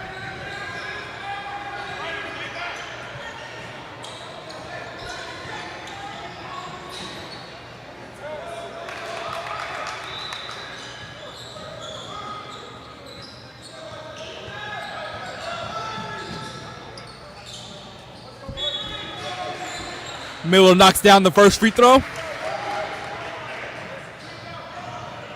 Tying us back up at 35.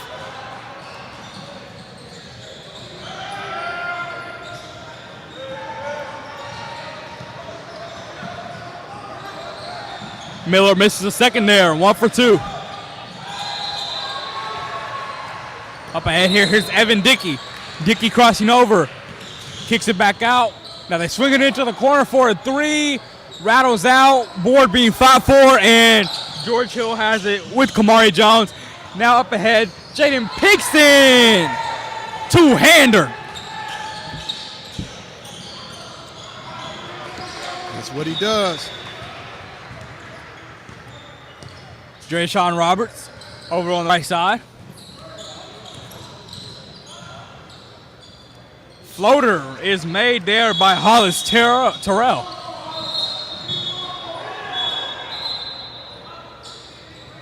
Now they're going to sub in. 37-37.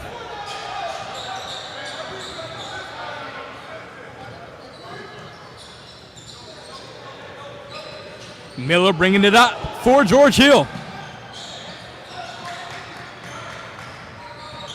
Three-pointer up right there. And DeRay Smith missed badly there. Tough looking shot there.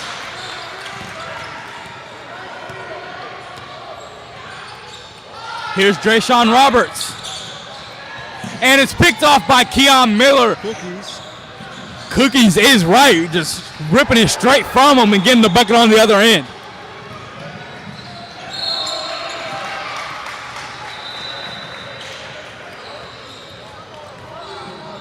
Dickey high off the glass, misses, put him back up, missed that one as well.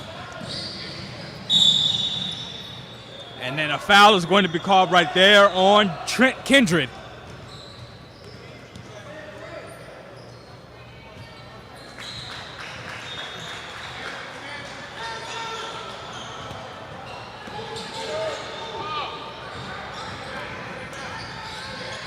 Keon Miller driving down the left end, and he's fouled on the ground.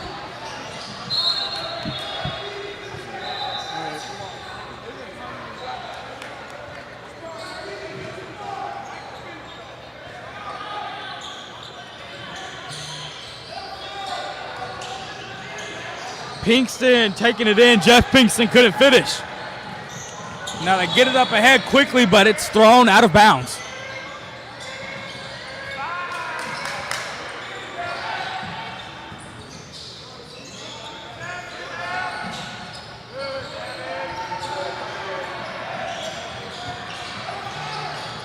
Keon Miller inside, lays it in. 4-point lead now for George Hill. So we went back and forth. Miller has a lot of good moments here in the last couple minutes. Antoine Allen back out here. Evan Dickey reverse layup, but he was fouled beforehand, so it won't count.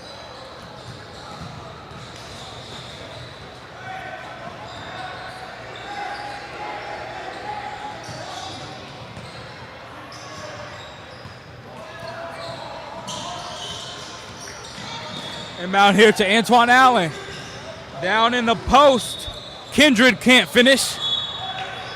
And it's going to go out of bounds back over to George Hill. It's George Hill All-Indy 16U squad playing against Team Flight, which is the AAU team of Chris Wright.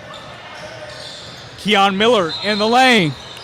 Inside, and a foul there as KJ Patterson was going up for that layup.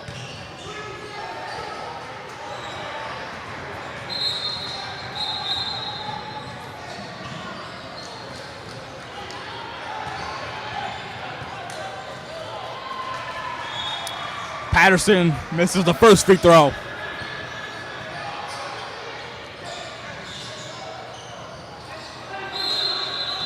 Four-point lead right now for George Hill. 0 for 2 there for Patterson.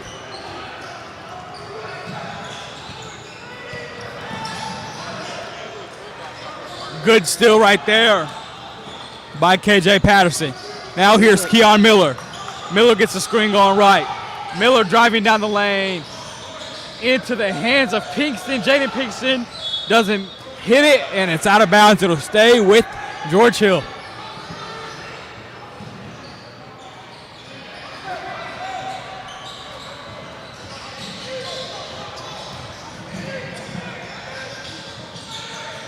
Kick out to Jaden Pinkston over to Keon Miller.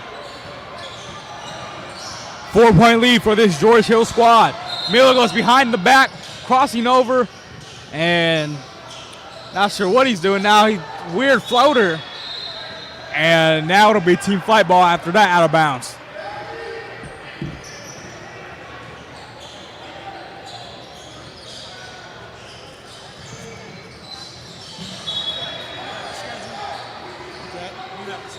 It's on.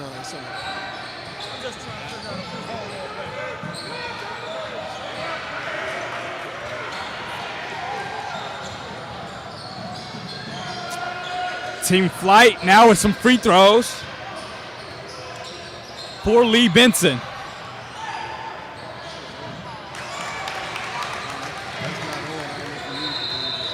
No, not right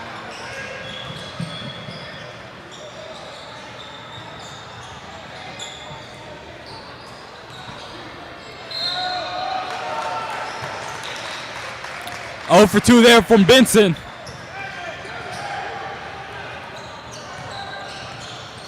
Kamari Jones now with it. Over to Thomas Ruffin. Ruffin too strong on the 2.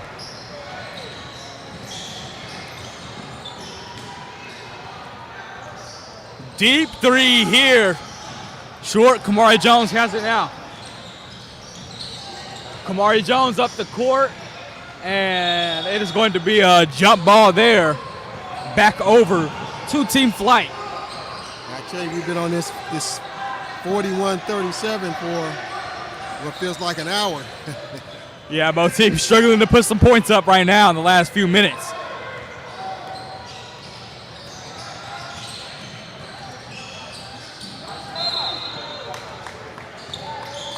Here's a crossover move, a layup, a miss. Offensive rebound, Benson couldn't hit it.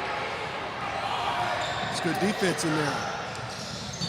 Jaden Pinkston's gonna step up for the 3, off the mark. Now they push it up ahead, Antone Allen. Allen slams it down, and he gets a technical after touching the head of Jaden Pinkston there. But Allen with a nice burst and a finish.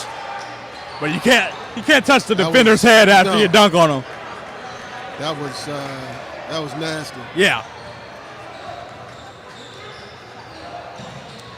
Well, we saw him get up earlier in the game, and I said, whoa. So I knew he was going to get somebody. Didn't know who it would be, but he sent notice that he was going to get somebody before this game was over. But he better watch himself, because Jaden can jump too. Yeah, don't want Pinkston to get him back. Oh, it's coming. It's coming. Kamari Jones right there goes 1 for 2 on the technical shots. Now it'll be George Hill ball. They still have a 3-point lead. How's it going? What did Mama say? Mama said knock you out. So we got to get him back.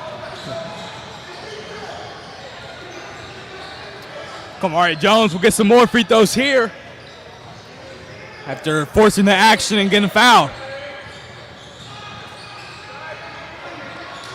And truly, though, on that play, it was a nice composure by Peekson. He could have had a brash reaction to that, but the thing about it, you're gonna jump, you're gonna get dunked on sometimes. Right. That's just the way it goes. So, no biggie.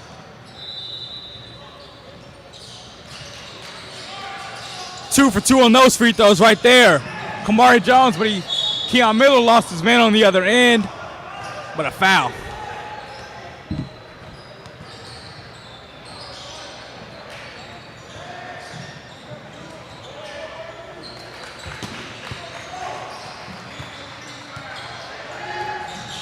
Inbound here to Benson, and he stepped out of bounds.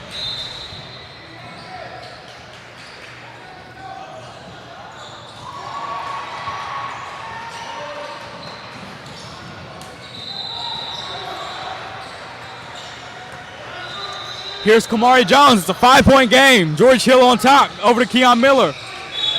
And a palming called there on Miller. He is trying to hand it off to Thomas Ruffin and made an awkward play.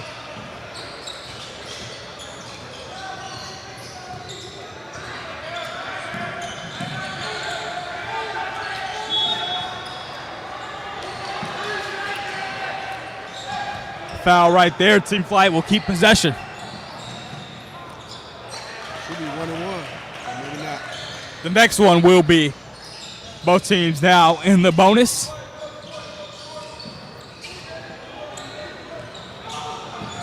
Five-point lead for George Hill. Allen here looked like he might have walked with it down to Benson. Benson Got away with it. almost put that one in, but he'll head to the line for a pair of foul shots.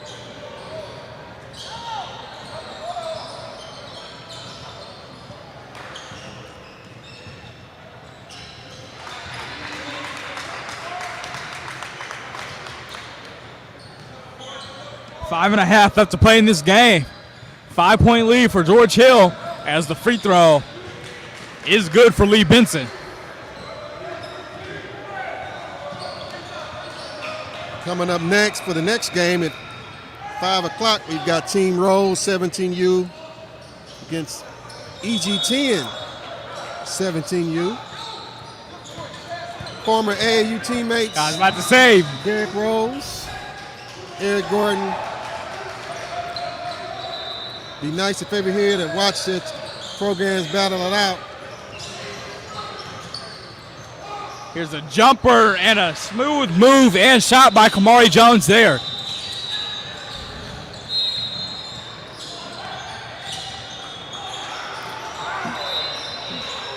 Allen can't get him back. And out in the corner, Kamari Jones has it.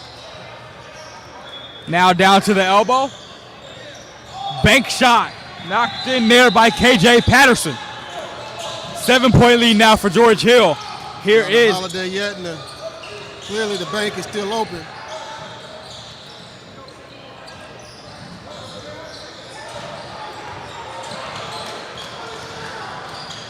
Here's Keon Miller. He lays it in. A quick 6-0 run right here. And it's a 9-point lead now for George Hill. So every time it looks like Team Flight is going to have their way, George Hill's been right there to. And another turnover, but a turnover that way. And a layup is good from Hollis Terrell. Still a 7-point lead for George Hill. They have the ball with Keon Miller on the left side.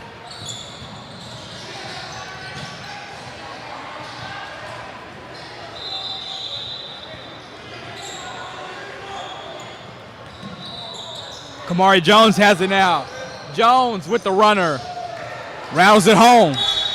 Timeout by Team Flight. 9-point lead, 52-43 for George Hill. Big. I mean, these last 2 buckets for George Hill. He's up to 13 points now. Yeah, he's definitely answered the calling in this game right here. It's like him and Jaden Pinkston running neck and neck for player of the game if they should win this game. Still in reach for Team Flight, but they need to treat every possession carefully now. It's 9-point lead right here for George Hill with 3:12 remaining. So they call this timeout, looking to focus and try to get one last push.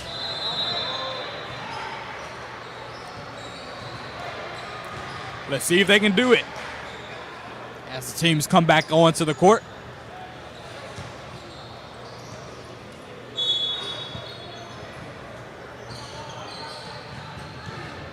Here we are. Allen with it, Antone Allen.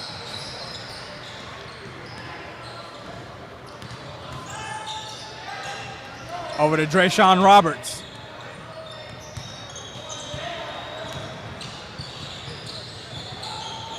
Antoine Allen now driving inside and gets the floater up and in. Say these two, the Allens are out here getting buckets for Team Flight. And on the other end, here's Kamari Jones, and Kamari Jones will head to the line.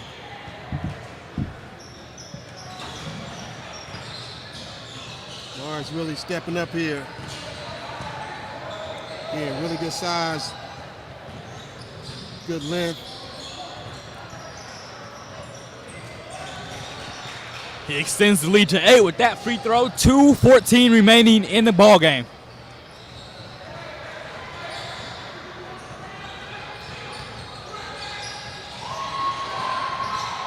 Second one misses, but the rebound is gotten by KJ Patterson. And Kamari Jones has it on the left side.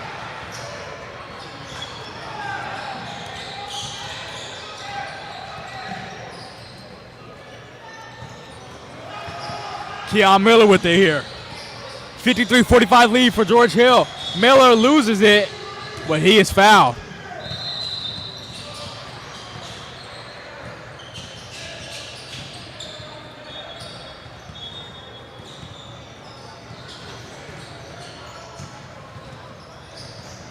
One and one now for Keon Miller.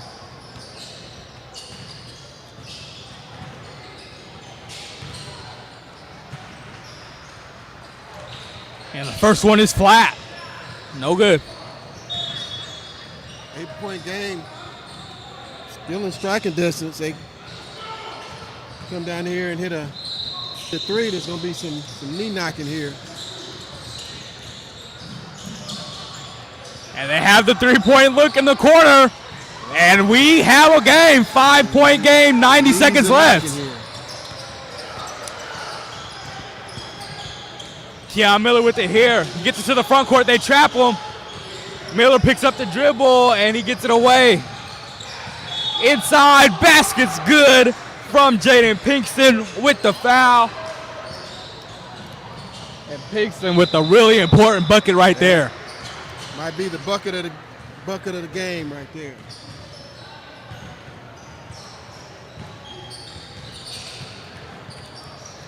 And he knocks down the free throw. 16 points for the game. 8-point lead for George Hill. And a dangerous play right there. As Jaden Pinkston hit the ground hard, and he is still down.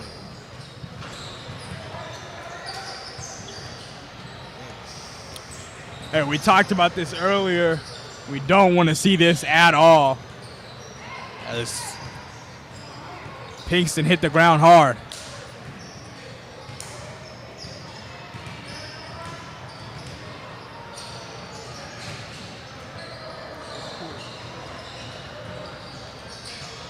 Hopefully Pinkston just got the wind knocked out of him and he can be able to get up all right, but he's screaming in pain.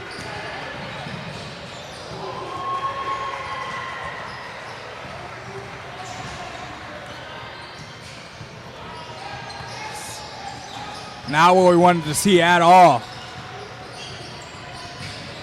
With the 1:02 left to play.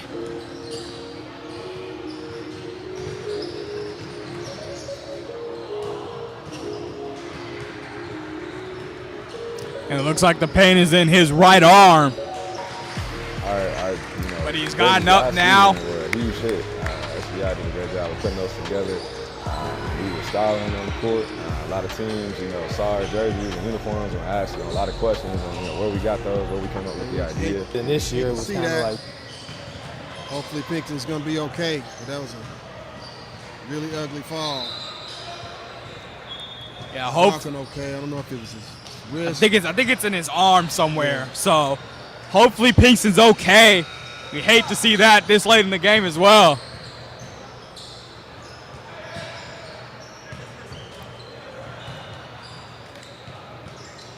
And I think I think his wrist or something might even be out of place.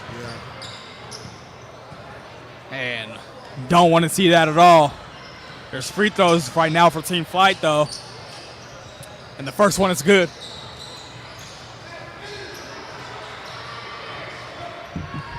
Antoine Allen making the free throw there. Allen's second free throw is up. And that one drops as well. 6-point lead for George Hill as they get it up ahead. And they trap him. Looking for somewhere to go. He just throws it off the defender.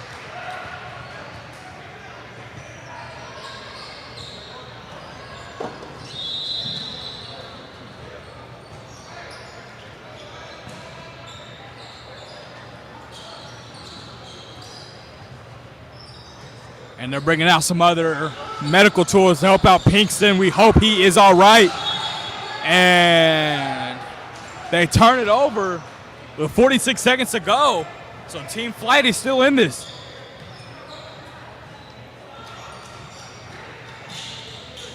Credit to Team Flight for staying with it.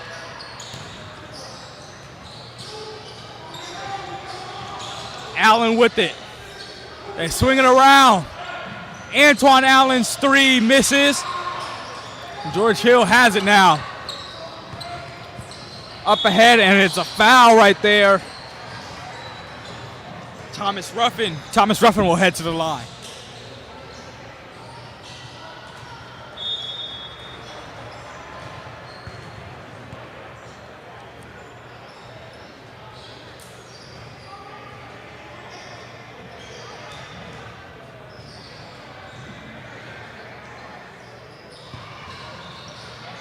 Ruffin knocks down the first free throw. 7-point lead now for George Hill.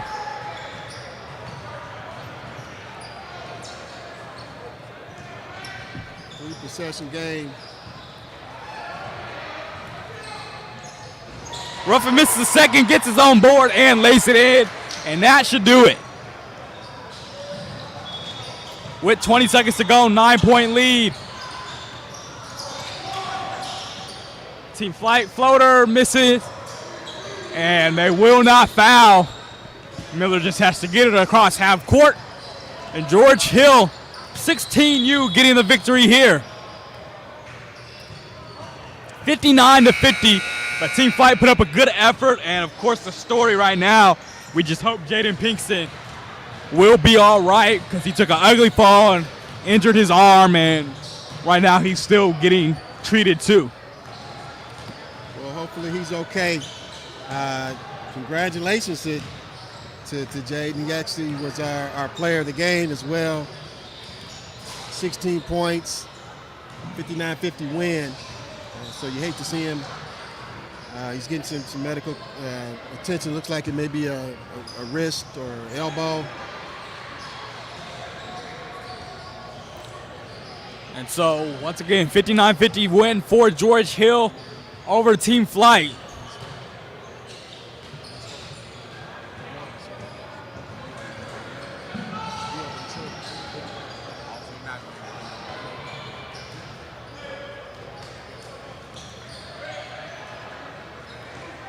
So congratulations to Jaden. Again, the Tinley High School product. He played today like he's right on the verge of some offers, and I think they're going to be coming soon. He may have one, maybe IUPUI maybe, but played today like he's on the verge for some more. Looks like coming up next, we got Team Rose already on the floor, and they're going to take on, again, EG10. Stay with us. 2 games remaining. This, like you said, EG10 versus Team Rose is our next one up. Stay with us here for the George Hill Pro Player Showcase on Prep Ball Stars.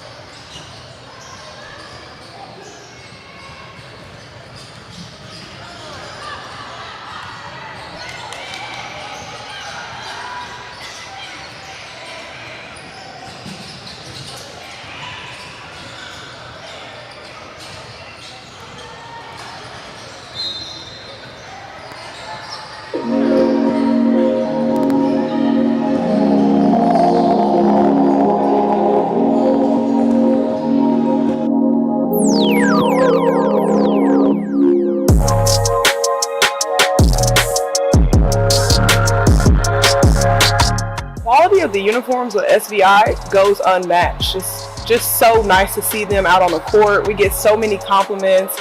People want to know where we got our stuff, how long did it take. I've gotten many referrals sent to SVI. We're just very happy and we want to do more business with them. I'm thinking of more designs and more creative ways that we can show the logo and be a part of the SVI family even more as it's growing.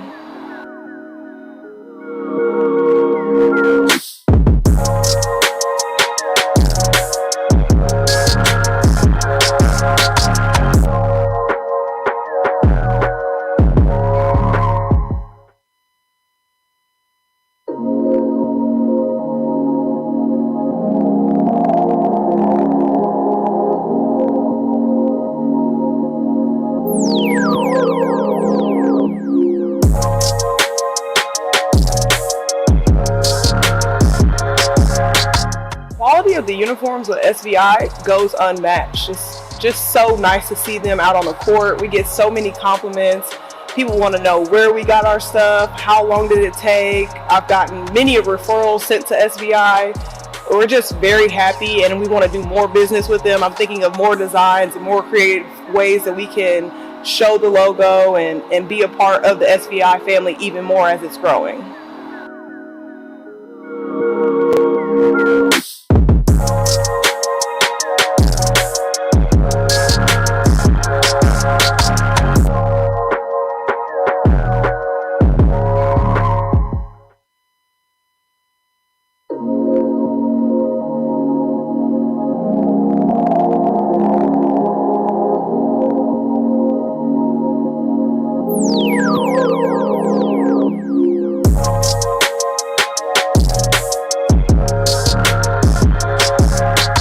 Quality of the uniforms with SVI goes unmatched. It's just so nice to see them out on the court. We get so many compliments.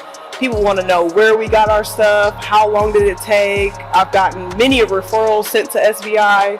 We're just very happy and we want to do more business with them. I'm thinking of more designs and more creative ways that we can show the logo and be a part of the SVI family even more as it's growing.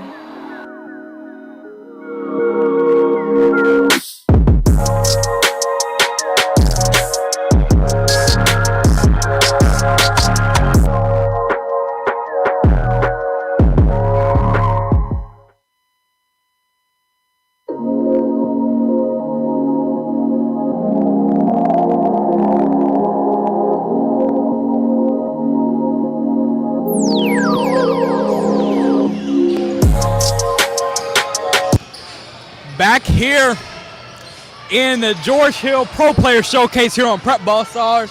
I'm Zion Brown. Joining me, of course, is Tony Leach, and we're back with some 17U action. This EG10 team. This EG10 team that we saw earlier today against Team Rose out of Chicago. You mentioned earlier, Tony, Eric Gordon, Derrick Rose, former AAU teammates. I tell you what, I don't know if there's ever been a better AAU backcourt. Man, than yeah. that. To go play for mean streets together. And now to go from high school to having very, very solid pro careers. You know, Derrick Rose, a former MVP, league MVP, I think the youngest or second youngest. I think maybe? youngest, yeah. Youngest. Was he 22? I think so, maybe? yeah. And still playing. New York Knicks, if not their the second best player probably. And Eric Gordon's got a really, really solid career going because he really, really scored a basketball, playing for the Rockets now. And it doesn't seem like there's any stop in sight for those two, like they're going to play for quite a while longer. So. And both of them were one and done and then got picked in the lottery. Of course, D. Rose was number 1. Yep, number 1 out of Memphis. Of course, Eric Gordon, number 1 out of Indiana University. Moments away from tip-off in this game. But now they got their own AAU programs. And several players for both programs are looking, let's start with college. Hopefully get to the point where maybe they can play in the league someday. We'll see. Right. But step 1 is July 2nd, and let's have a great game. And then we'll see where they head for college. Well, of course, the other day, the good news for every athlete in this building, though, is the NIL thing that the NCAA passed, and now you can get paid in college. Well, I'll tell you what, my phone has actually been ringing. I have a sportswear company now, SBI Sportswear. Our motto is create your own adventure. So we're looking to help some student athletes create their own adventure while they're in school. So. And we were getting ready for tip-off. I'm not sure what happened. Now the teams are back warming up. Everybody was all lined up and everything. Yep, not sure what the holdup is, but we will be tipping it off before you know it. Once again, this is EG10 versus Team Rose. Team Rose out of Chicago, coming down here to play some basketball this weekend in Indy. Looks like Team Rose has got some really nice size. They've got a 6'7" Marcus Glover, 6'7" Xavier Amos out of Whitney Young, and also a 6'8" Jerry Abasanab out of Link Year Prep. So they won't be undersized heading out there. Also a Mason Jones out of Link Year Prep, so teammates. And then we saw this EG10 team earlier. That was our first game of the day. They lost that 1-point double overtime matchup. Looks like they're going with the same 5. Got Jordan Turner, number 23 out of Riddle High School. Antoine Hearns, number 22 out of Washington High School. And jumping here, we got Shiloh Jackson, just finished up his career at North Central. Of course, Ryan Conwell, Pike, and also J.J. Loudon at Pike. So here we go, EG10, starting off with the ball here. We're swinging it around a little bit. Here's Ryan Conwell with it. A lob up top, and that is exactly how they started their game earlier. And that is obviously a set play to get that play going. Well, it works. They need to run that play more. They're 2 for 2 today. Top here, Jared Beatty. Now they swing it around. Mason Jones with the 3, can't hit it. Offensive rebound, blocked from behind by Shiloh Jackson, and a foul is called, so it'll be EG10 ball.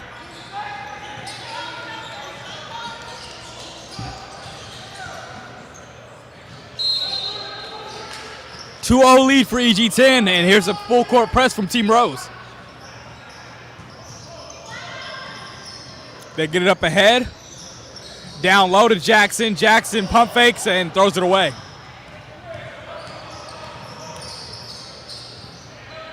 Now here comes Jared Beatty, and he lays it in.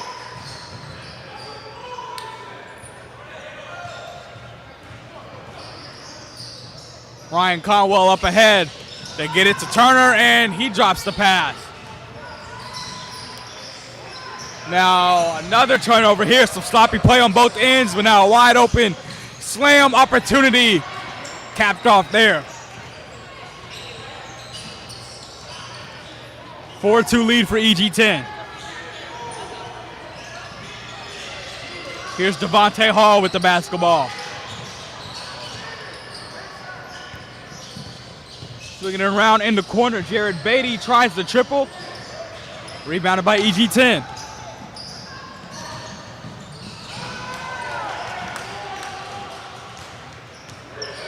Two-point lead for EG10 are here early.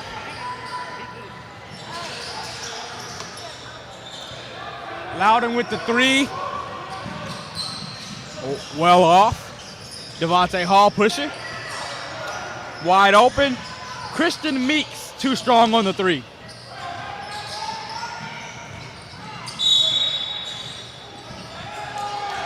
Meeks then called for the foul there.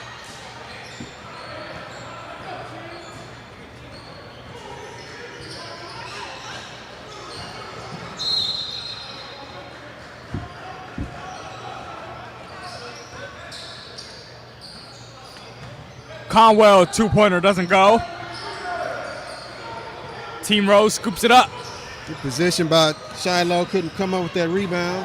Mason Jones on the attack, misses the layup. One thing about Chicago teams, they're going to be physical.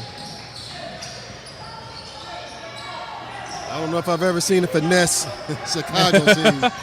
That's just not what they do. Here's Devontae Hall with it. Over to Christian Meeks.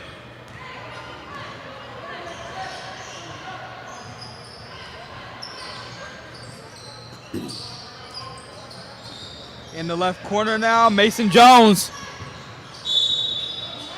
And that's going to be a foul on the floor, as that was actually Jared Beatty with the ball.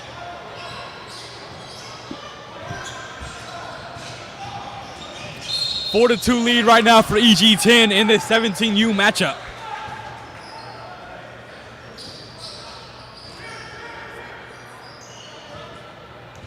Get it back up top to Jared Beatty. Over to Devontae Hall. Hall with the spin. Hall in the lane. Outside three-pointer Mason Jones air balls. Now they get it up ahead. And nice finish with contact right there to get the 2 points.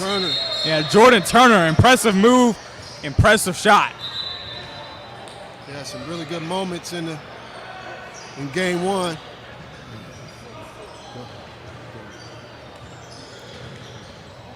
Six to 2 lead for EG10. Turner couldn't hit the free throw to cap it off. Now here is Toby on Yakongwu.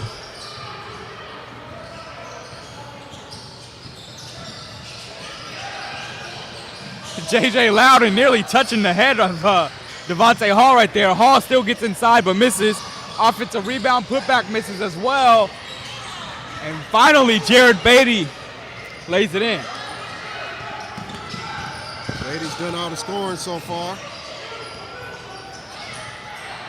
And they're looking for Shiloh down low, but they overthrew him. Now back on the other end, it's Toby.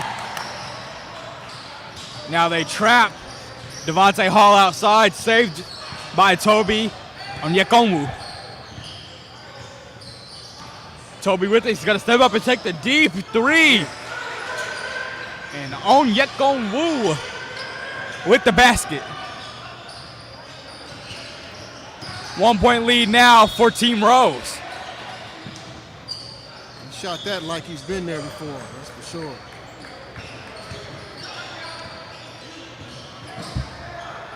Seven to 6 here.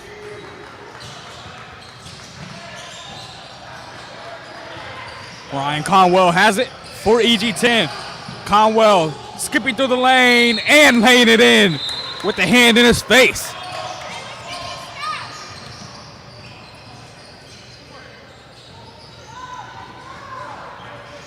Here is Amarion Savage.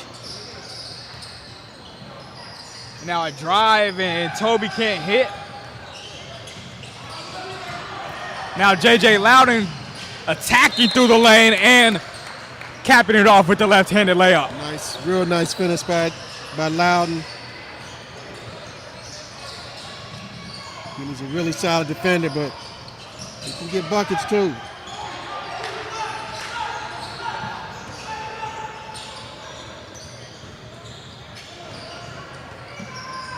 Here is Toby Onyekongwu. He almost loses it, but he gets it down low. Good pass, and the finish is made by Christian Meeks.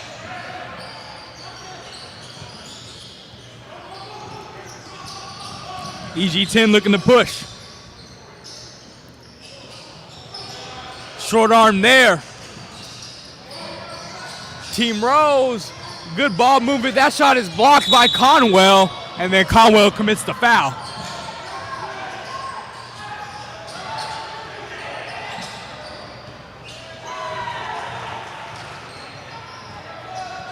They're going to say the foul was on the floor.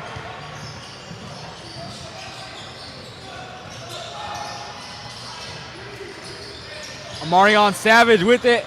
Back out for the three. Nailed by Christian Meeks.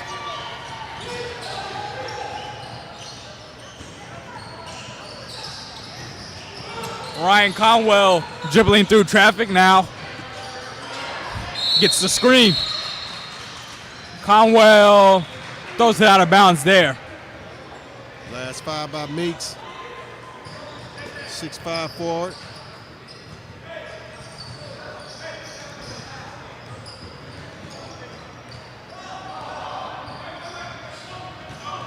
Two-point lead here for Team Rose over EG10. But Jerry Abushinab is in the game. 6'8" prospect for Team Rose. And Adidas Davis hits that three there. That's a great name for somebody who's on Team Rose. You better get buckets if you're going to be named after an apparel company, that's for sure.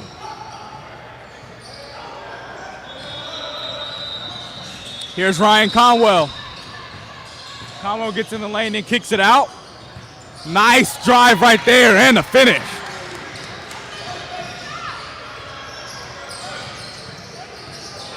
Back down the other end, here's Toby Onyekwu. And he shoots another deep three. That one just misses, and it's going to be a jump ball here. And the arrow stays with Team Rose.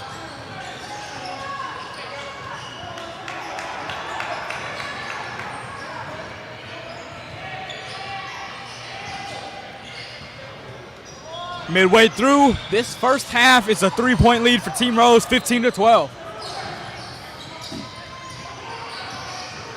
And they get it inside, and a nice finish from Marcus Glover. 5-point lead now for Team Rose. J.J. Loudon gets it up ahead to Turner. Turner back into the corner, three-pointer off the mark. Team Rose on the other end, bounce pass stolen by Turner, and he gets fouled in the backcourt. That's a play that you gotta make it easy. You got one of your teammates sprinting to the right, and you try to throw a cross court to the left. Teammate to the right was open, easier pass. He just hit a three. And Ryan Conwell fouled there up top by Devontae Hall.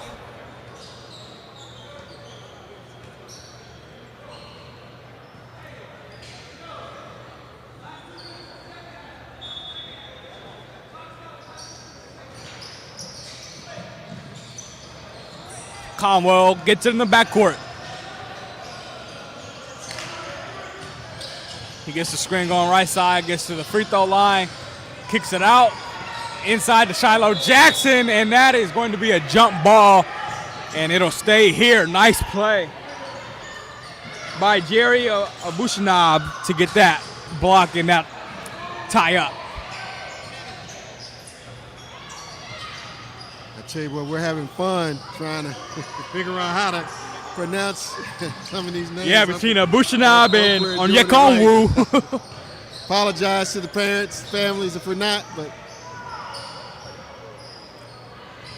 And that three is knocked down there by Conwell. Somebody didn't read the scouting report. Keep a hand up on the shooter. And here he is on the other end going for the dunk. Couldn't finish it, and it goes out of bounds.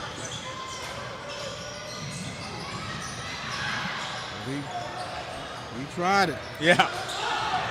2-point lead here for Team Rose.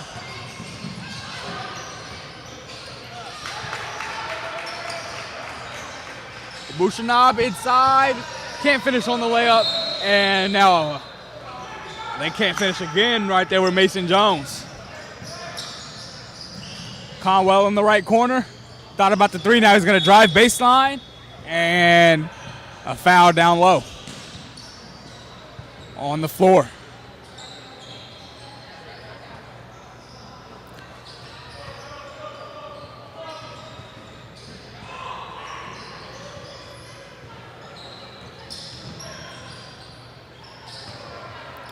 Turner with the three, short.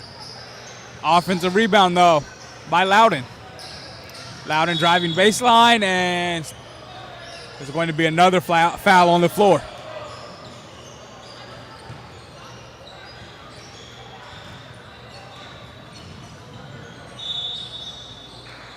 And now it's a 1-and-1 for J.J. Loudon.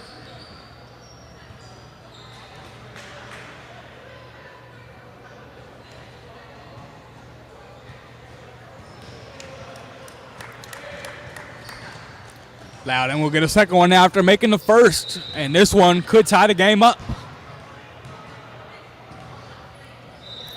17-17 here. 6:43 left to play in the first half. You know what? Evenly matched games, even scoring.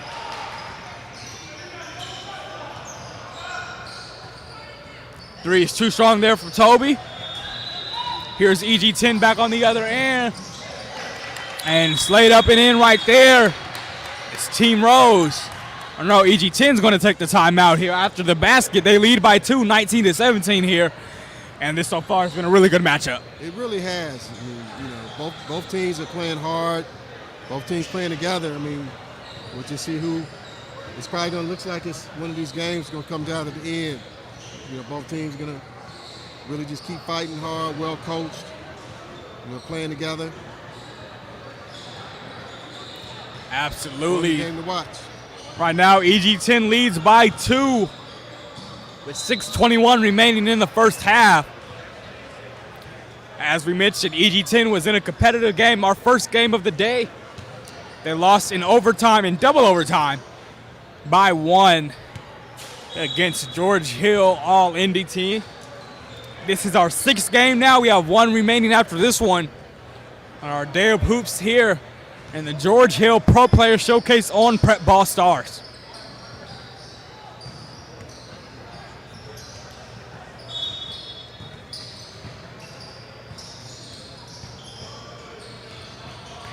Now here is Team Rose with Devontae Hall bringing it up.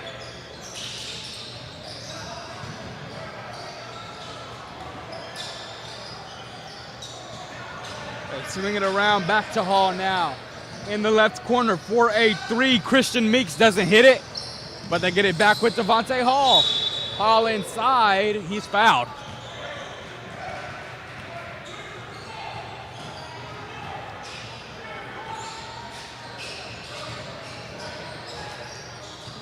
Meeks has that deflected, and now EG10 finally grabs a hold of it.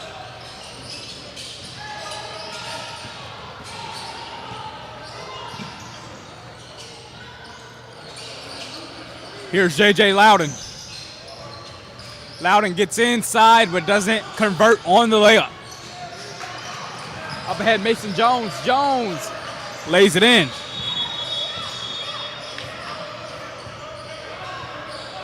I think a delay of game was called there on Christian Meeks. Tell you what, I'm looking at some of these Team Rose guys.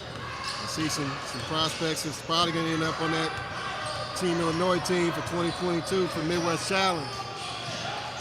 Definitely.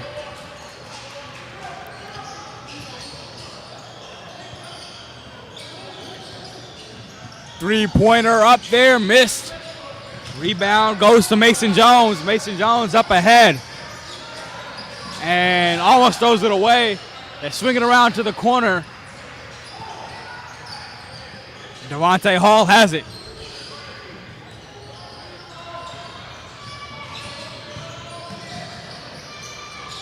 Now back over to Mason Jones. On the inside with Beatty. Now all the way inside, and it's laid up and in by Christian Meeks.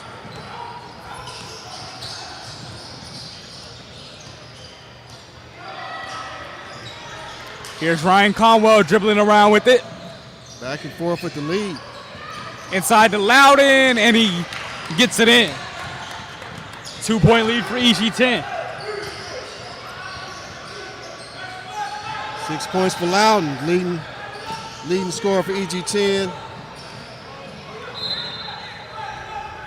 Excuse me, it's tied. Mr. Meeks has 7 to lead all scorers. Here's Toby.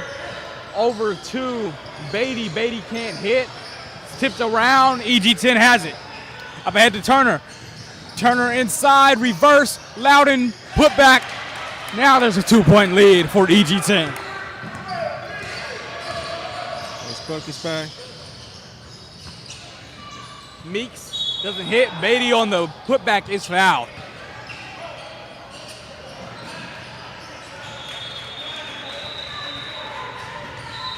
Jared Beatty with 2 free throws here.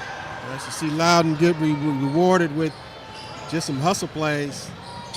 Good rebound. Get your team going in transition. Got the putback.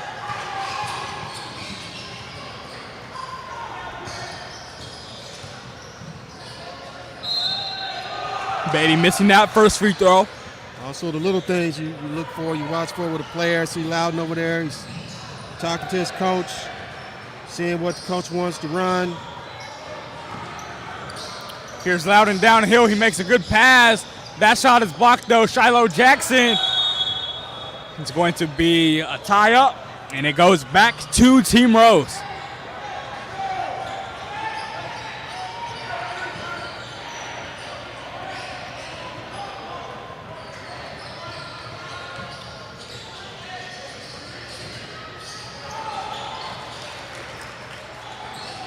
Here is Toby Onkiyon.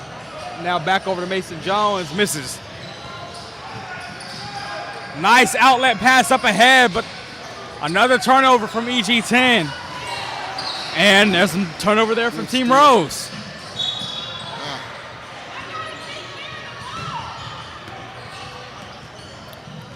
Back-to-back turnovers right there.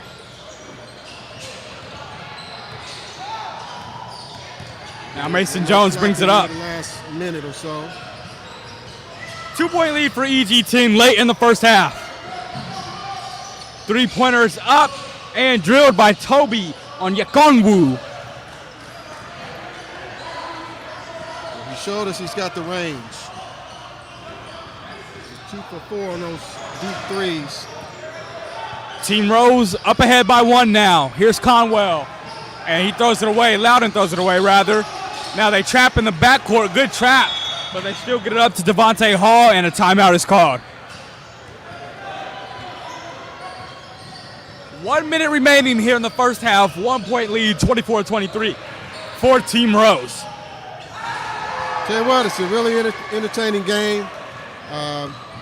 Balanced attack. I mean, you got 4 or 5 players with 6 or 7 points, including Jared Beatty for Team Rose. You got Angakuu with the 2 threes, and then Christian Meeks has got 7. And then of course J.J. Loudon leads all scorers with 8. And Ryan Conwell's got 5 for EG10. Once again, Team Rose is up by 1 here. 1 minute to go in the first half. And Team Rose has the basketball. Coming out of this timeout.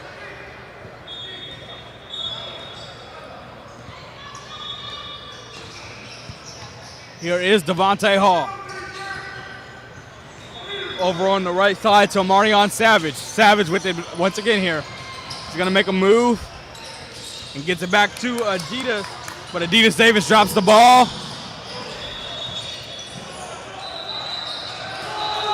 EG10 with it.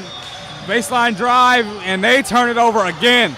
Up ahead to Adidas Davis, and he is blocked, but a foul. Okay, there's a lot of turnovers here in the last minute and a half. And these free throws will end the half likely as the running clock is going down under 15 now.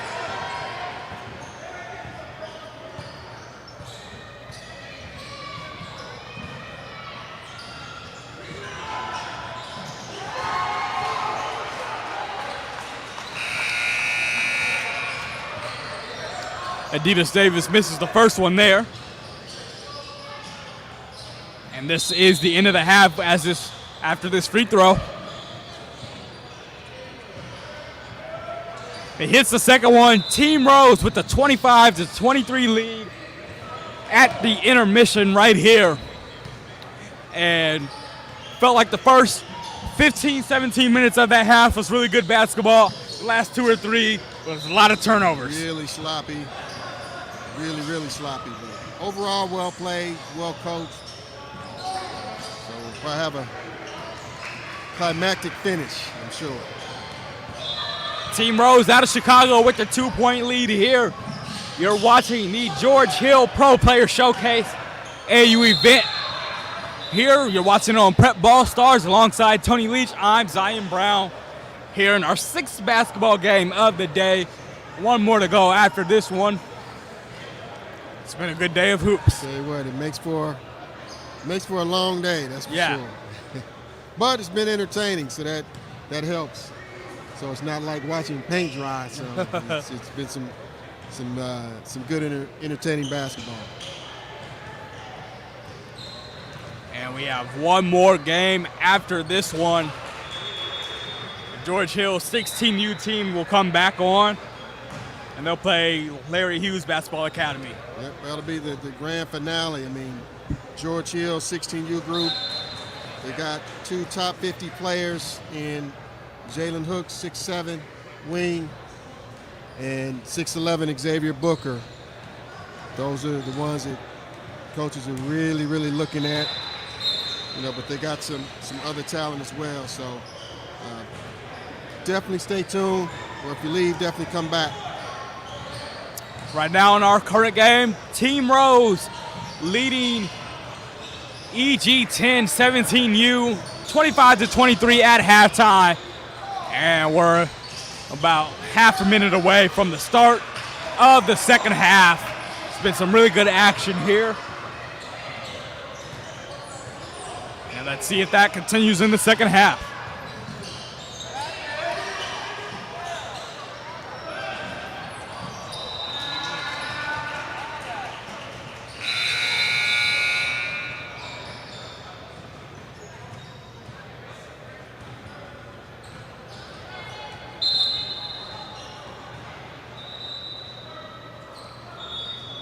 As EG10 with their last huddle here before going back out there after halftime.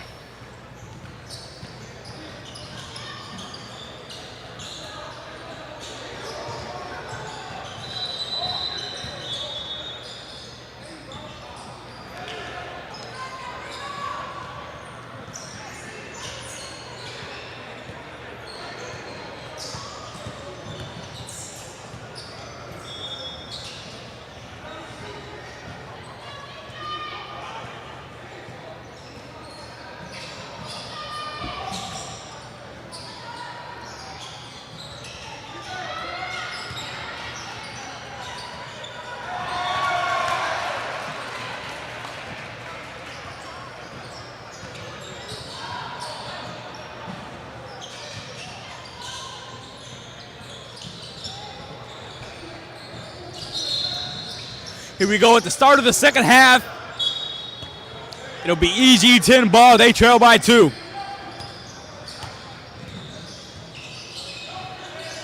Here's J.J. Loudon with it. Up top, Ryan Conwell. Conwell gets to the foul line. Over to Turner. Back to Conwell. Finds himself open. Spot up 3. That is money for Conwell, and they take the 1-point lead over Team Rose to begin this second half.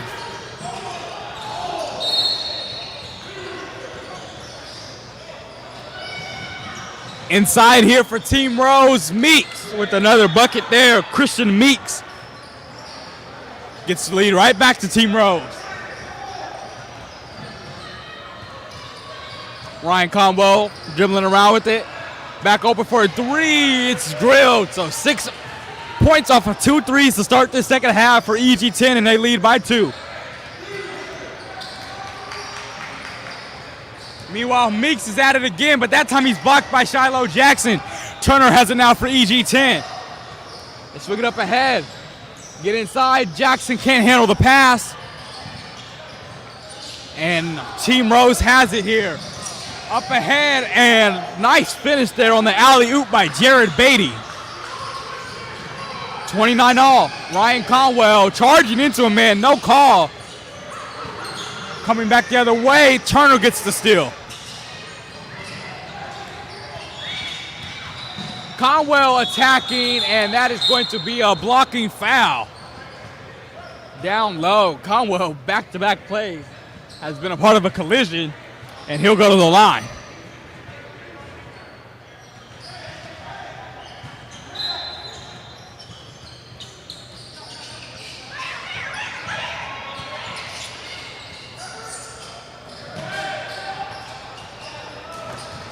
Conwell knocks down the first free throw there.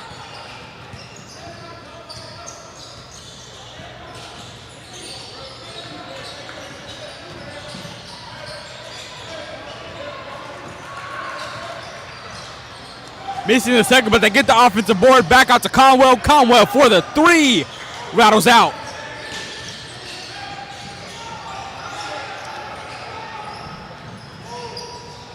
Toby Onyekongwu with the ball. Here's Toby with it going down the left side. Down low to Meeks. Meeks lays it in. Christian Meeks with a nice finish there. And one.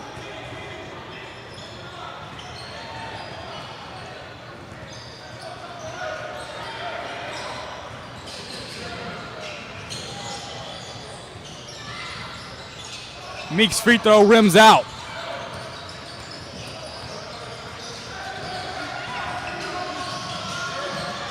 One point lead for Team Rose. They get the steal here.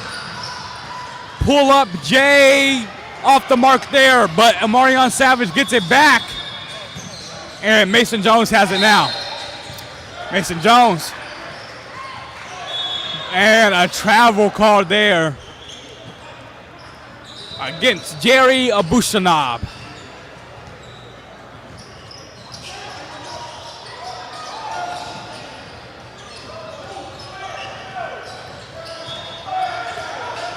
One point lead for Team Rose. EG10 with the ball here. Ryan Conwell with it.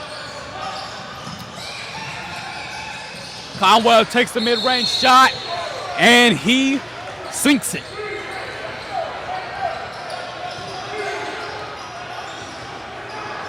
One point lead for EG10 now. Back and forth we go in this ball game.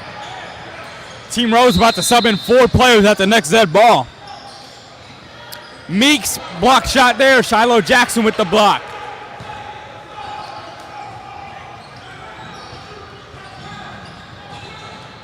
Here's Toby Onyekongwu. Toby dribbling around. Toby gets inside the arc. Back out for a three-pointer there. That one is too strong. EG10 gets the rebound. Ryan Conwell going behind the back here. Little shake and bake. Floater for Conwell, too strong. And a foul is called down low on Shiloh Jackson.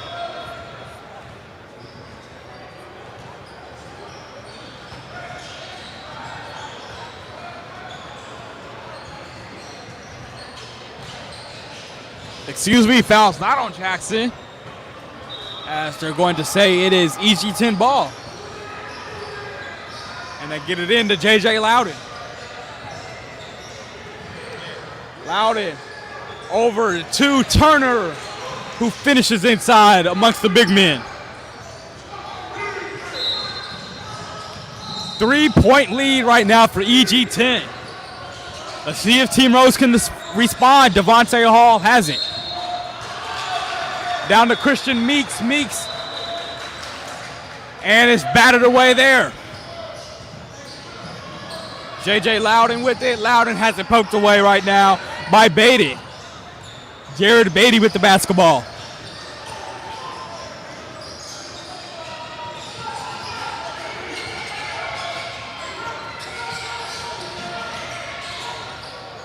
Now here's Devontae Hall. He gets the screen from Christian Meeks.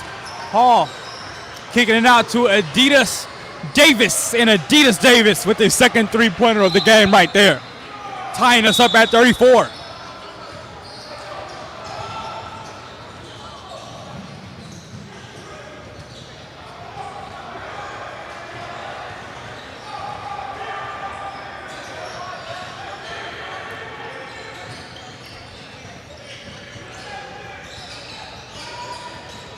J.J. Loudon bringing it up for EG10.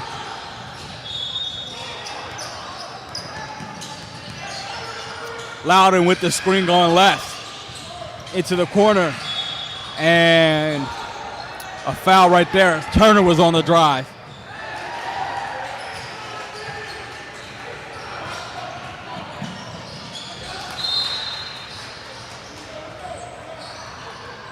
Loudon with it outside.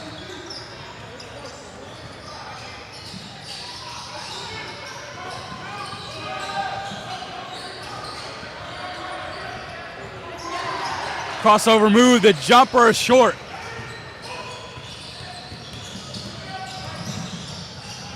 Here's Adidas Davis with another three, and he hits it, and the foul. Adidas Davis, his third three-pointer of the game. He's got 9, and he has a chance for a 4-point play right here.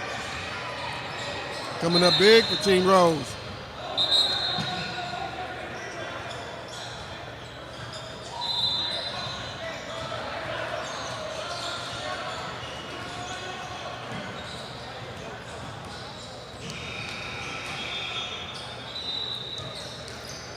And he can't hit the free throw, so still just a 3-point game, but Team Rose is on top. Here's Ryan Conwell. And Conwell is going to be called for the offensive foul there. The official saying he pushed off. And he is pleading his case.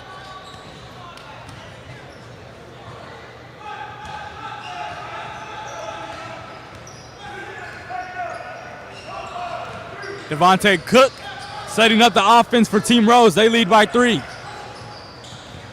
Cook with the hesitation, and his pass is dropped, and Conwell gets the steal for EG10. Outlet pass, and they just barely save it in bounds. Back to Conwell. Up top, Turner is blocked. All out dive for it on the floor, and Devontae Hall has it for Team Rose. Inside, Toby is blocked right there by Shiloh Jackson, and Jackson gives him a little bit of a stare down. Nice action. Toby Onyekongwu blocks there.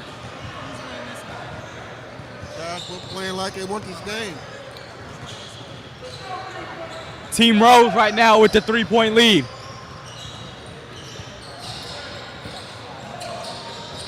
Shiloh Jackson with the rebound there. J.J. Loudon coming down the other end. Loudon goes behind his back. Gets it to Ryan Conwell. Conwell will take the jumper. The 2-pointer is good.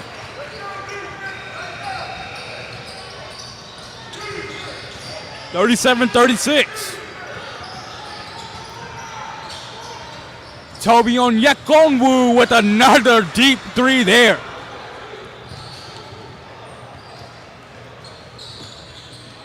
Four-point lead now for Team Rose. So he can really shoot that basketball. Yeah.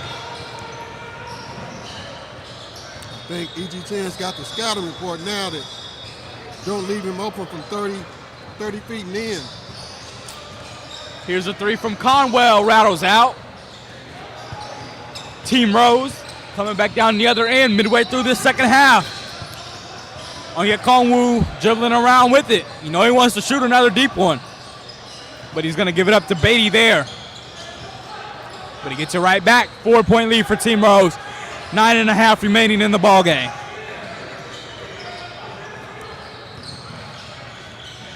Now Adidas Davis sets the screen. He pops, and he gives it right back. Up, to Devontae Hall.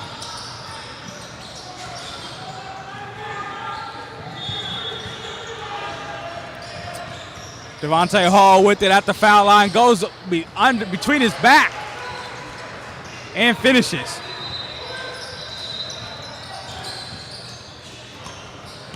Team Rose now up by 6, and a steal right there by Devontae Hall. Devontae Hall up ahead, can't hit the layup. Conwell on the other end, can't finish either, but Shiloh Jackson with the putback and screaming in the defender's face. Shiloh Jackson gets a technical foul.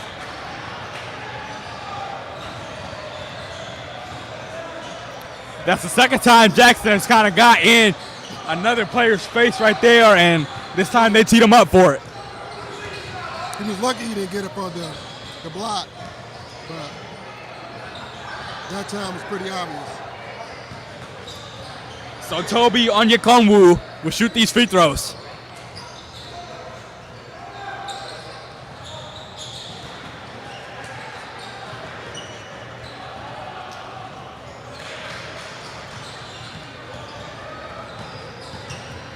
First one misses.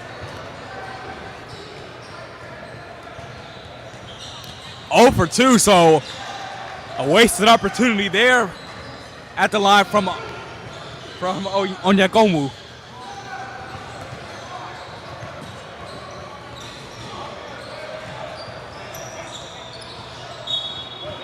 Seven and a half left to play. Team Rose leading by 4. And Devontae Hall has it. It's swinging around to Jared Beatty. Back to Hall.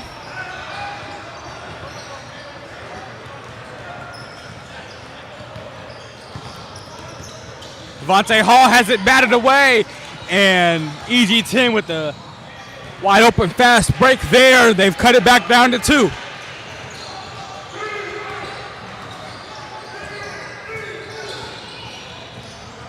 Jared Beatty with it. Back to Toby. He's going to fire one up again, but that one misses.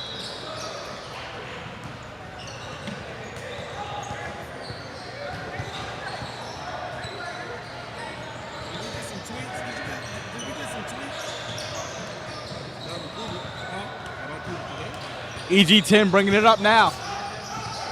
6.5 left to play here in the ball game. 2-point lead for Team Rose. Here's JJ Loudon with it.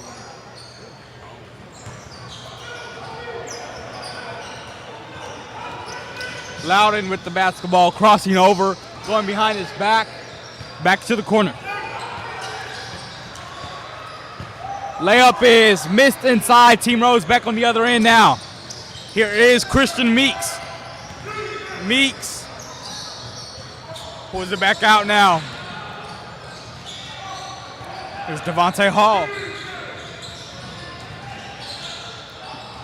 Hall to Christian Meeks, left corner 3 is good.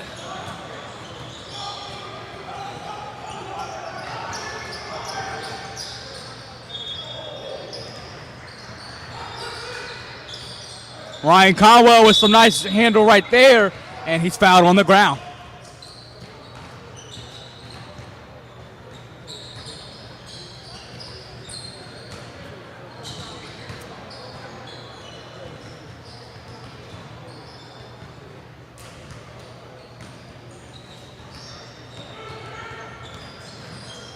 Here's a drive and a fadeaway off the mark. Nice feed inside to Christian Meeks, and he lays it in. Back up to a 7-point lead now for Team Rose.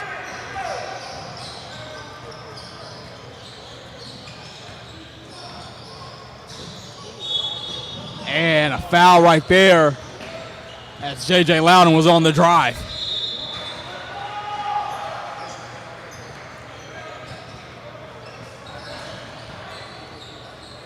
So let's say it's on the floor, so to be inbounds here for EG10. 4.5 remaining. This EG10 team trails by 7. Whatever they're doing, they need to get the ball in, because it's a big shot there. It's a running clock. So any stoppages is helping EG10, helping Team Rose.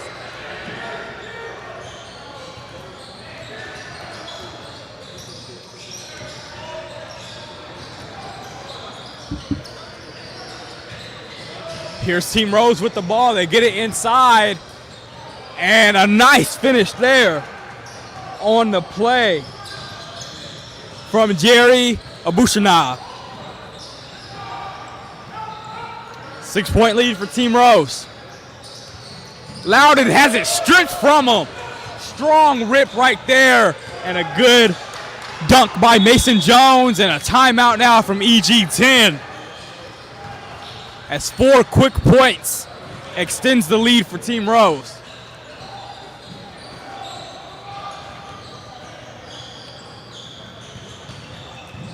It's a crucial timeout here.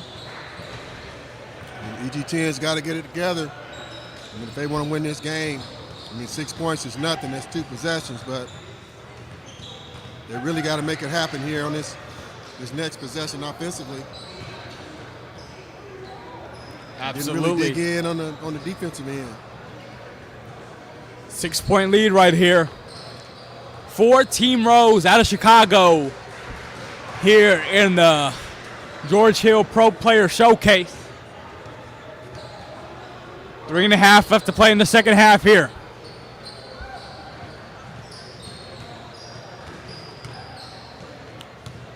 As the teams go back onto the court.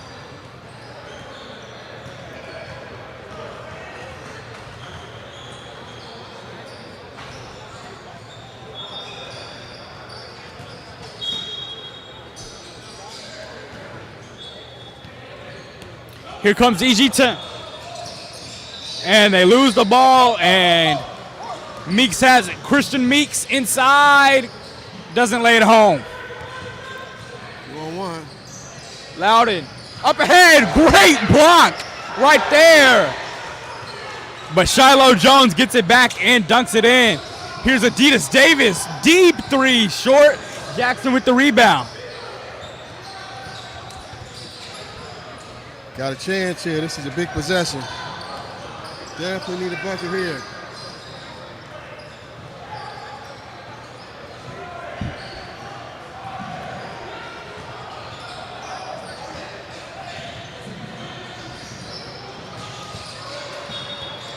Up top, Ryan Conwell has it. Gets a screen going left. Conwell lets it go for 3.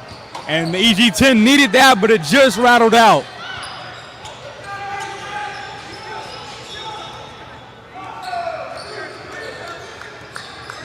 .223 left to play. 4-point lead for Team Rose. Down low. Christian Meeks, good spin, but he's blocked by Shiloh Jackson. But a foul called on Jackson. Tell you what, Meeks has been big. I mean, just solid the whole day. He's been, effective inside. He's knocked down a couple of threes. He's rebounded the ball well. Now stepping to the line, knocking down some free throws.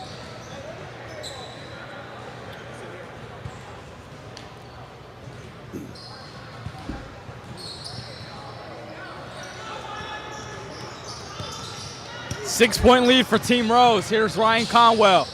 Conwell spinning and pulling it back out. Now he drives baseline again and almost a turnover.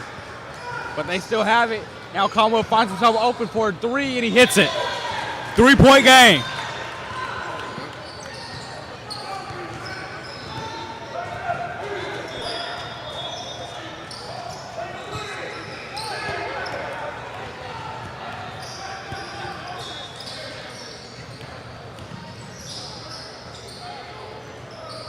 Driving inside.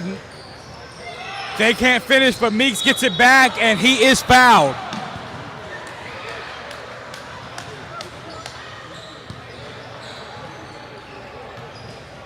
So Christian Meeks back at the line for 2. It looked like a lot of contact there.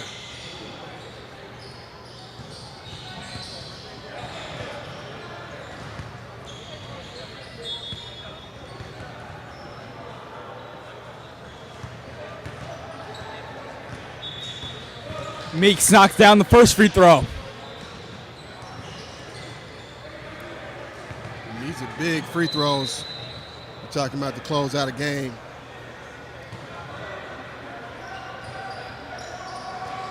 It's 4 for 4. 5-point lead now for Team Rose. Loudon with it.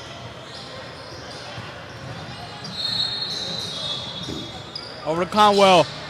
Conwell in the mid-range area. Steps back for the three. That one's too strong, and it goes behind the backboard out of bounds. Got a foul to give. Got to talk some strategy now. Foul to give. Under a minute to go. Well, EG10 will. 5. You don't want to foul Christian Meeks. That's not who to foul. You have to find somebody else. Try to get still first. EG10 will definitely be aggressive defensively. Right here. They're down by 5 with 53 seconds to go.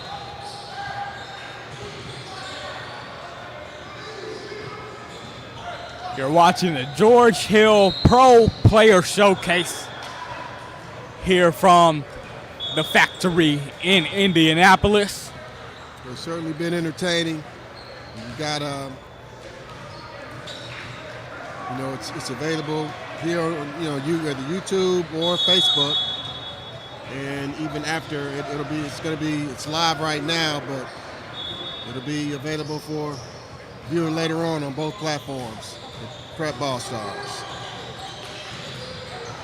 And we have one more broadcast remaining today. This is our 6th game of the day. One more after this one.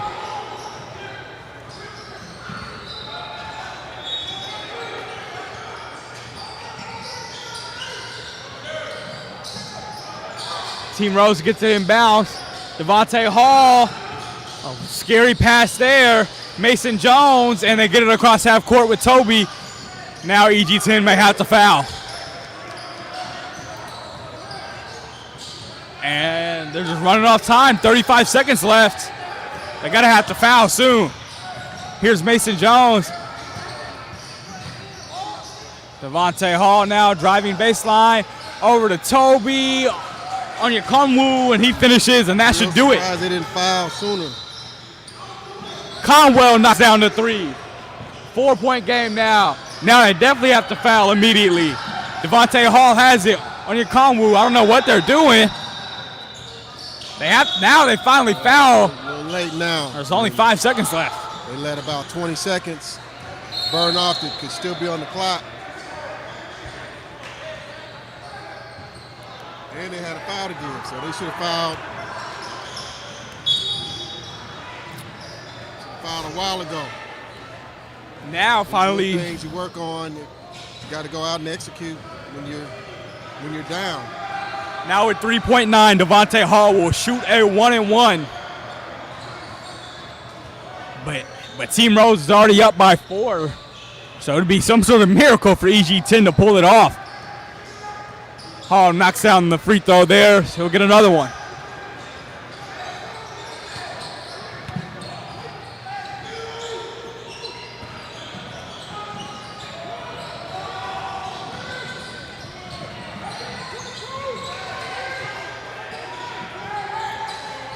Devontae Hall goes 2 for 2 there. 5-point lead for Team Rose. Shiloh Jackson with it over to Loudon. He won't even shoot it. 6-point victory, 57-51. Team Rose win in this one. Boys from Chicago, they showed out. They had a good game today. Looks like for player of the game, looks like it's going to be Christian Meeks. I mean, he was solid throughout, 16 points, bunch of rebounds. Really solid performance for him. Yeah, Meeks had quite the game out of Homewood Flossmoor High School. Played really well. Come on, Michael. Is my Michael?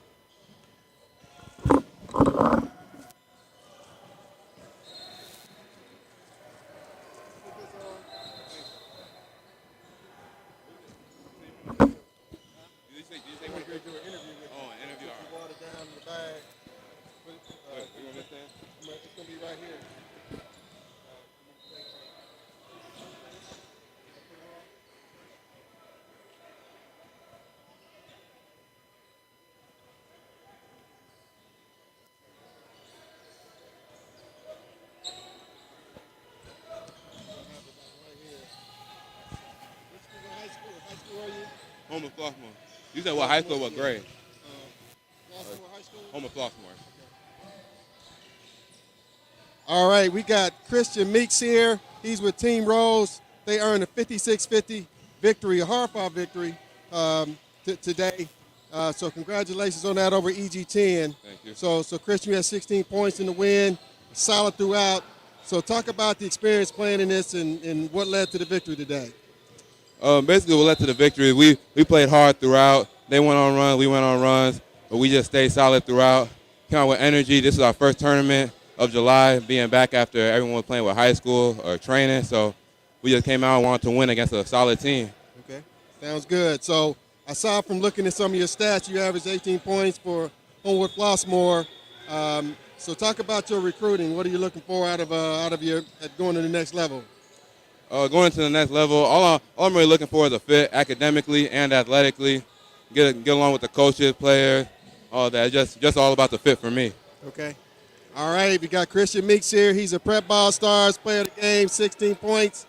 Team Rose is victorious, 56-50 over EG10. It was a solid victory. You got the former teammates in Derrick Rose and Eric Gordon, so you guys got some bragging rights for Mr. Rose. Yes, congratulations for being player of the game and continued success to you. Thank you. All right.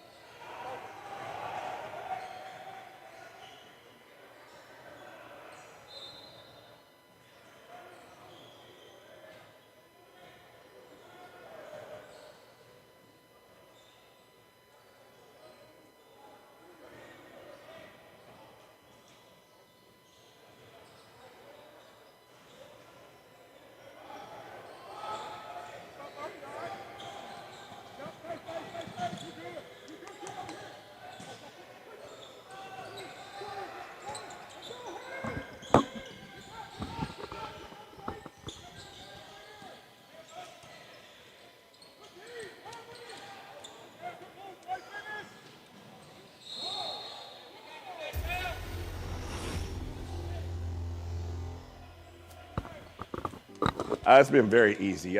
Anything I've wanted, creativity-wise, he's given me. But more than that, as a coach, man, I'm so involved in the season and practices and trying to win games. I don't have much time for creativity. So he's been able to create some things that I really thought was really great. And I've had other coaches come to me and ask me about our travel warm-ups and everything like that also. And so it just helps to have somebody else being pretty much your creative director.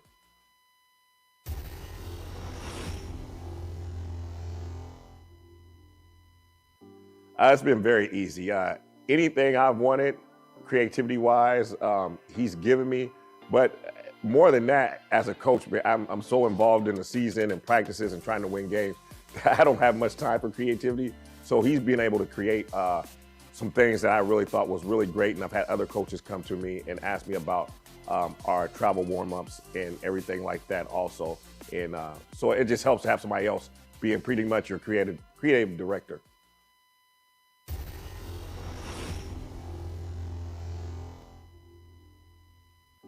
It's been very easy.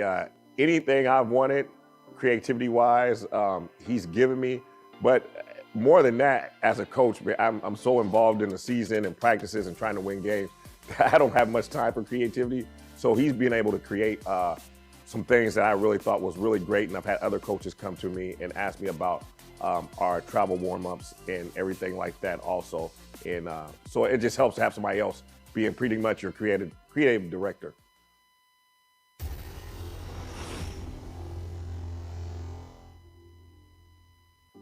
It's been very easy. Anything I've wanted, creativity-wise, he's given me. But more than that, as a coach, I'm so involved in the season and practices and trying to win games, I don't have much time for creativity. So he's been able to create some things that I really thought was really great. And I've had other coaches come to me and ask me about our travel warm-ups and everything like that also.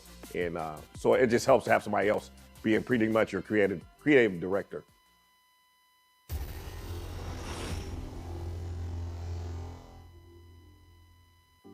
It's been very easy. Anything I've wanted, creativity-wise, he's given me. But more.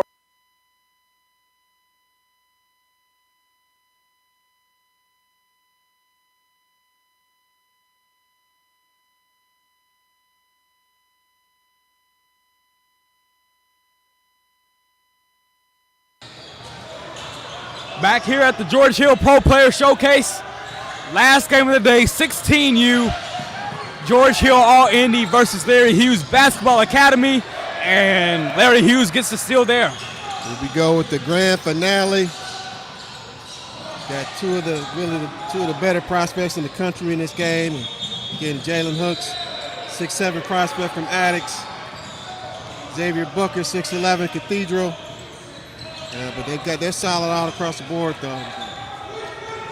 AJ Dantzler, who was player of the game in their victory this morning or earlier this afternoon. Long possession here from Larry Hughes Basketball Academy. Let's see if they can get a good shot out of it.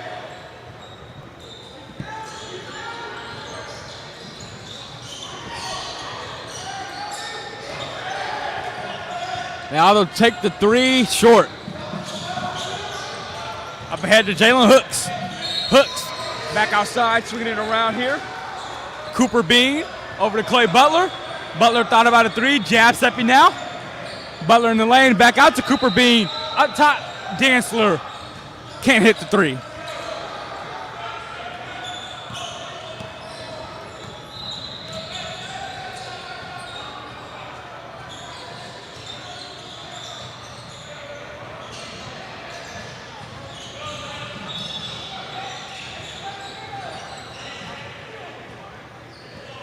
Now here's Larry Hughes Basketball Academy with the ball.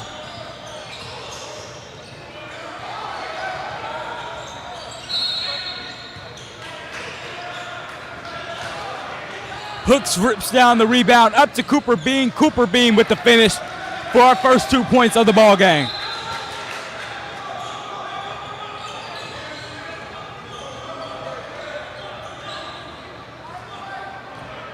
Cooper Bean is Noblesville High School. Now he's a solid athlete and shooter. He's got a 4.0 GPA. It's good to see. Now here comes AJ Dantzler. Dantzler out to Clay Butler. Left corner three off the mark. Nice up and under move right there for Larry Hughes to get their first bucket of the game and tie us up at 2 points apiece.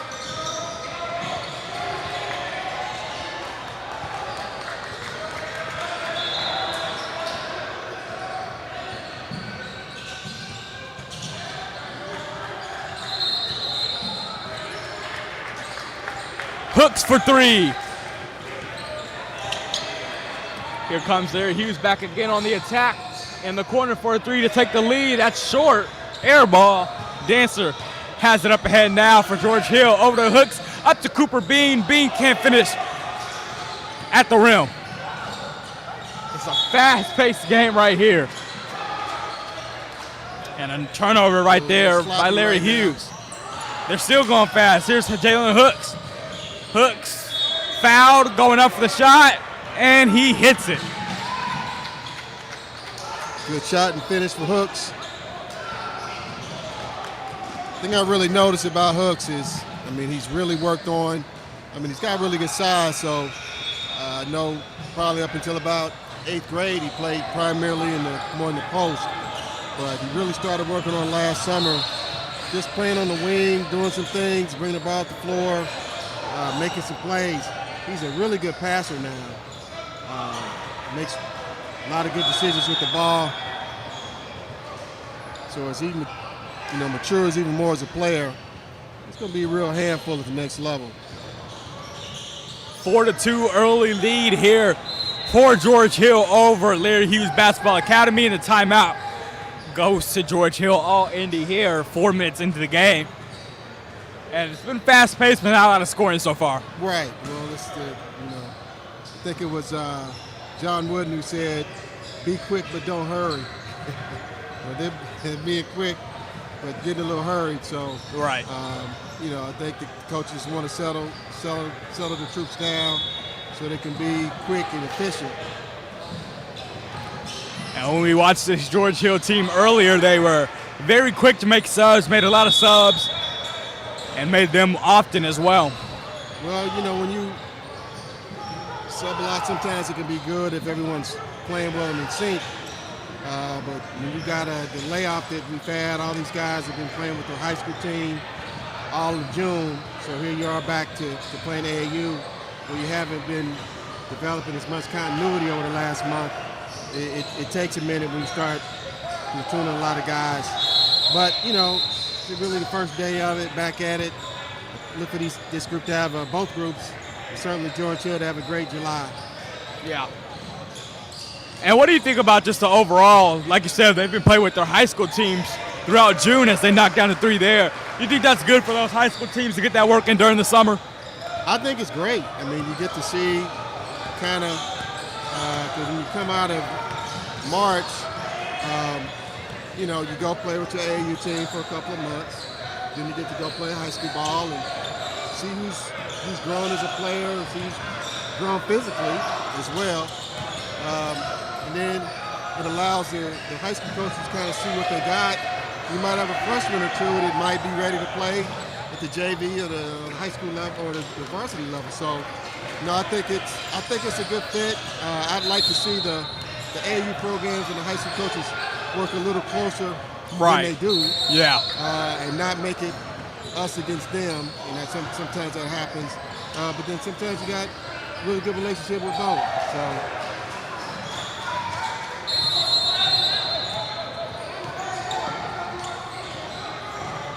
Here's A.J. Dantzler. Xavier Booker gets the friendly roll to tie this game up at 8. Nice soft touch there for Booker.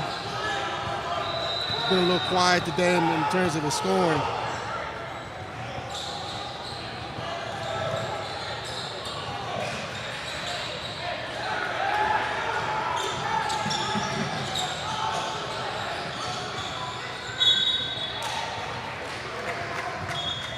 All tied up at 8 here.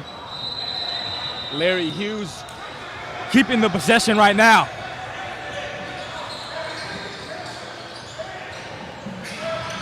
Got another tight game. Out of the 7, 6 of them have been tight.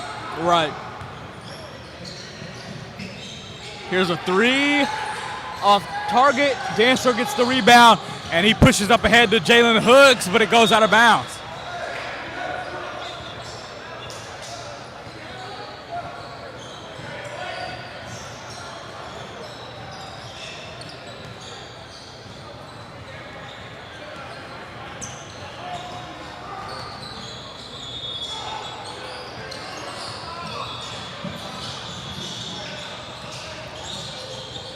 Here's Larry Hughes Basketball Academy with it.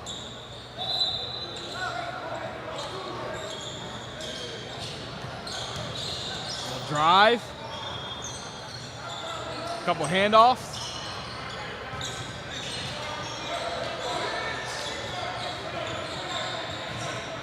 Inside layup, misses. Hooks gets the rebound.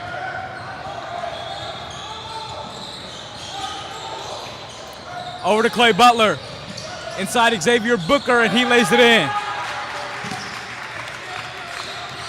Couple nice plays by Booker so far early. 2-point lead for George Hill.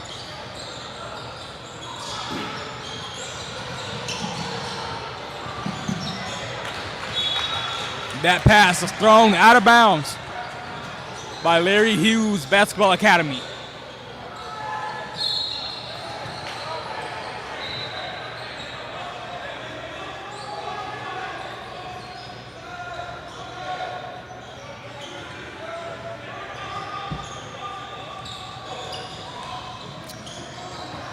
Sheridan Sharp into the game now, brings it up. Gets to Keyshawn Ware, also freshly into the game. Over to Xavier Booker on the right wing. Booker back out to Hooks. Hooks in the lane at the foul line, pulls it back. Gets it down low to Ware. Keyshawn Ware has the chair pulled from under him, and Larry Hughes is coming back the other way. Inside, Hooks with a nice rejection. And another rejection, that time by Booker, but they get it up and over Booker for the basket. Okay, this Larry Hughes bunch is, they're definitely scrappy. Yeah. Got a lot of enthusiasm on the bench. AJ Dancer over to Xavier Booker, pick and pop three. Butter from Booker right there. Is what gets the college coaches excited.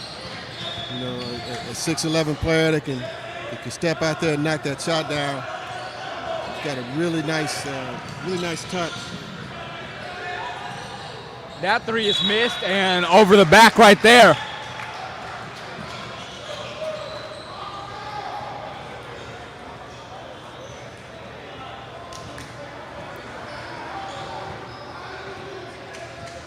And Booker didn't shoot that many threes over the course of the season for Cathedral. No, again, that wasn't, you know, he had the red light with that shot at Cathedral. I mean, he's got probably not even a yellow, but he's got the green light here playing with George Hill, you know, spring, summer. Hooks in the corner for three. And I mean, that Cathedral team, you know, with the likes of Tayshawn Comer in this past season, with Vincent Brady and all the guys they have. Air Force, you know, Jackson Edwards, you know, Jackson Davis.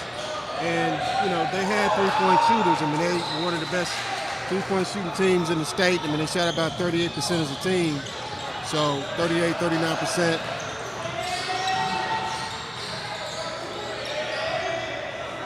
Long three there from Ware. That doesn't fall.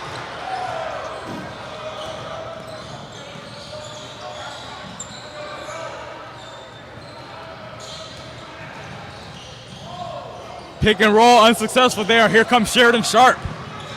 Sharp over to Jalen Hooks. He's going to take another three. That one misses everything.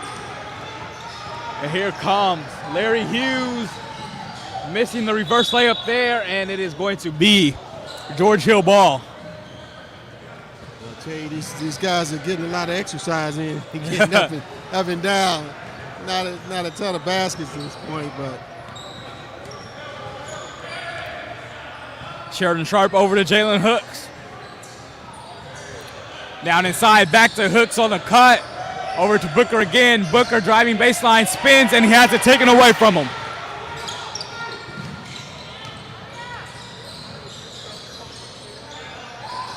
Good contest there by Hooks. Ball bounced around. Larry Hughes still has it. 18-footer misses.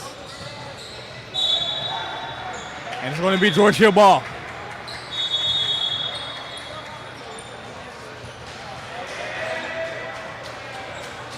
Timeout taken here, 16-12. 8:40 left to go in this first half, and a lot of up and down play so far in this half.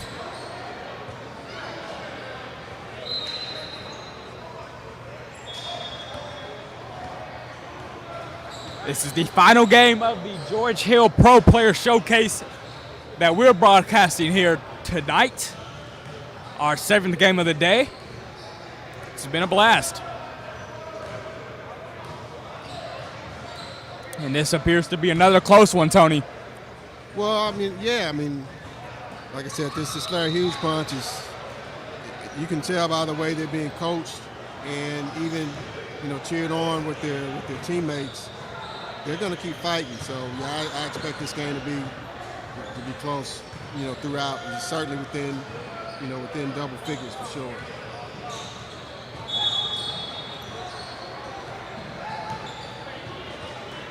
As the team's now coming out of the timeout.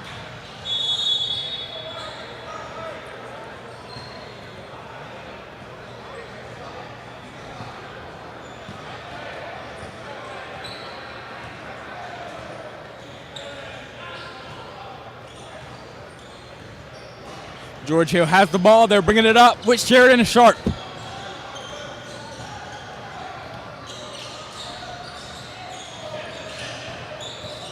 Now Hooks has it. Hooks at the free throw line. Out to Clay Butler. Butler gets inside and it's tipped away. Looking for Hooks.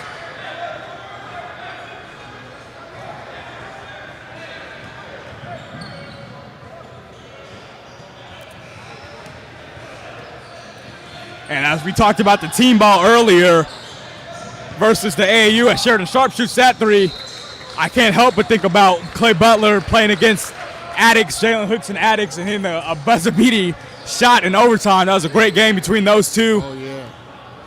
Now they play together during the AAU season. As here comes Clay Butler. Up top to Jalen Hooks, and he throws it down right on cue.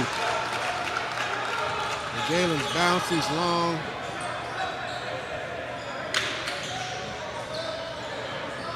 Kind of play that gets the whole team fired up. 9-point lead now for George Hill. Floater there, misses. And Keyshawn Ware fighting for the board, but he can't get it. And a foul call. You know, there's college teams that don't have 6'9" guys sitting on the bench. You got, you know, Dylan Watson. And then Right. Castle product at 6'9", 230 pounds.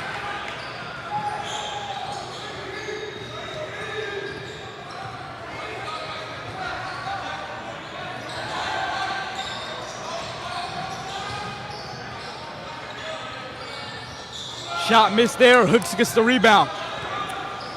Here's Sheridan Sharp. Sharp stepping into a three. Missing that one. Keyshawn Ware, and they called a foul before that on the rebound.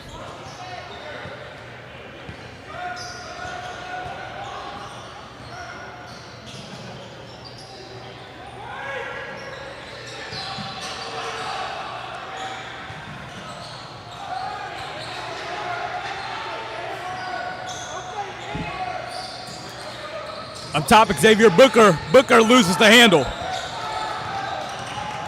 Larry Hughes back on the other end, blocked by Sheridan Sharp. And he contested another shot there, and then it's going to be a foul on Dylan Watson. That's the second shot we've seen Sharp block today. He blocked one in the first game, too. He sure did. So he's shown some ability to get vertical for sure. Nice entry pass and the finish there.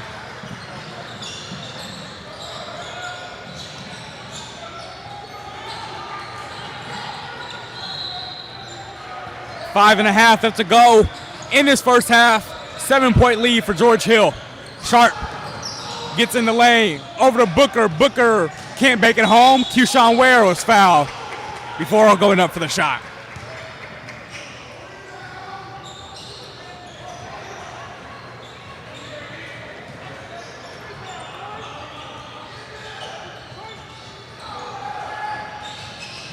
Clay Butler has it here.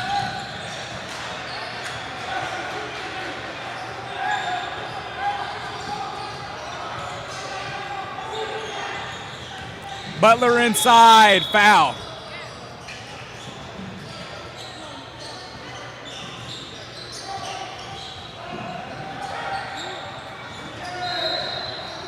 And he'll shoot 2 free throws here.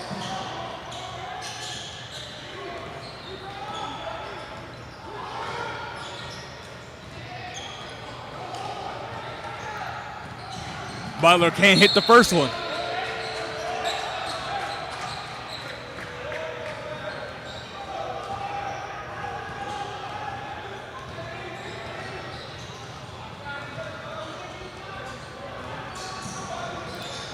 One for 2 there for Butler after making that one. 8-point lead for George Hill.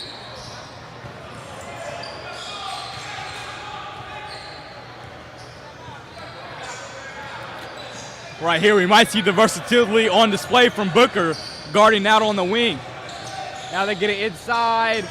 Miss there. Booker comes on top, and he's called for the foul.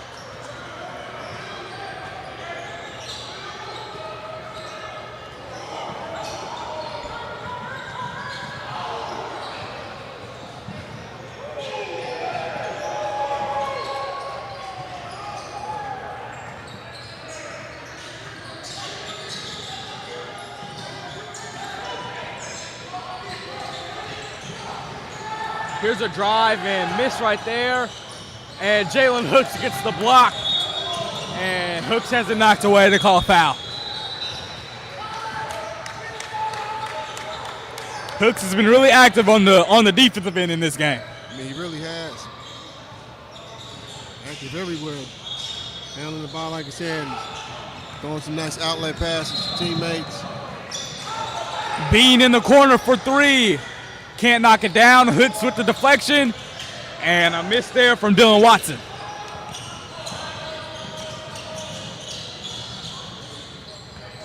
Nice pull-up, Jay, there. 6-point lead still for George Hill.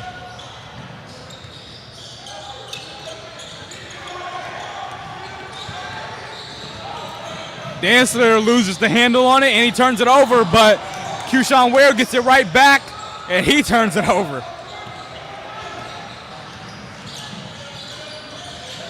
And a nice finish there by Larry Hughes Basketball Academy. They've cut the lead down to 4 for George Hill. Here's Jalen Hooks out to Cooper Bean. Bean pump fake, long runner, banks it home.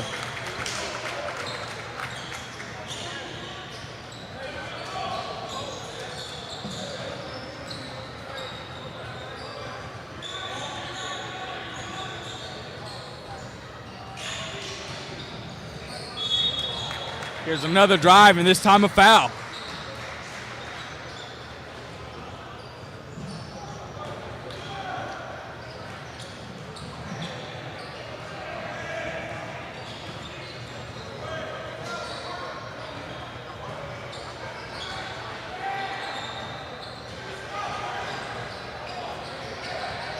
So 2 free throws here for Larry Hughes Basketball Academy. He makes the first one there. I mean, it just look like one of these teams that likes to will fight to the end. Right. And they're still right here. Approaching 1 minute left in the first half. 5-point lead for George Hill. That's down to 4. 24-20.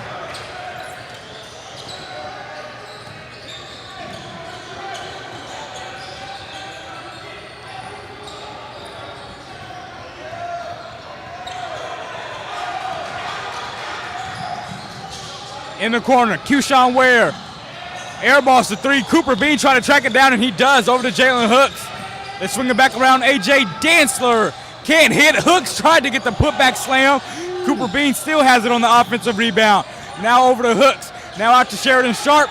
Spot up 3 for him off. Dantzler trying to keep it alive, and finally. That would have shut down the broadcast. Now Sheridan Sharp gets it back on the turnover. Sharp over to Cooper Bean, open for 3. Too strong. 5 seconds left in the first half. And Larry Hughes Basketball Academy blocked by Sheridan Sharp again. Wow. And that ends this first half of action. Sheridan Sharp, like you said, showing off the hops for sure. That's a heck of a play by great hustle by Sheridan Sharp to save that too, but it should have been an easy dump off to his teammate. You know, on the other side, then that wouldn't have been a block. So,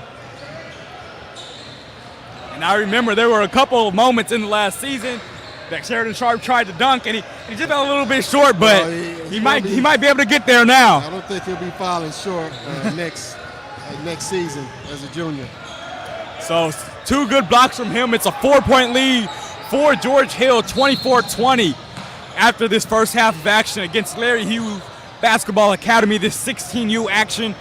And our final game of the day here, you can tell by the way I can't talk. After 7 games, you know,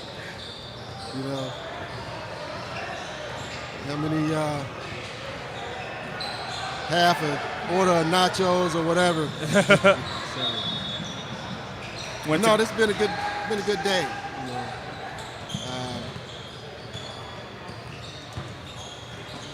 Once again, this is the George Hill Pro Player Showcase on Prep Ball Stars. Alongside Tony Leach, I am Zion Brown. We got one more half to play here. 24-20 lead for George Hill over Larry Hughes Basketball Academy. We'll be right back at it in about a couple minutes. And should be some good action in the second half.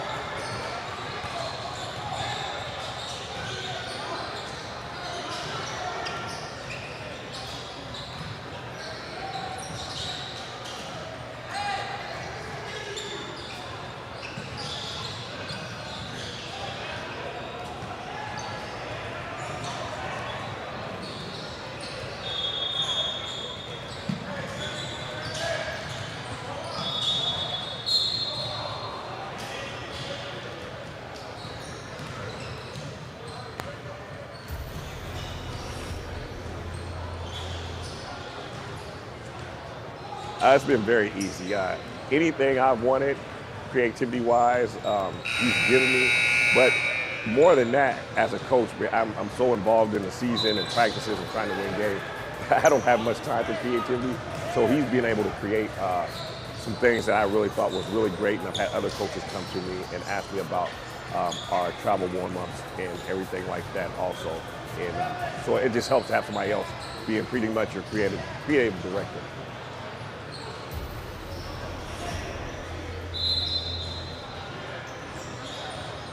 It's been very easy.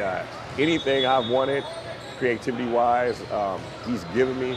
But more than that, as a coach, I'm so involved in the season and practices and trying to win games.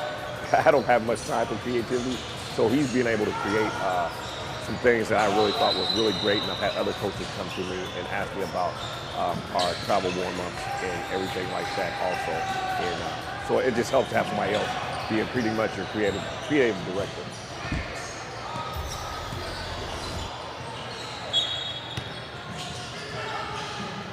Back here now, 4-point lead for George Hill. Larry Hughes Basketball Academy has the ball to start the half. Into the corner for a three. That one's off target, but they get the offensive board and put it back up and in. It is a 2-point game.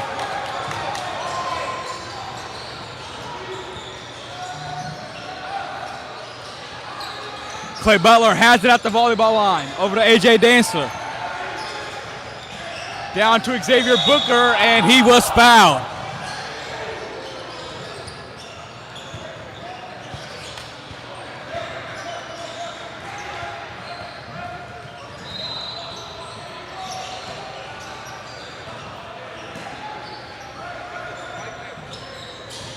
Two-point lead for George Hill. They get it into Cooper Bean. Bean back over to Butler. Over to A.J. Dancer. Dancer taking it down the right side. Can't finish on the layup, but he'll go to the line.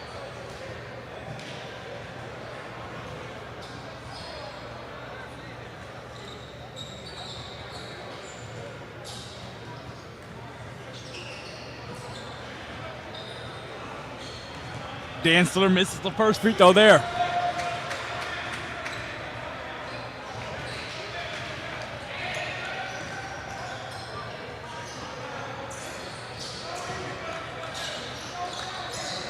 One for two there from A.J. Dancer.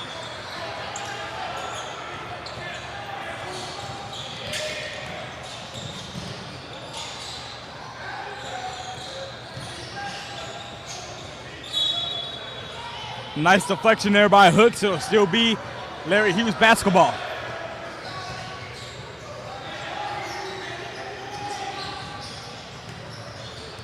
(25-22) lead for George Hill here.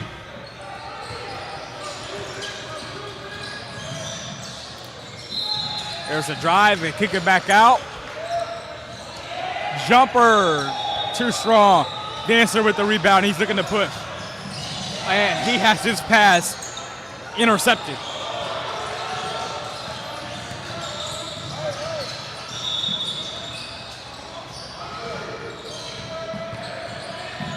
Here's Larry Hughes. Pump fake. Get it down low, swing it around, and a walk.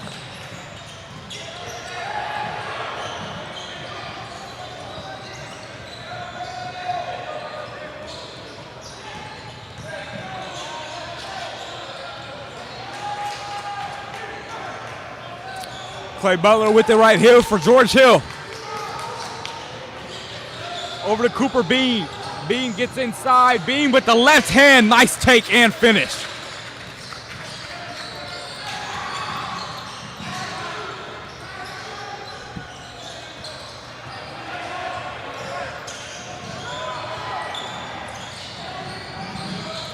Here's Larry Hughes with it now.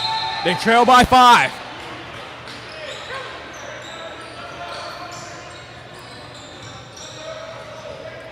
There's a 3. Bang. Nice shot. Right there. Clay Butler looking to push it on the other end. Butler with the hesitation move. Left-handed floater misses. Booker on the putback rolls out and goes back to Larry Hughes.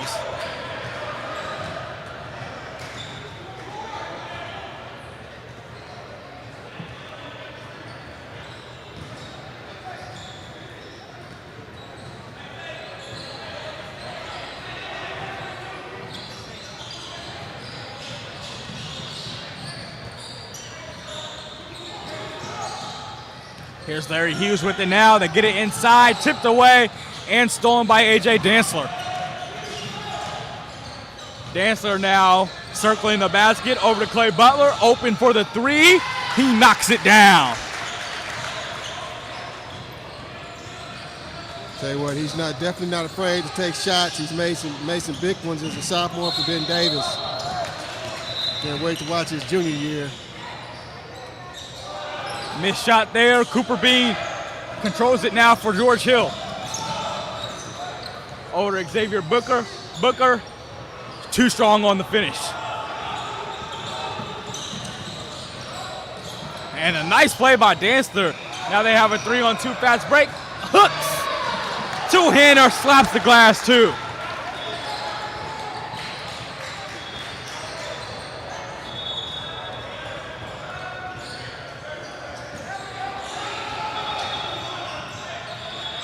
That's a nice play. I like the signal by Jalen. And now threw the pass to him and you know what to do. Toss it up. Don't play. Toss it up. Now a couple of free throws coming up for Larry Hughes. And now they're gonna say with the on the floor foul. 7-point lead for George Hill.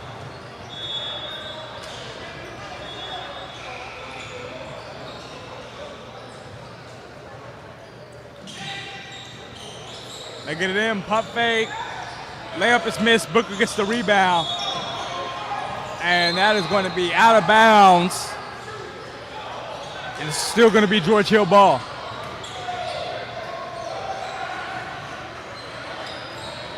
Wow. Should have been something. Should have been. At least give him a ball. But again, well officiated day. I mean, this is the 7th game actually for the same group. And they've done a nice job overall. Sheridan Sharp can't hit the layup. Good outlet pass. Bean, Cooper Bean with a good contest there, and they say he was out of bounds after the rebound.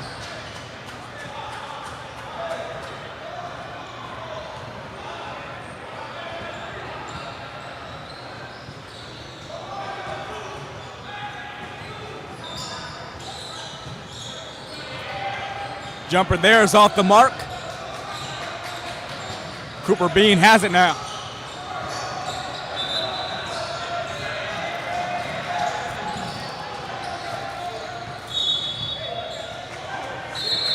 Jalen Hooks is fouled down low. It'll be inbound here for George Hill. 32-25 lead for George Hill.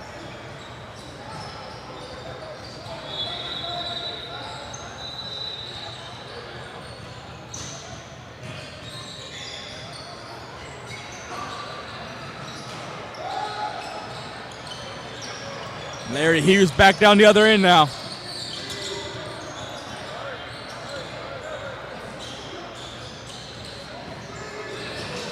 Nice layup over Xavier Booker. Larry Hughes is still just hanging around. I mean, I wouldn't. Can't go to sleep if I'm George Hill because they're right there. Sharp has his shot blocked. Gets it to Booker, who shoots the mid-range one. Rims out, but a second chance and a score for Keyshawn Ware. Heck of a play by Ware. Good rebound and definitely had the sense to go back up with it. And now Ware looking for a three-point play. His third three-point play of the day. Had a couple in the first game on this floor.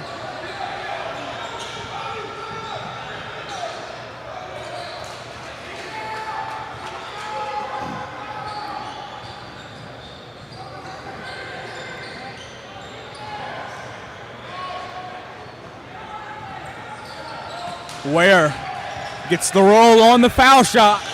8-point lead for George Hill.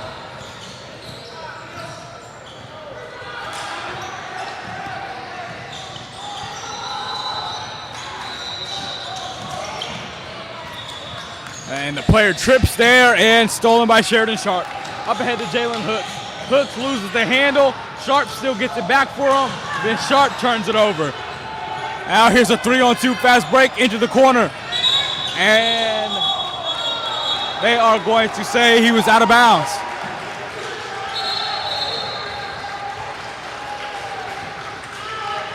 Larry Hughes Basketball Academy not happy about that call.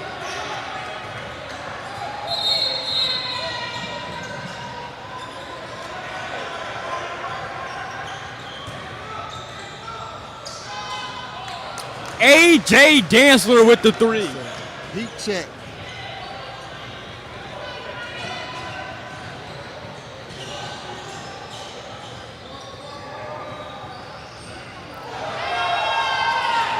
A three on the other end right there. Nice response. Now the Larry Hughes crowd and bench getting into it. Meanwhile, Dantzler hushes them up for the moment as he hits his second three in a row. That's a big answer. Larry Hughes with another one. That one's deflected, I think, by Sharp. Back in the mid-range. Missed, and Dantzler gets the board. Dantzler over to Ware, down to Jalen Hooks. Nice ball movement for the Hooks slam. Good. Way to share it.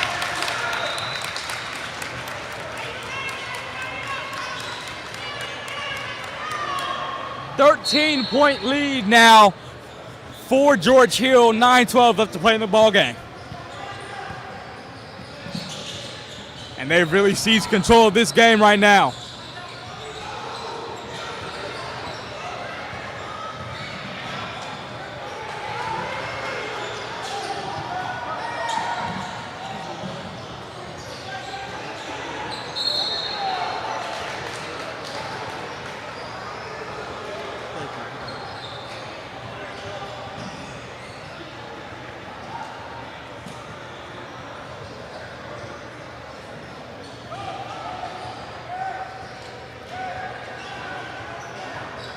So we got 9 minutes left.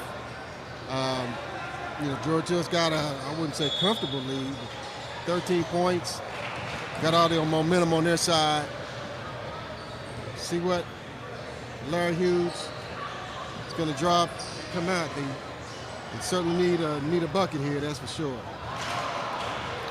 So let's see what they come out and try to do here, as this George Hill squad has gone on a run. Nice long, juicy timeout they got here. And A.J. Dantzler, the last few minutes, has really shown out for George Hill. And it's been a team effort. Dantzler's made some nice plays. Keyshawn Ware, three-point play, and he made a nice assist to Jalen Hooks for the jam. Another good, solid team effort.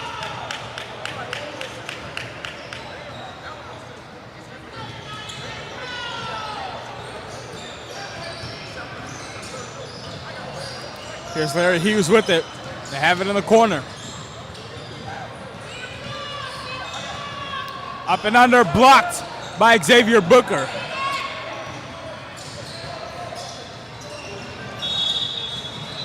Here comes Sheridan Sharp. And I don't know what the call is. What you can do with that size and length. Did they give him a 10-second call? I think so. What did they call? I think they may have called a 10-second in the backcourt call. And now an illegal screen. So, back-to-back turnovers.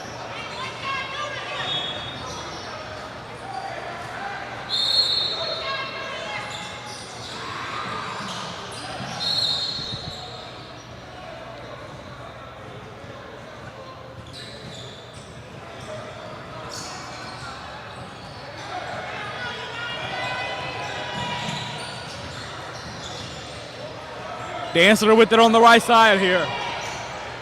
Dancer down the hooks. Picked off there. Larry Hughes pushing here.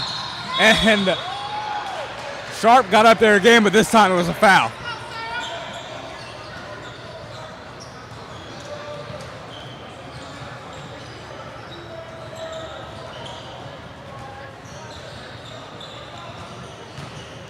So 2 shots here for Larry Hughes Basketball Academy.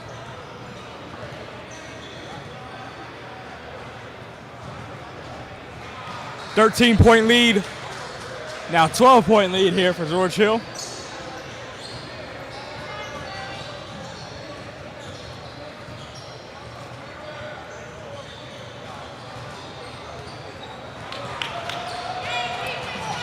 Two for two at the line right there, down to an 11-point lead for George Hill.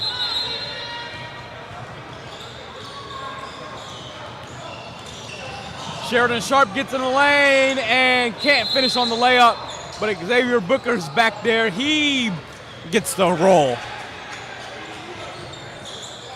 Now Hooks gets a steal. Hooks over to Sharp. It's tipped out of bounds.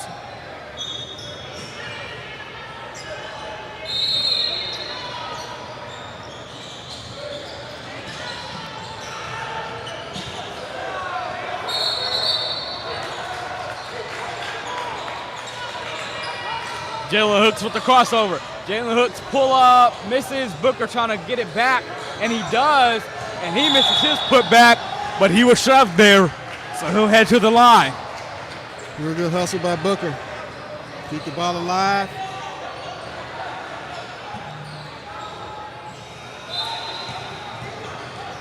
Booker with offers from LSU, Tulane, Kansas State, and TCU. Well, he's got some recent ones here in the last really couple weeks. Got Indiana, Purdue, Notre Dame, Louisville. Saw Xavier as well, which would be very ironic if he went there. Yeah. So he's a high commodity. We went to Pangos camp about 30 days ago. Performed very well. Made the top. I think it was 100 players. Made the top 60 game, I think. But mostly it was seniors there, or soon to be seniors. So for him to go there and be one of the younger players there and perform so well was a really good sign for him. That's just an argument about the out of bounds call here, and they're going to give it to George Hill. They already lead by 14 with 5 minutes left here in the second half.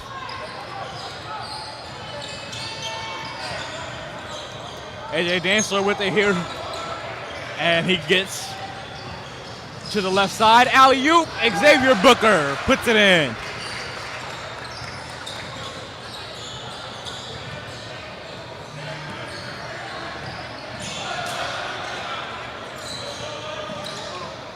Three at the top of the key is good.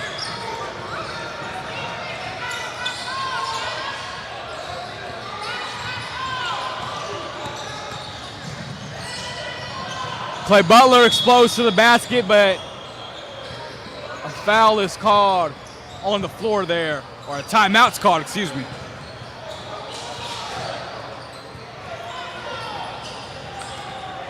(48-35) lead for George Hill. 4:16 left to play in this ball game. Here on the George Hill Pro Player Showcase, our 7th and final game broadcast of the day. You're watching this on Prep Ball Stars.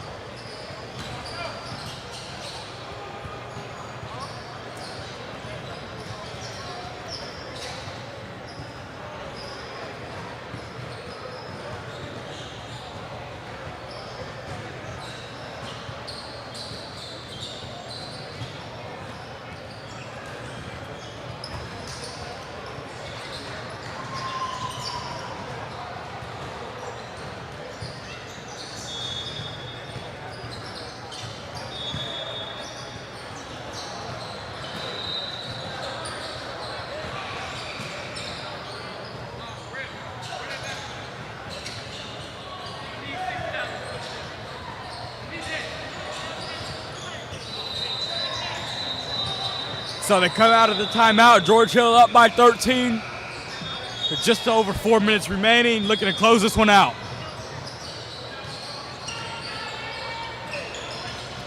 AJ Dancer has it here. Up top to Jalen Hooks. Over to Sheridan Sharp. Sharp back to Hooks, pick and pop. Hooks with the three, short.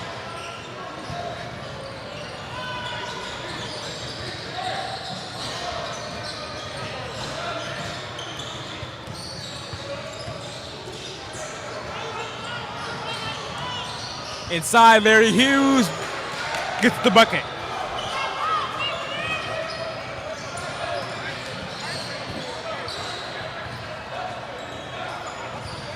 AJ Dancer with it in the backcourt. Over to Jalen Hooks.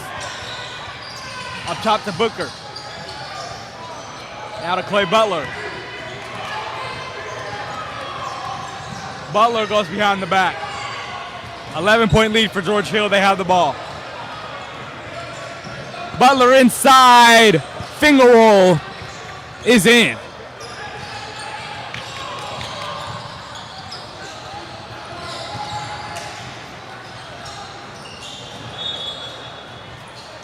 And there's another turnover by Larry Hughes.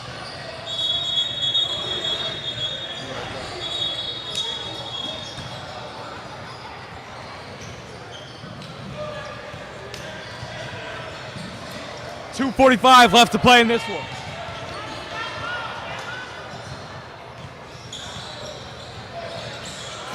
They get it into AJ Dancer.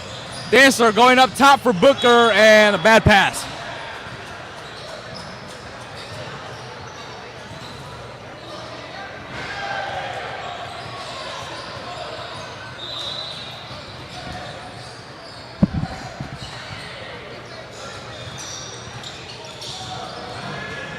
Inside, Booker with the block. Hooks has it now. Over to Clay Butler. In the corner, Sheridan Sharp. They're going to slow it down with Booker. Over to AJ Dancer. 2 minutes remaining, 13-point lead for George Hill.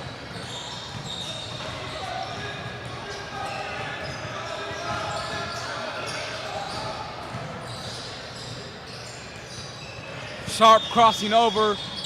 Getting it back out to AJ Dancer. Dancer gets in the lane now, and he is blocked.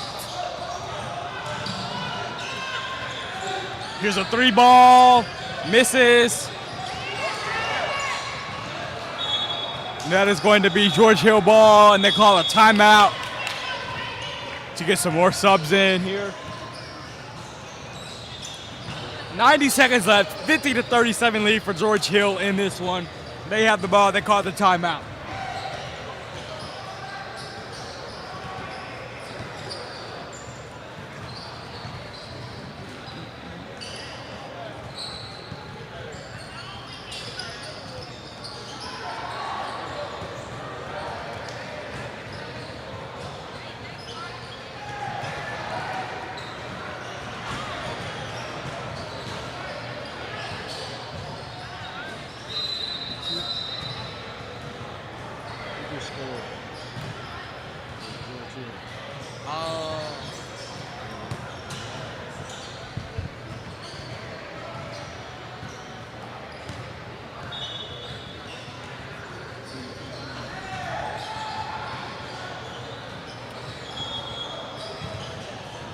have to decide to see who's going to be the player of the game here. With a minute and a half to go.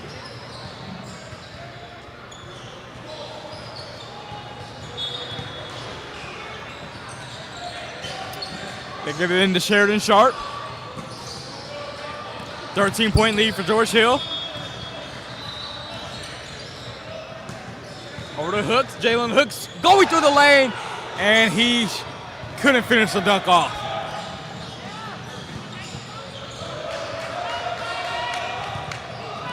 Down to an 11-point game now. 1:05 left to play.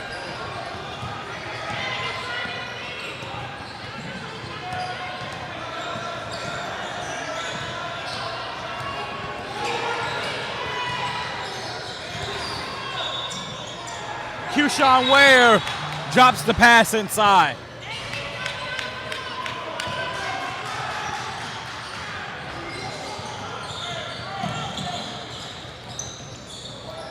Inside here, layup is good. 9-point game now. They foul Sheridan Sharp. They have that foul to give, so one more, and it'll be a 1-1 for George Hill.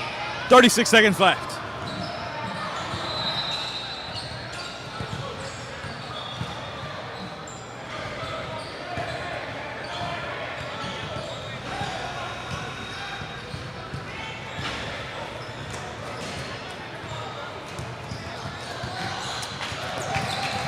Inbound to Sheridan Sharp. He almost loses it. And now he's going to dribble around with it. 30 seconds left. Sharp foul with 27 seconds left.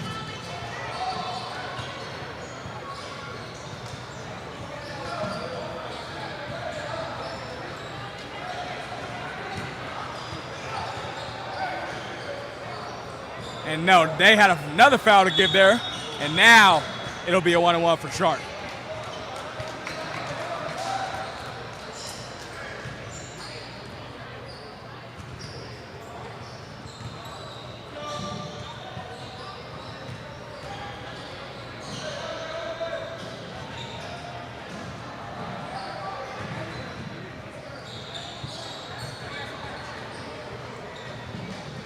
So Sharp with the 1-1 here, 9-point lead with 24 seconds remaining. And he misses the free throw, but offensive rebound, Keyshawn Ware, he gets blocked, but then he still puts it up and in. 11-point game, that should do it. Here comes the shot, and misses. And they gotta get it across, but that should end it. 52-41 lead win for George Hill in this one, winning over Larry Hughes Basketball Academy. They stay around for the player of the game. Tough to pick, but I think it's like Xavier Booker led him in scoring, blocks, rebounds, so it's got to be him then. Xavier Booker played a great all-around game today. And he is the player.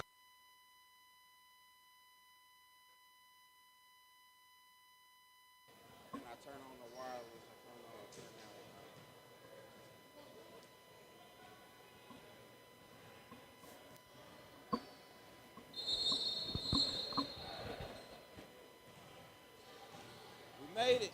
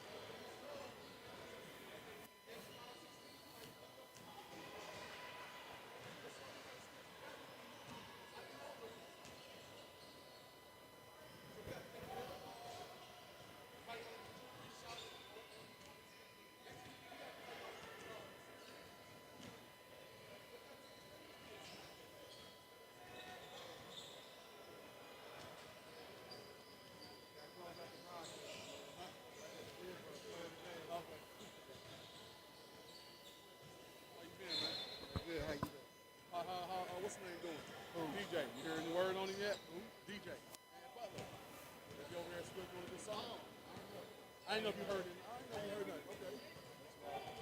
Yeah, I didn't know if you heard anything. Hey, Jake, you got to close it down, man. I got to get it. Pick up your backpack and slippers on.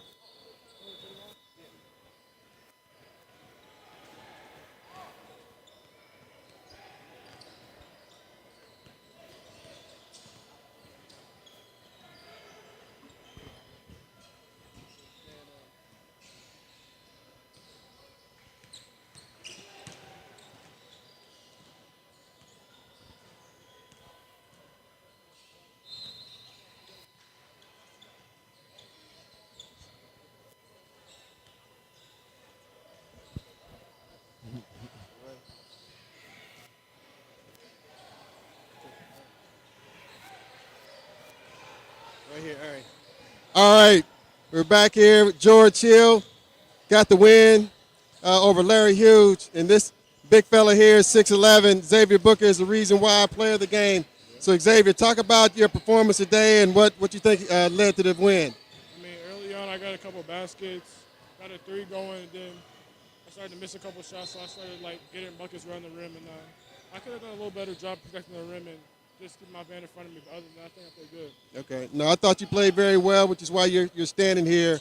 So you've had this meteoric rise to, where you are now. You're looked at as a top 35 player now. So with that, it's going to come a lot of praise and some scrutiny. So what do you think you need to do to continue to showcase your talent? I mean, honestly, just continue to develop and just me getting in the weight room, getting stronger, and just listen to my coaches and just listen to what they have to say. All right. Cathedral product here. Again, he's a player of the game, Xavier Booker, with 14 points and a bunch of rebounds, bunch of blocks. Continued success to you. Again, George Hill's victorious. A great way to close out the broadcast here, the 7th game. Again, Xavier Booker, top 30 player in the country. Congratulations, Xavier. Thank you. All right. That will close out the show. George Hill, Pro Player Showcase. Thanks for joining us, and we'll show this again. It'll be on YouTube as well as on Facebook.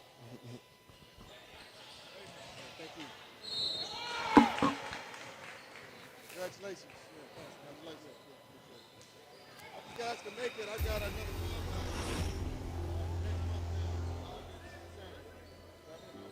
It's been very easy. Anything I've wanted, creativity-wise, he's given me.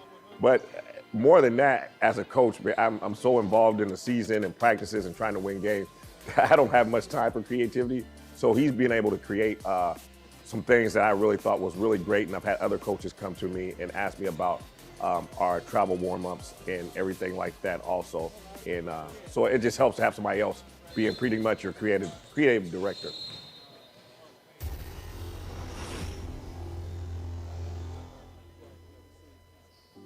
It's been very easy. Anything I've wanted, creativity-wise, he's given me. But more than that, as a coach, I'm so involved in the season and practices and trying to win games. I don't have much time for creativity. So he's been able to create some things that I really thought was really great. And I've had other coaches come to me and ask me about our travel warm-ups and everything like that also. And so it just helps to have somebody else being pretty much your creative director.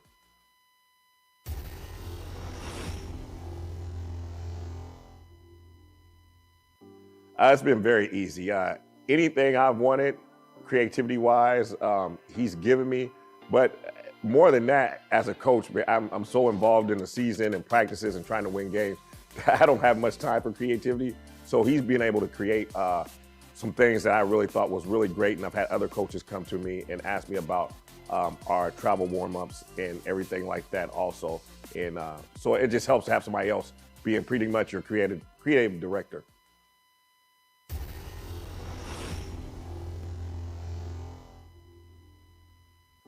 It's been very easy. Anything I've wanted, creativity-wise, he's given me.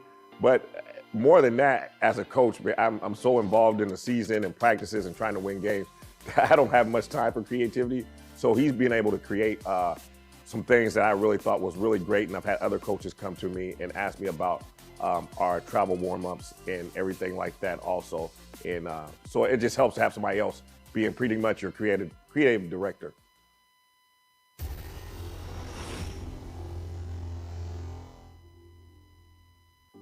It's been very easy. Anything I've wanted, creativity-wise, he's given me. But more than that, as a coach, I'm so involved in the season and practices and trying to win games. I don't have much time for creativity. So he's been able to create some things that I really thought was really great. And I've had other coaches come to me and ask me about our travel warm-ups and everything like that also. And so it just helps to have somebody else being pretty much your creative director.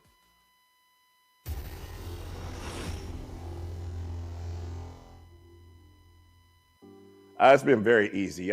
Anything I've wanted, creativity-wise, he's given me. But more than that, as a coach, I'm so involved in the season and practices and trying to win games. I don't have much time for creativity.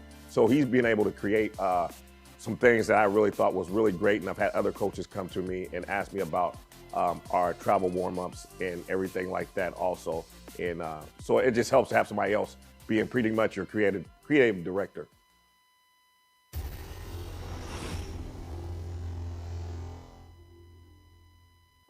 It's been very easy. Anything I've wanted, creativity-wise, he's given me. But more than that, as a coach, I'm so involved in the season and practices and trying to win games. I don't have much time for creativity. So he's been able to create some things that I really thought was really great. And I've had other coaches come to me and ask me about our travel warm-ups and everything like that also. And so it just helps to have somebody else being pretty much your creative director.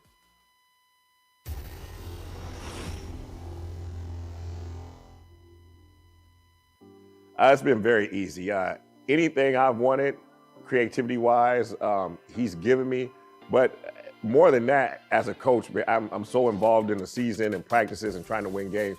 I don't have much time for creativity. So he's been able to create some things that I really thought was really great. And I've had other coaches come to me and ask me about our travel warm-ups and everything like that also. And so it just helps to have somebody else being pretty much your creative director.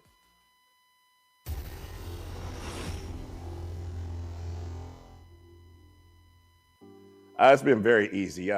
Anything I've wanted, creativity-wise, he's given me. But more than that, as a coach, I'm so involved in the season and practices and trying to win games. I don't have much time for creativity. So he's been able to create some things that I really thought was really great. And I've had other coaches come to me and ask me about our travel warm-ups and everything like that also. And so it just helps to have somebody else being pretty much your creative director.